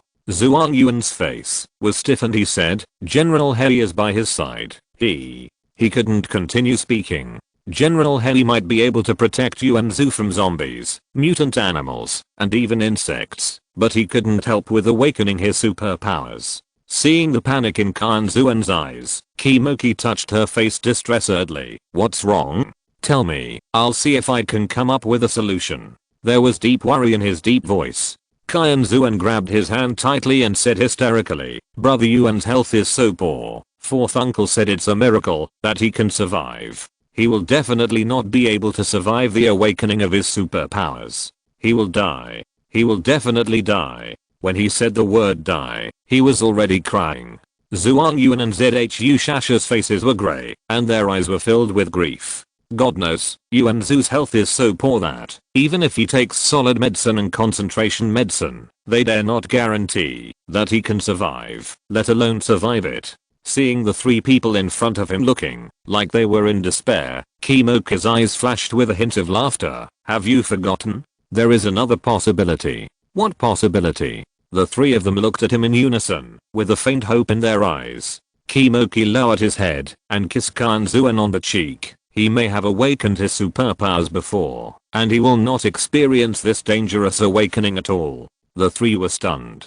After a long while, Qianxuan hesitated and said, will he? This hope was so slim that she didn't even dare to think about it. Zhu Shasha and Zhuang Yuan were also skeptical. Kimoki said without hesitation, yes. It's not that he was very sure, he just didn't want Qianxuan to worry and be sad. As long as he could achieve his goal, what would a small promise that would not be fulfilled matter? He thought a little darkly in his heart that, even if he really died outside, Qianxuan would not be able to see his body, as long as he didn't confirm the other party's life or death, or couldn't confirm that the other party died because of awakening superpowers, he wouldn't be lying. He just didn't want Qianxuan to be disappointed. So what was lying?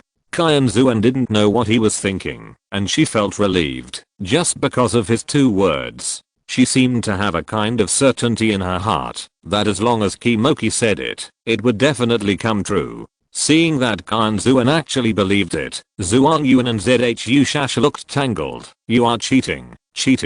Infinite loop. Seeing the accusations in Zhuang Yuan and Zhu Shasha's eyes, Kimoki's eyes turned cold, and he threw two daggers at them. Zhuang Yuan and Zhu Shasha's bodies froze and looked at each other. Forget it. It seems that this situation is also a willing fight and a willing fight. Why should they be the bad guy? As long as they are sure that he will not hurt Qianxuan, it will be fine. Kimoki is not without envy for the friendship between the 8 clans shown in the behavior of the 3 people. However, he looked at Qianxuan, who smiled as if relieved because of his words. His heart is too small and can only accommodate the woman in front of him. He cares most about her, and she is the only one. All his compromises will always be because of her. So, he returned to the 8 clans where she was. Because of her, he was willing to live in peace with the people of the 8 clans, and because of her, he was willing to bear the hatred of the 8 clans. Therefore, he wanted to protect her in his arms for the rest of his life.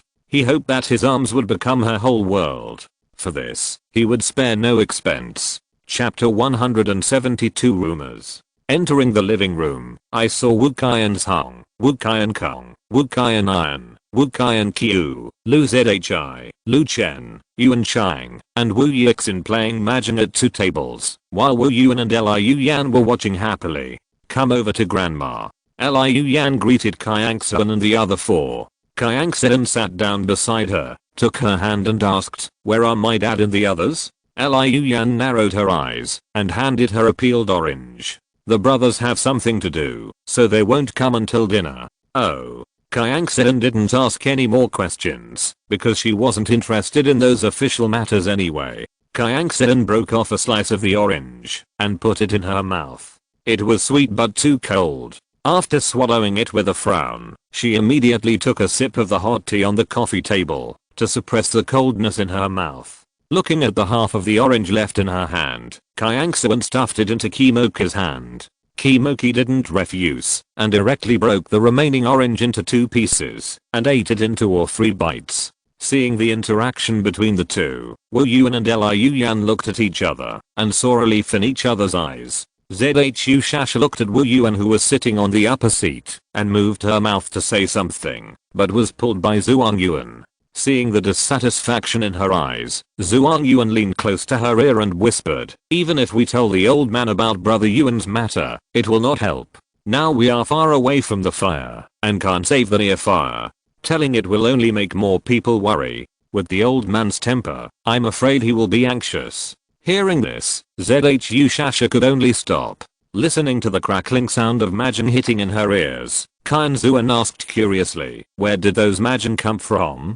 She actually had quite a few in her space, but because she didn't know how to play, she had never thought of taking them out. Liu Yan's eyes curved. "Your elder brother brought them. I heard that, when he was free, he would play a few rounds with his soldiers to relieve boredom." Qianxuan nodded to show that she understood, and looked at the time. It was almost 5 o'clock. "Who is the winner of the 2 mahjong tables?" she asked curiously. Liu Yan's smile deepened. "Xingxin's table has Xiaochen winning the most, followed by Xingxin. Xiaozi neither wins nor loses, and Xiaochang is always losing. As for your eldest brother's table, there is no real winner. Qianxuan is calm, Qiankong is smart, Qiana dares to fight, and Qianqiu guesses cards accurately. They all have their own strengths, but it's hard to say who wins and who loses." Qianxuan just asked casually, not really interested. She suddenly asked, "By the way, Grandma, when did your second uncle and the others start to have a fever?" "Your second uncle was the first. He had a fever just after dinner. Wancheng was 2 hours later, and Hu was an hour ago." Qianxuan calculated, "Then they will probably wake up at night." Liu Yan nodded. "By the way, did your 5th uncle say what happened to the Rang family?" Qianxuan was always a little concerned about the strange search of the Rang family in the morning. Hearing her question, Liu Yan told them the results of their discussion in a few words. As she narrated, Qianxuan's brows furrowed more and more, and finally she sighed. This behavior of treating others as pawns is really annoying. It reminded her of the 2 old guys Ping Jiangli and Jiang Zhang, who had done a lot of such things. Liu Yuan patted her hand comfortingly. "By the way, Zhuangxun, we are going to go out hunting these 2 days. Will you join us?" Zhu Shasha leaned over and asked. Qianxuan thought about it, shook her head and said, "No, I have other things to do." Since she was going to build a city, she had to start preparing for many things. Moreover, after leaving the shelter in S City, the first thing they had to do was to find all the tribesmen who were stranded outside and find a suitable city site. To do this, strength is the most important. Therefore, she wanted to strive to become a 7th level magician before leaving S City. At that time, she would be able to use advanced magic, which would also add a layer of protection to their lives. "What about you, Brother Qi?" Zhu Shasha turned around and asked Qimoki. Although she asked this, it was actually just a formality. In her heart, she already believed that the other party would definitely be with Qianxuan. Although they had not been together for a long time, she had already understood Qimoki's clinginess to Qianxuan. But Qimoki said lightly, "I plan to go out hunting alone." As soon as he said this, Zhu Shasha and Zhuang Yuan looked at him with some surprise. Kimoki knew their doubts, but he had no intention of explaining.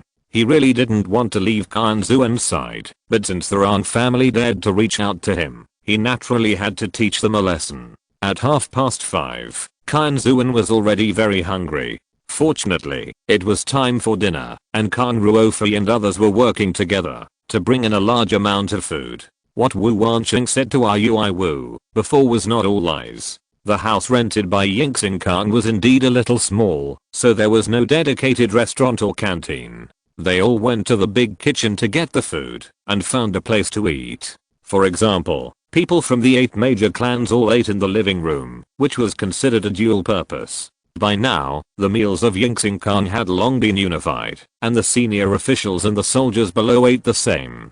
Because everyone was very hungry for a while before, in order to supplement the nutrition that was lacking before, the meals in the past 2 days were good, with rice, vegetables, meat and soup.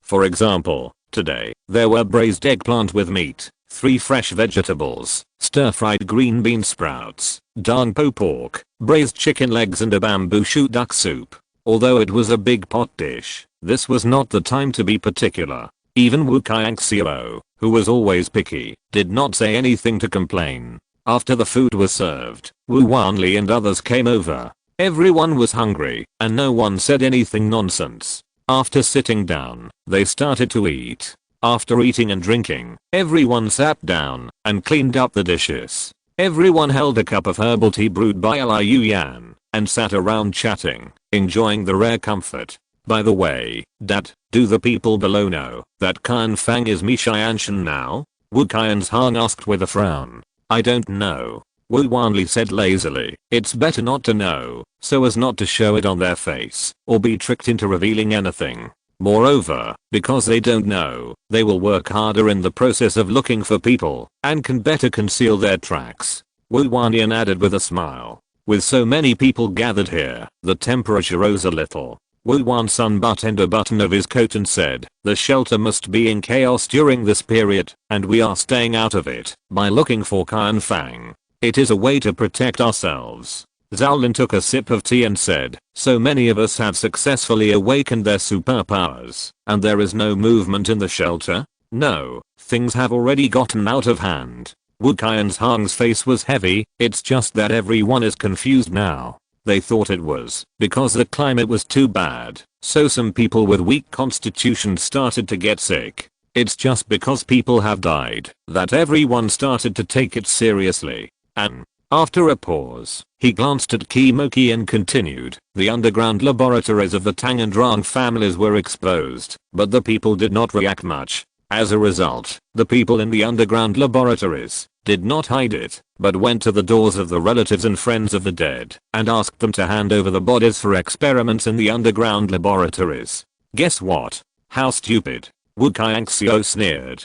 Wu Qianzhang raised his eyebrows. Needless to say, the reason why the people didn't react before was because they were intimidated by the power of the Tang and Rang families, and more because they felt that it had nothing to do with them. It's bad enough that they don't know how to restrain themselves, but they actually went to the door to stir up hatred, which is simply stupid. Wu Qianzhang nodded. Just as you said, a stone stirs up 1,000 waves. Many people are angry and resist, and actually drove those people away. Let's see how the Tang and Rang families respond tomorrow. Then should we add fuel to the fire? Yuan Chang said eagerly. Wu Qianzhang gave him a warning look. No, we can't do anything at the moment. At this sensitive moment, it's easy for people to find out. What he didn't say was that there was no need to do it, because Kimoki probably did everything he could. If he guessed correctly, there will be more rumors that are not good for the Tang and Rang families in the next 2 days.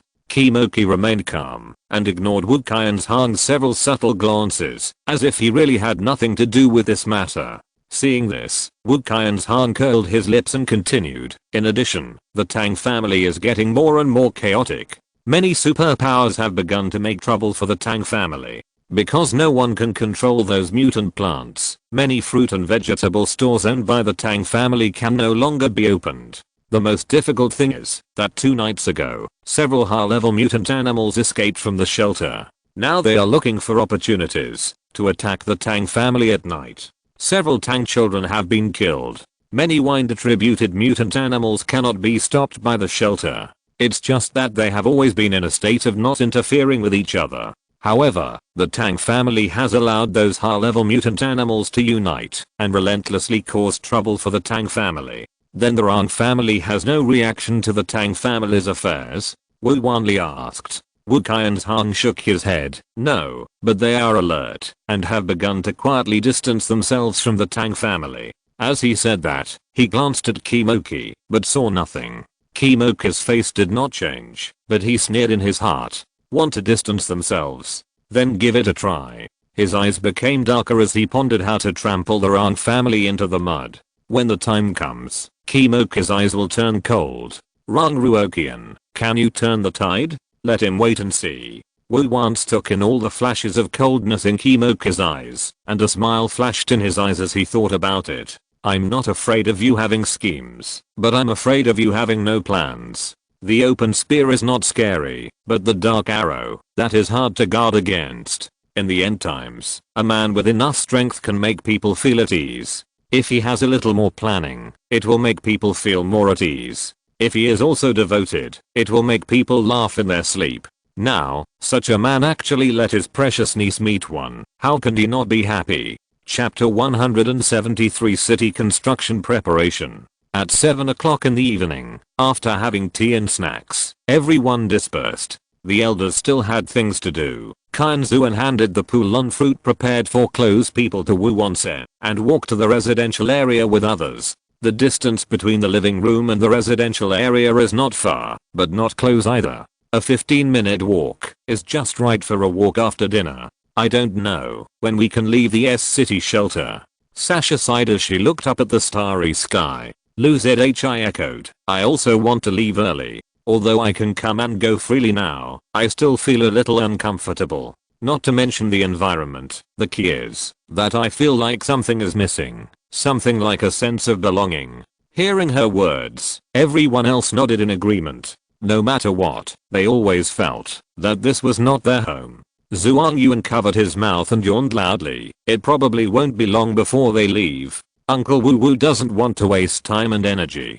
Since he has decided to leave here, he won't bother to run it anymore. When the Tang and Rang families are too chaotic to bother us, it will be time for us to leave. I hope so. Imolingling sighed deeply. Seeing her acting like a little adult, everyone couldn't help laughing. Wu Yixin chewed the gum in her mouth and asked, we don't know when Uncle Six and the others will come back. Wu Qian's Han frowned slightly. They must have been tripped up by something. Otherwise, with their strength, it would be impossible for them to drag on until now without any news. In their generation, Wu Qianming, Wu Qianian, Wu Qiansheng, Wu Qianlin, and Wu Qianjun are the six with the highest martial arts value. Wu Qiansheng, Wu Qianlin, and Wu Qianjun have been running around in various dangerous places for many years and have the richest combat experience. I hope I can meet them after leaving the S-City shelter this time. Wu Qian sighed. On the following journey, everyone started chatting. When they returned to the room, they fell asleep without talking because they were tired. Qianxuan had slept for a whole day and was not sleepy at all, so she entered the inheritance realm with a thought. She teleported to the basement without hesitation and then pushed the door into the warehouse, thinking that the things needed for building the city should be prepared as soon as possible. Qianxuan came to a dark and shiny box. The box was very large, more than 3 meters high. The length and width were about 2 meters, and Qianxuan had to look up to take it in. She came to the side of the box, gently pressed a few places, and then stepped back a few steps. She saw that the box in front of her suddenly released a dazzling white light. When the white light disappeared, the 4 sides and the top cover of the box had disappeared. What appeared in front of her was a 3-meter high diamond-shaped colorless crystal stone floating in front of her. It should be colorless, but this crystal stone exuded a kind of pure and beautiful fine light from inside to outside.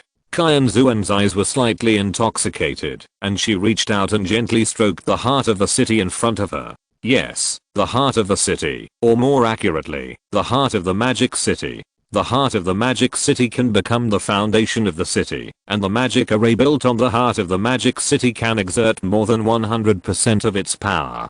The heart of the magic city can also record the mental fluctuations of the citizens and warn them when unknown people invade. If the energy injected into the heart of the magic city is sufficient, it can also increase the cultivation speed of the citizens, collect important buildings in the city for preservation in times of crisis, or pop up a defense shield to protect the citizens. The heart of the magic city is also divided into levels, from low to high. They are the red heart of the magic city, the blue heart of the magic city, the purple heart of the magic city, the silver heart of the magic city, the golden heart of the magic city, the colorless heart of the magic city. The heart of the magic city owned by Qianxuan is the highest level of colorless heart of the magic city. The heart of the magic city is made by an alchemist. At first, it was all red. If you want to upgrade the level, you need to go through a long period of nurturing, consuming thousands of natural treasures like a bottomless pit. In short, upgrading the heart of the magic city is a very expensive thing.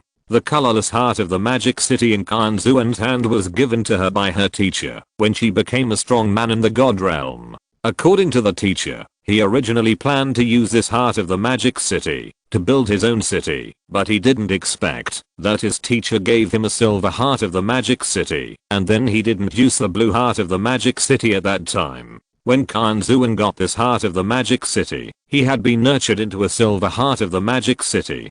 Don't underestimate the silver heart of the magic city. It consumed 8 or 9 out of 10 of the teacher's collection to nurture it. Because Qianxuan has the realm of inheritance, naturally there is no shortage of various natural treasures. It took decades to finally nurture it into a colorless heart of the magic city. However, she has never used it. The function of this colorless magic city heart is also very amazing. It can make the magic circle play 300% of its power, record the mental fluctuations of the citizens, and show their names when they are in danger of life. It also records the mental fluctuations of all people who have entered the city, and warns them, and shows their names and appearances when they have evil thoughts about the magic city. It can automatically absorb energy from the outside world around the clock, so that the cultivation speed of the citizens can be increased by 50%. In times of crisis, it can collect all important buildings in the city for preservation. If there is enough energy, the pop-up defense shield can resist all attacks of level 9 and below. The heart of the colorless magic city also has a unique ability, that is, it has consciousness and can grow with the growth of the magic city, becoming more and more powerful. There is also a saying that the heart of the colorless magic city can suppress and improve luck. But luck is too illusory and there is no way to confirm it. At that time, with this colorless magic city heart as the foundation, their city will have a solid guarantee, and at the same time, it can also establish the unshakable position of the 8 clans in the city, and solve the worries that will arise in the future if people with wolfish ambitions like Ping Jiangwei and Jiangzong appear. With the magic city heart, she still needs to prepare other things. The construction can be solved by earth-type mutants. As for the city wall, she wants to use better materials to ensure the safety of the citizens within the city wall. It is best to be able to defend against both energy attacks and physical attacks. Got it? Use murderous stones that can block mental power, mithril powder that is immune to magic attacks, and the most resistant black flint. Although it cannot be said to be foolproof, as long as the enemy's strength is strong enough, it can be destroyed, but it can be considered comprehensive. If more precious materials are used, it will be a bit of a loss. All she can do is to make the city wall as thick as possible. Although these materials are not precious, the quantity is large. Although she has everything in her warehouse, she does not intend to take them out just like that. It's not that she is stingy, but if she does everything, other people will not have the sense of honor to participate in the construction of the city. So she plans to take out the plain trading instrument, and then let everyone exchange it with the brain cores obtained from hunting. Brain cores and crystal cores are both energy cores, and can be used as universal currencies in the universe. In addition, a city must have production. Although the plain trading instrument can be used to exchange various daily necessities, this is not a long-term solution. But this matter is not her responsibility. Wu Wanse should have a good arrangement. What she can do is to use the plain trading instrument to exchange for some scientific and technological and production materials. With production, the citizens of the city can have enough food and clothing. Naturally, we have to consider the study of questioning, and then we must build a school. But this matter is not a responsibility. Among the 8 major clans, the ZHU family is responsible for literature, and they are responsible for this. In addition, there are military, political, commercial, and medical, which are respectively responsible for the Lu family, the Mo family, the SJZ family, and the Mo family. However, although some people in other families are weak, they can still have no problem with the assistance of the Wu family. The Mo family is a headache. After all, Mo Lingling and Mo Wei are still young, and have not received a complete family system education.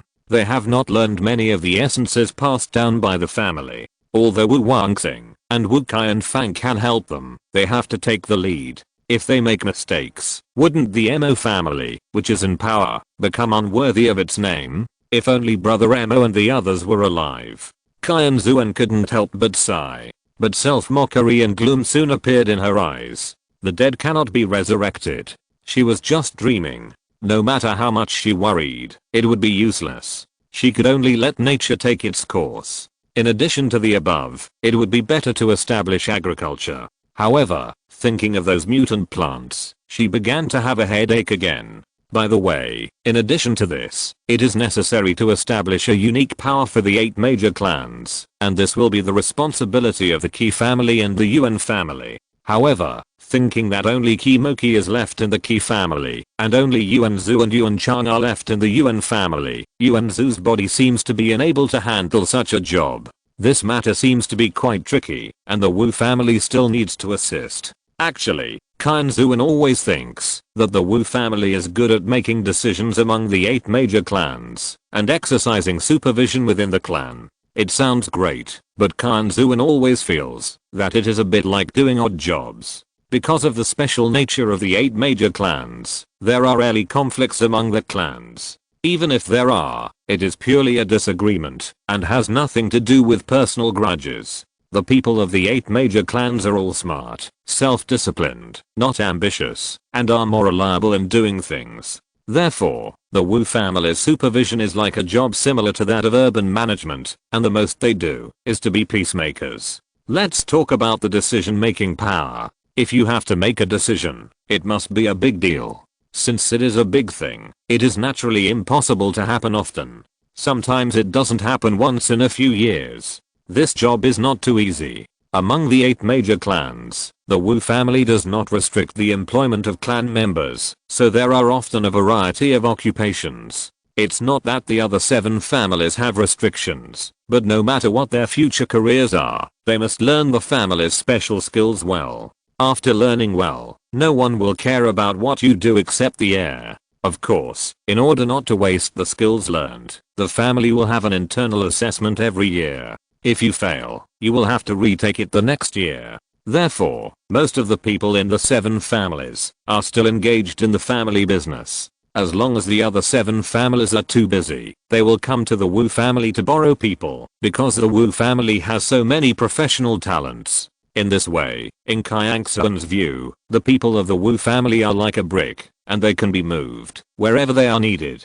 Chapter 174 Chaos. In the following days, Qianxuan was in the inheritance world, selecting and gathering various materials that could be used in building the city. Because it was to be shown to the Ran family, the Silver Starry Sky base was empty for the past 2 days. Except for the logistics team and those who were awakening their superpowers, everyone else went out to find Wu Qianfang. It is worth mentioning that in these few days, everyone in the 8 major clans successfully awakened their superpowers. Among them, Wu Wanli awakened the earth power, Zhao Lin awakened the illusion power, which can make the enemy fall into hallucinations, and cannot extricate themselves, which is somewhat similar to the mutant plant that Qianxuan and others had encountered. Wu Wangxing awakened the ice power, Zhang Hu awakened the battle song power, which may be, because she likes singing, she can provide various assistance to teammates through singing. which is very similar to the priest among netizens. Wu Wanxing awakened the suggestion power, which can induce others through language. Miller awakened the gravity power. Wu Wanyan awakened the healing power. Zhu Chun awakened the analysis power, which can analyze the composition of various items. Wu Wanzi awakened the mental power, without any combat ability, but developed his brain to the greatest extent, which was of great help to his work. Lion Shangsheng awakened the detection power, which can detect underground objects. And she really deserves her identity as a famous archaeologist. Li Ziyu awakened the communication power, which can communicate with any animals and plants, and can also read the memory related to them by touching the objects. Kang Ruofei awakened the power of strength. Xin Shishi awakened the power of intuition, which is similar to the ability of Machi in the Japanese manga Hunter. Wu Qian Kang awakened the power of mind reading. Yan Zhu awakened the power of good and evil, which can judge the kindness and malice between people. Wu Qian Qiu awakened the power of hypnosis. Lu Chen awakened the power of traction, which can control the actions of the enemy through invisible traction. Lu Zhi awakened the power of rejection, which can refuse the approach of all things she doesn't like. In general, although everyone suffered once, they still gained a lot. In a few days, the truth of the fever incident that swept the entire shelter like a plague was also revealed. For a time, some people were ecstatic, and some people were heartbroken. In the Rang family, Rang Ruoqian's words a few days ago completely woke up Rang Minqing and Xiaolin Lang, who were immersed in an illusory dream, and the days of the illusion of a loving couple that they had maintained were gone forever. Compared to Xiaolin Lang's melancholy and dejection, Rang Minqing was full of anger and resentment. However, Rang Ruoqian was his son after all, and he could not, and did not want to hate his son, but he needed a channel to vent his hatred, so he thought of Qianxuan, and then thought of the Silver Star Air Force Regiment, so he did not hesitate to vent his anger. Originally, he sent a Ui Wu to search the Silver Star Sky Base. In addition to exploring the bottom, he did have the idea of using the Silver Star Air Force Regiment. However, at that time, he wanted to weaken the power of the Silver Star Sky and let his future daughter-in-law be more obedient, and on the other hand, he wanted to reap the benefits of being a fisherman, but he did not really want to wipe out the Silver Star Air Force Regiment. But now it is different. He wishes that the entire Silver Star Sky would be buried with his love. Therefore, his attitude towards Yunzing Khan changed 180 degrees. He acted arrogantly and aggressively, and said that, if Yunzing Khan wanted to retaliate against the Tang family, they would turn a blind eye, and pretend that they saw nothing, considering that the Tang family had wronged Yunzing Khan. But Yunzing Khan was even more ruthless. They made it clear that they did not want to fight back, but they were busy looking for someone, and had no time. Rang Minqing felt that the other party saw through his thoughts, and wanted to force him. But seeing that Yunzing Khan's people were working so hard to find someone, and had quarrels and disputes with some high-level psychics several times, and even fought, it really didn't seem like they were pretending. Thinking of his son's talk about the unity of the 8 major clans, he was really a little hesitant. After sending people to the door several times, Yunzing Khan simply spread the word that, as long as they could help them find someone, regardless of life or death, they would not mind bringing some bad luck to the Tang family. After a few days, the person was still not found, and Yunzing Khan even issued a high reward, which attracted everyone in the shelter. Many people suspected that Wu Qian Fang's body was hidden by the murderer who broke into the Tang family that night. As for the possibility that Wu Qian Fang was still alive, they didn't even think about it. Later, the reward amount kept increasing, from the brain core at the beginning to hundreds of kilograms of food later, which made many children of the Tang and Rang families tempted. Seeing that Yunzing Khan was determined to find the person, even if he was bankrupt, and he couldn't find the person, Rang Minqing became a little impatient. Just when he was about to use tough measures, something happened to the Rang family. Maybe he was too eager to get rid of his hatred. Rang Minqing neglected everything, except Yunzing Khan these days. So suddenly he realized that he had neglected it, and the Rang family was actually put on the fire together with the Tang family. First, those rumors that were not good for the Tang family were burned to the Rang family at some point. But he didn't notice it. Didn't Rang Ruoqian notice it either? Rang Mincheng began to doubt his son's intentions, but when he thought that the Rang family would be handed over to him sooner or later, he would not be so blind to the situation and do something that would harm his own interests. In this way, he attributed it to Rang Ruoqian's indulgence in a broken heart, and his mind was not at peace, which led to such a big mistake. For a while, he cursed Wu Qianxuan in his heart as a disaster. What made Rang Mincheng even more angry was that in the past few days, the children of the Rang family were attacked one after another when they went out hunting. Many children with great potential lost their lives. Some saved their lives but were paralyzed, and some seemed to be safe and sound, but their internal strength and supernatural powers disappeared for no reason. It just so happened that those who survived said that they did not see the people who attacked them clearly, which made him angry, but had no place to vent. However, the attacks occurred frequently, and the results were varied. He guessed that it was not an individual act, but an organized and premeditated one. And the only ones who had the ability and reason to do so were Yin Xingkang and the Tang family. Yin Xingkang was under their surveillance, and there was nothing wrong with it, but the Tang family, although the spies at the Tang family didn't send any news, wasn't the previous supernatural person who could control living things also kept secret by the Tang family? The Tang family is used to hiding their shortcomings, and this time it might be their secret forces that did it again. Thinking of this, Rang Mincheng's face was twisted, and he hated the Tang family's barbarians. What Rang Mincheng didn't know was that the information about the various soft and hard methods he used against Yin Xingkang, which he thought was unknown, was placed on the Tang family's desk. The Tang family was a little dull, but they were not so stupid that they couldn't see his intention to reap the benefits, so they naturally hated the Rang family. The Tang family originally planned to give the Rang family a taste of their own medicine, let the Rang family and Yin Xingkang fight, give the Tang family some breathing time, and then deal with the Rang family when they had time.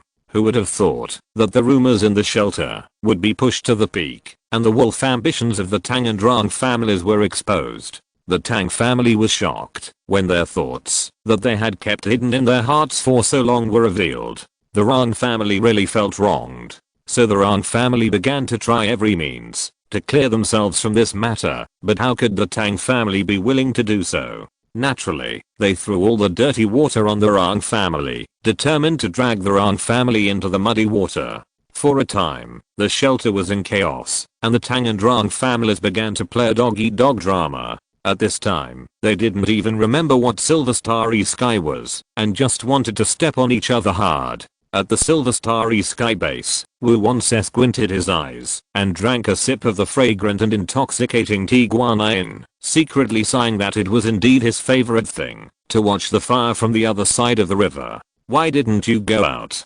Qianxuan came out of the big kitchen with a plate of lychees and saw Kimoki standing at the door. These days, Kimoki seems to be very busy. He goes out early every morning and doesn't come back until dinner time. He even eats lunch outside. It's only 9 o'clock in the morning, but he hasn't gone out yet.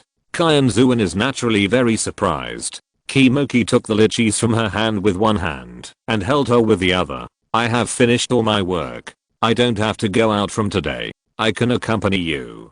Qianxuan's eyes widened and a blush appeared on her face. Who wants you to accompany me? Although they met a little hurriedly in the past few days, she was indeed happy to see him now. But this is normal. She would miss even ordinary friends. Why did it become a little ambiguous after he said that? Okay, you don't need me to accompany you. It's me who wants to accompany you. Kimoki said good-temperedly. Looking at the doting and indulgence in Kimoki's eyes, Qianxuan felt a little strange. Why did it become more and more ambiguous? Moreover, what he said just now was a bit like teasing. Qianxuan thought uncertainly. Her eyes met the tenderness in Kimoki's eyes. Qianxuan turned her face and changed the subject. You seem to be in a good mood. Kimoki's mouth corners curled up slightly. Did you see it? This time he has lost most of the new forces of the Rang family. I wonder if Rang Ruoqian will be so angry that he will jump up. Qianxuan rolled her eyes. Your high spirits, anyone with eyes can see it, okay? Kimoki didn't take it seriously after getting a cold stare and said in a good mood, in a few days, we will be able to leave here. The most important thing is to be able to stay away from Rangruokian. Really? Qianxuan looked at him with shining eyes. Although she had been practicing or preparing materials for building the city these days, and had not been out, she still wanted to leave early from the bottom of her heart. Of course, when have I ever lied to you? Kimoki stroked her hair lovingly. Once the number of people in Yingxingkang is replenished, we will probably set off. I estimate that we will start recruiting tomorrow, and it will be finished within 3 days. Great.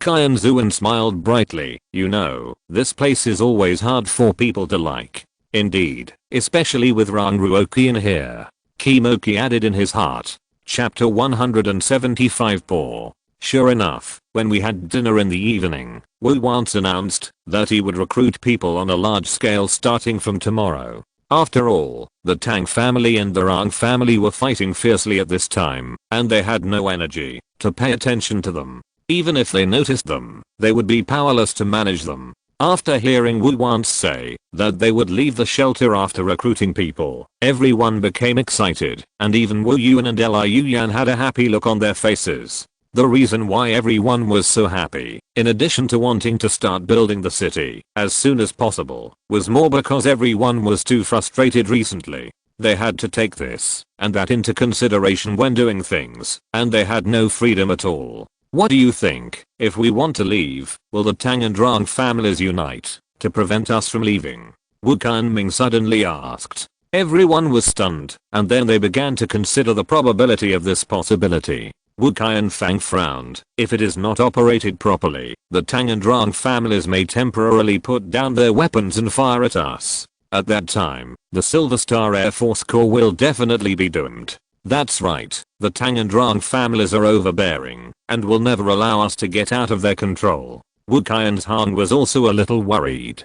Wu once raised his eyebrows and said calmly, "Don't worry, I've thought about it. We will use a special method to leave when the time comes." Everyone was curious. What special method? Have you forgotten the aircraft in Qianxuan's hand? Everyone suddenly realized. Wu Qianming explained to Wu Qianzhang and Wu Qianfang about the aircraft owned by Qianxuan. Seeing that everyone understood, Wu once smiled faintly. When the time comes, we will not alert anyone and leave overnight without anyone noticing. We will leave the house without anyone noticing, and I don't know how the two families will react. Wu Qianming smiled playfully. Wu Qianxiu snorted coldly. After we leave, whether the sea here is calm or turbulent, what does it have to do with us? That's right.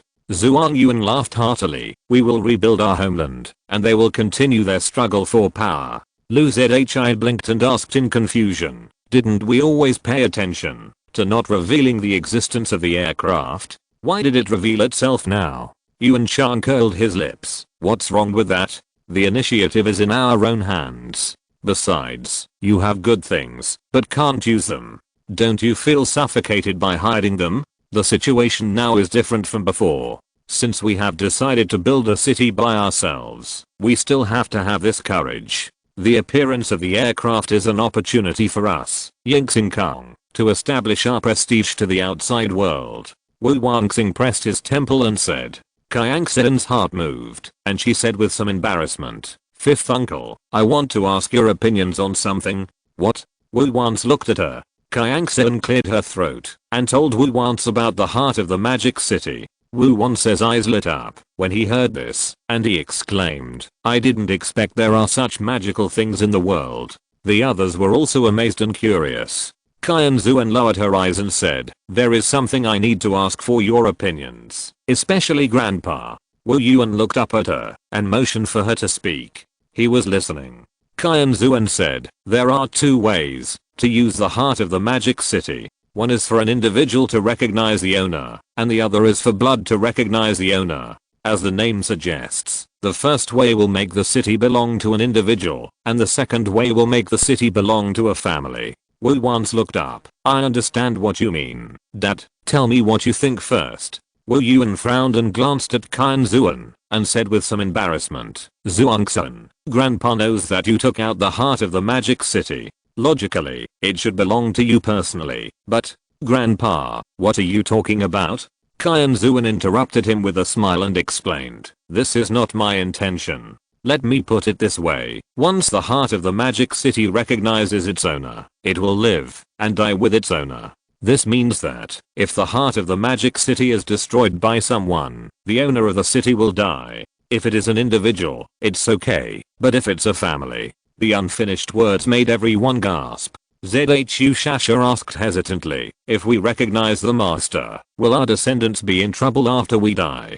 Qianxuan nodded. There are pros and cons to each of these two ways of recognizing the master. A magic city heart can only recognize the master once. If an individual recognizes the master, then after that person dies, the magic city heart and the city will be destroyed. If the bloodline recognizes the master, as long as the bloodline is not extinct, the magic city heart will exist forever. But if the magic city heart is destroyed, all the descendants of the bloodline who recognize the master at the beginning will be destroyed. As soon as the voice fell, the living room was silent. Faced with such a difficult choice, Wu Yuan's face was a little heavy. After a while, he asked, Zhuangxun, what do you think? He wanted to hear his granddaughter's thoughts. After all, although he had lifted the magic for half a year, his real understanding was really limited.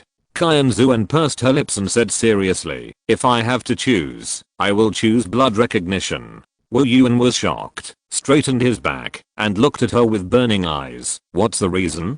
Qianxuan said solemnly, everything requires risk. If a person recognizes the master, it is equivalent to placing all hopes on one person. In my opinion, no matter how powerful that person is, over the years, he will either be mentally depressed or mentally abnormal. In addition, I think that compared with the safety of the heart of the magic city, human life and death are more unpredictable. Even if you have cultivated to the god level and have endless life, you cannot avoid accidents and conspiracies. Could it be that you are willing to see the city that everyone has worked so hard to build cease to exist because of the death of one person? After a pause, she continued, if you choose to recognize the master through bloodline, what you have to worry about is the extinction of the bloodline of the 8 major clans. But as long as careful arrangements are made, the 8 major clans cultivate their offspring well, and they work together, can't they even protect the heart of the magic city?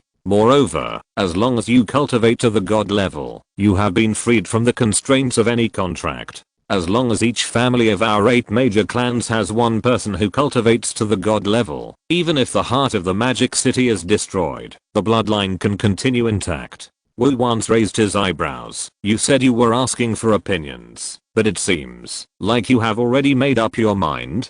Qianxuan chuckled. I'm just expressing my opinion. As for the final decision, it's still in Grandpa's hands. After all, Grandpa is the patriarch of the 8 major clans. Wu Yuan said unhappily, you have said so much, do I have any other objections? Well, besides this, you should have something else to say, right? Sure enough, I can't hide it from Grandpa's sharp eyes. Qianxuan flattered him a little, and then said seriously, since we have chosen to recognize the master by blood, then we must strive to give the heart of Magic City the best protection.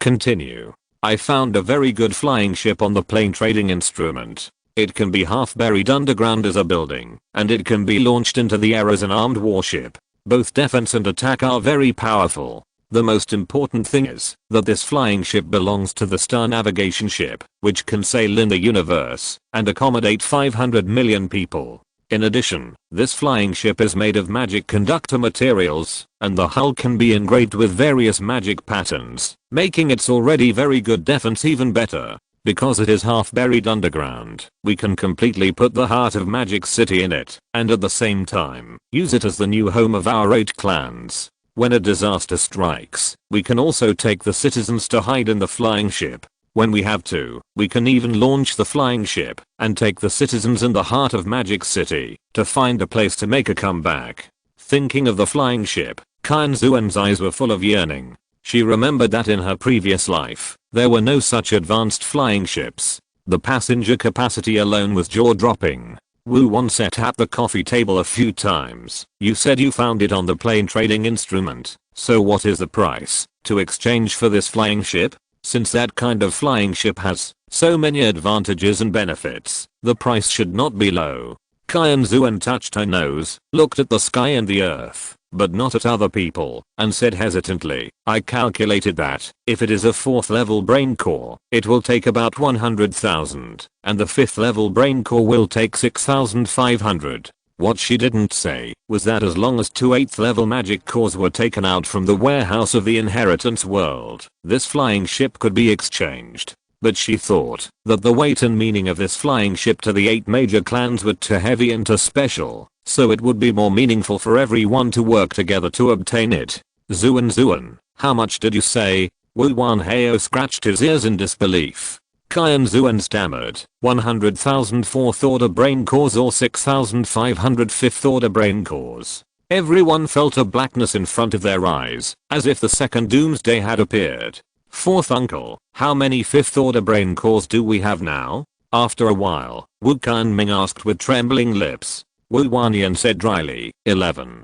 As for the 4th order brain cores, there are 117. As the head of the logistics regiment, he may not be able to figure out the number of 1st and 2nd order brain cores, but the 4th and 5th orders are engraved in his heart. Hearing this, everyone felt dizzy and the road ahead was dark. Why are we so poor? Wu Sansi wailed. Everyone's eyes were blank and unfocused, and no one spoke out to refute. Moreover, they couldn't refute it. They were indeed very poor from the distance of exchanging for the brain cores of the flying ship.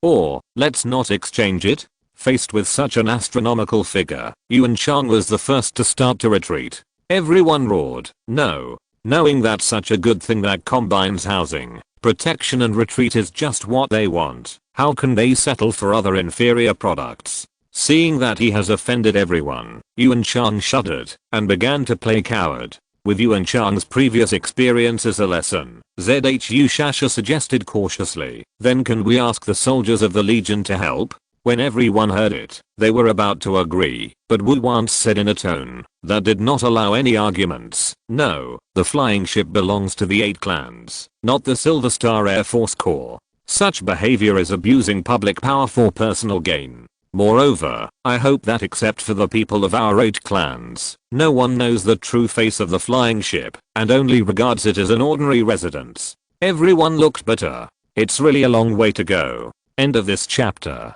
Thank you very much for reaching the end. Don't forget to like. Looking for more exclusive content and immediate access? Subscribe to our Patreon. Remember, every like, subscription, or donation encourages us to continue. Thanks to everyone. See you in the next video.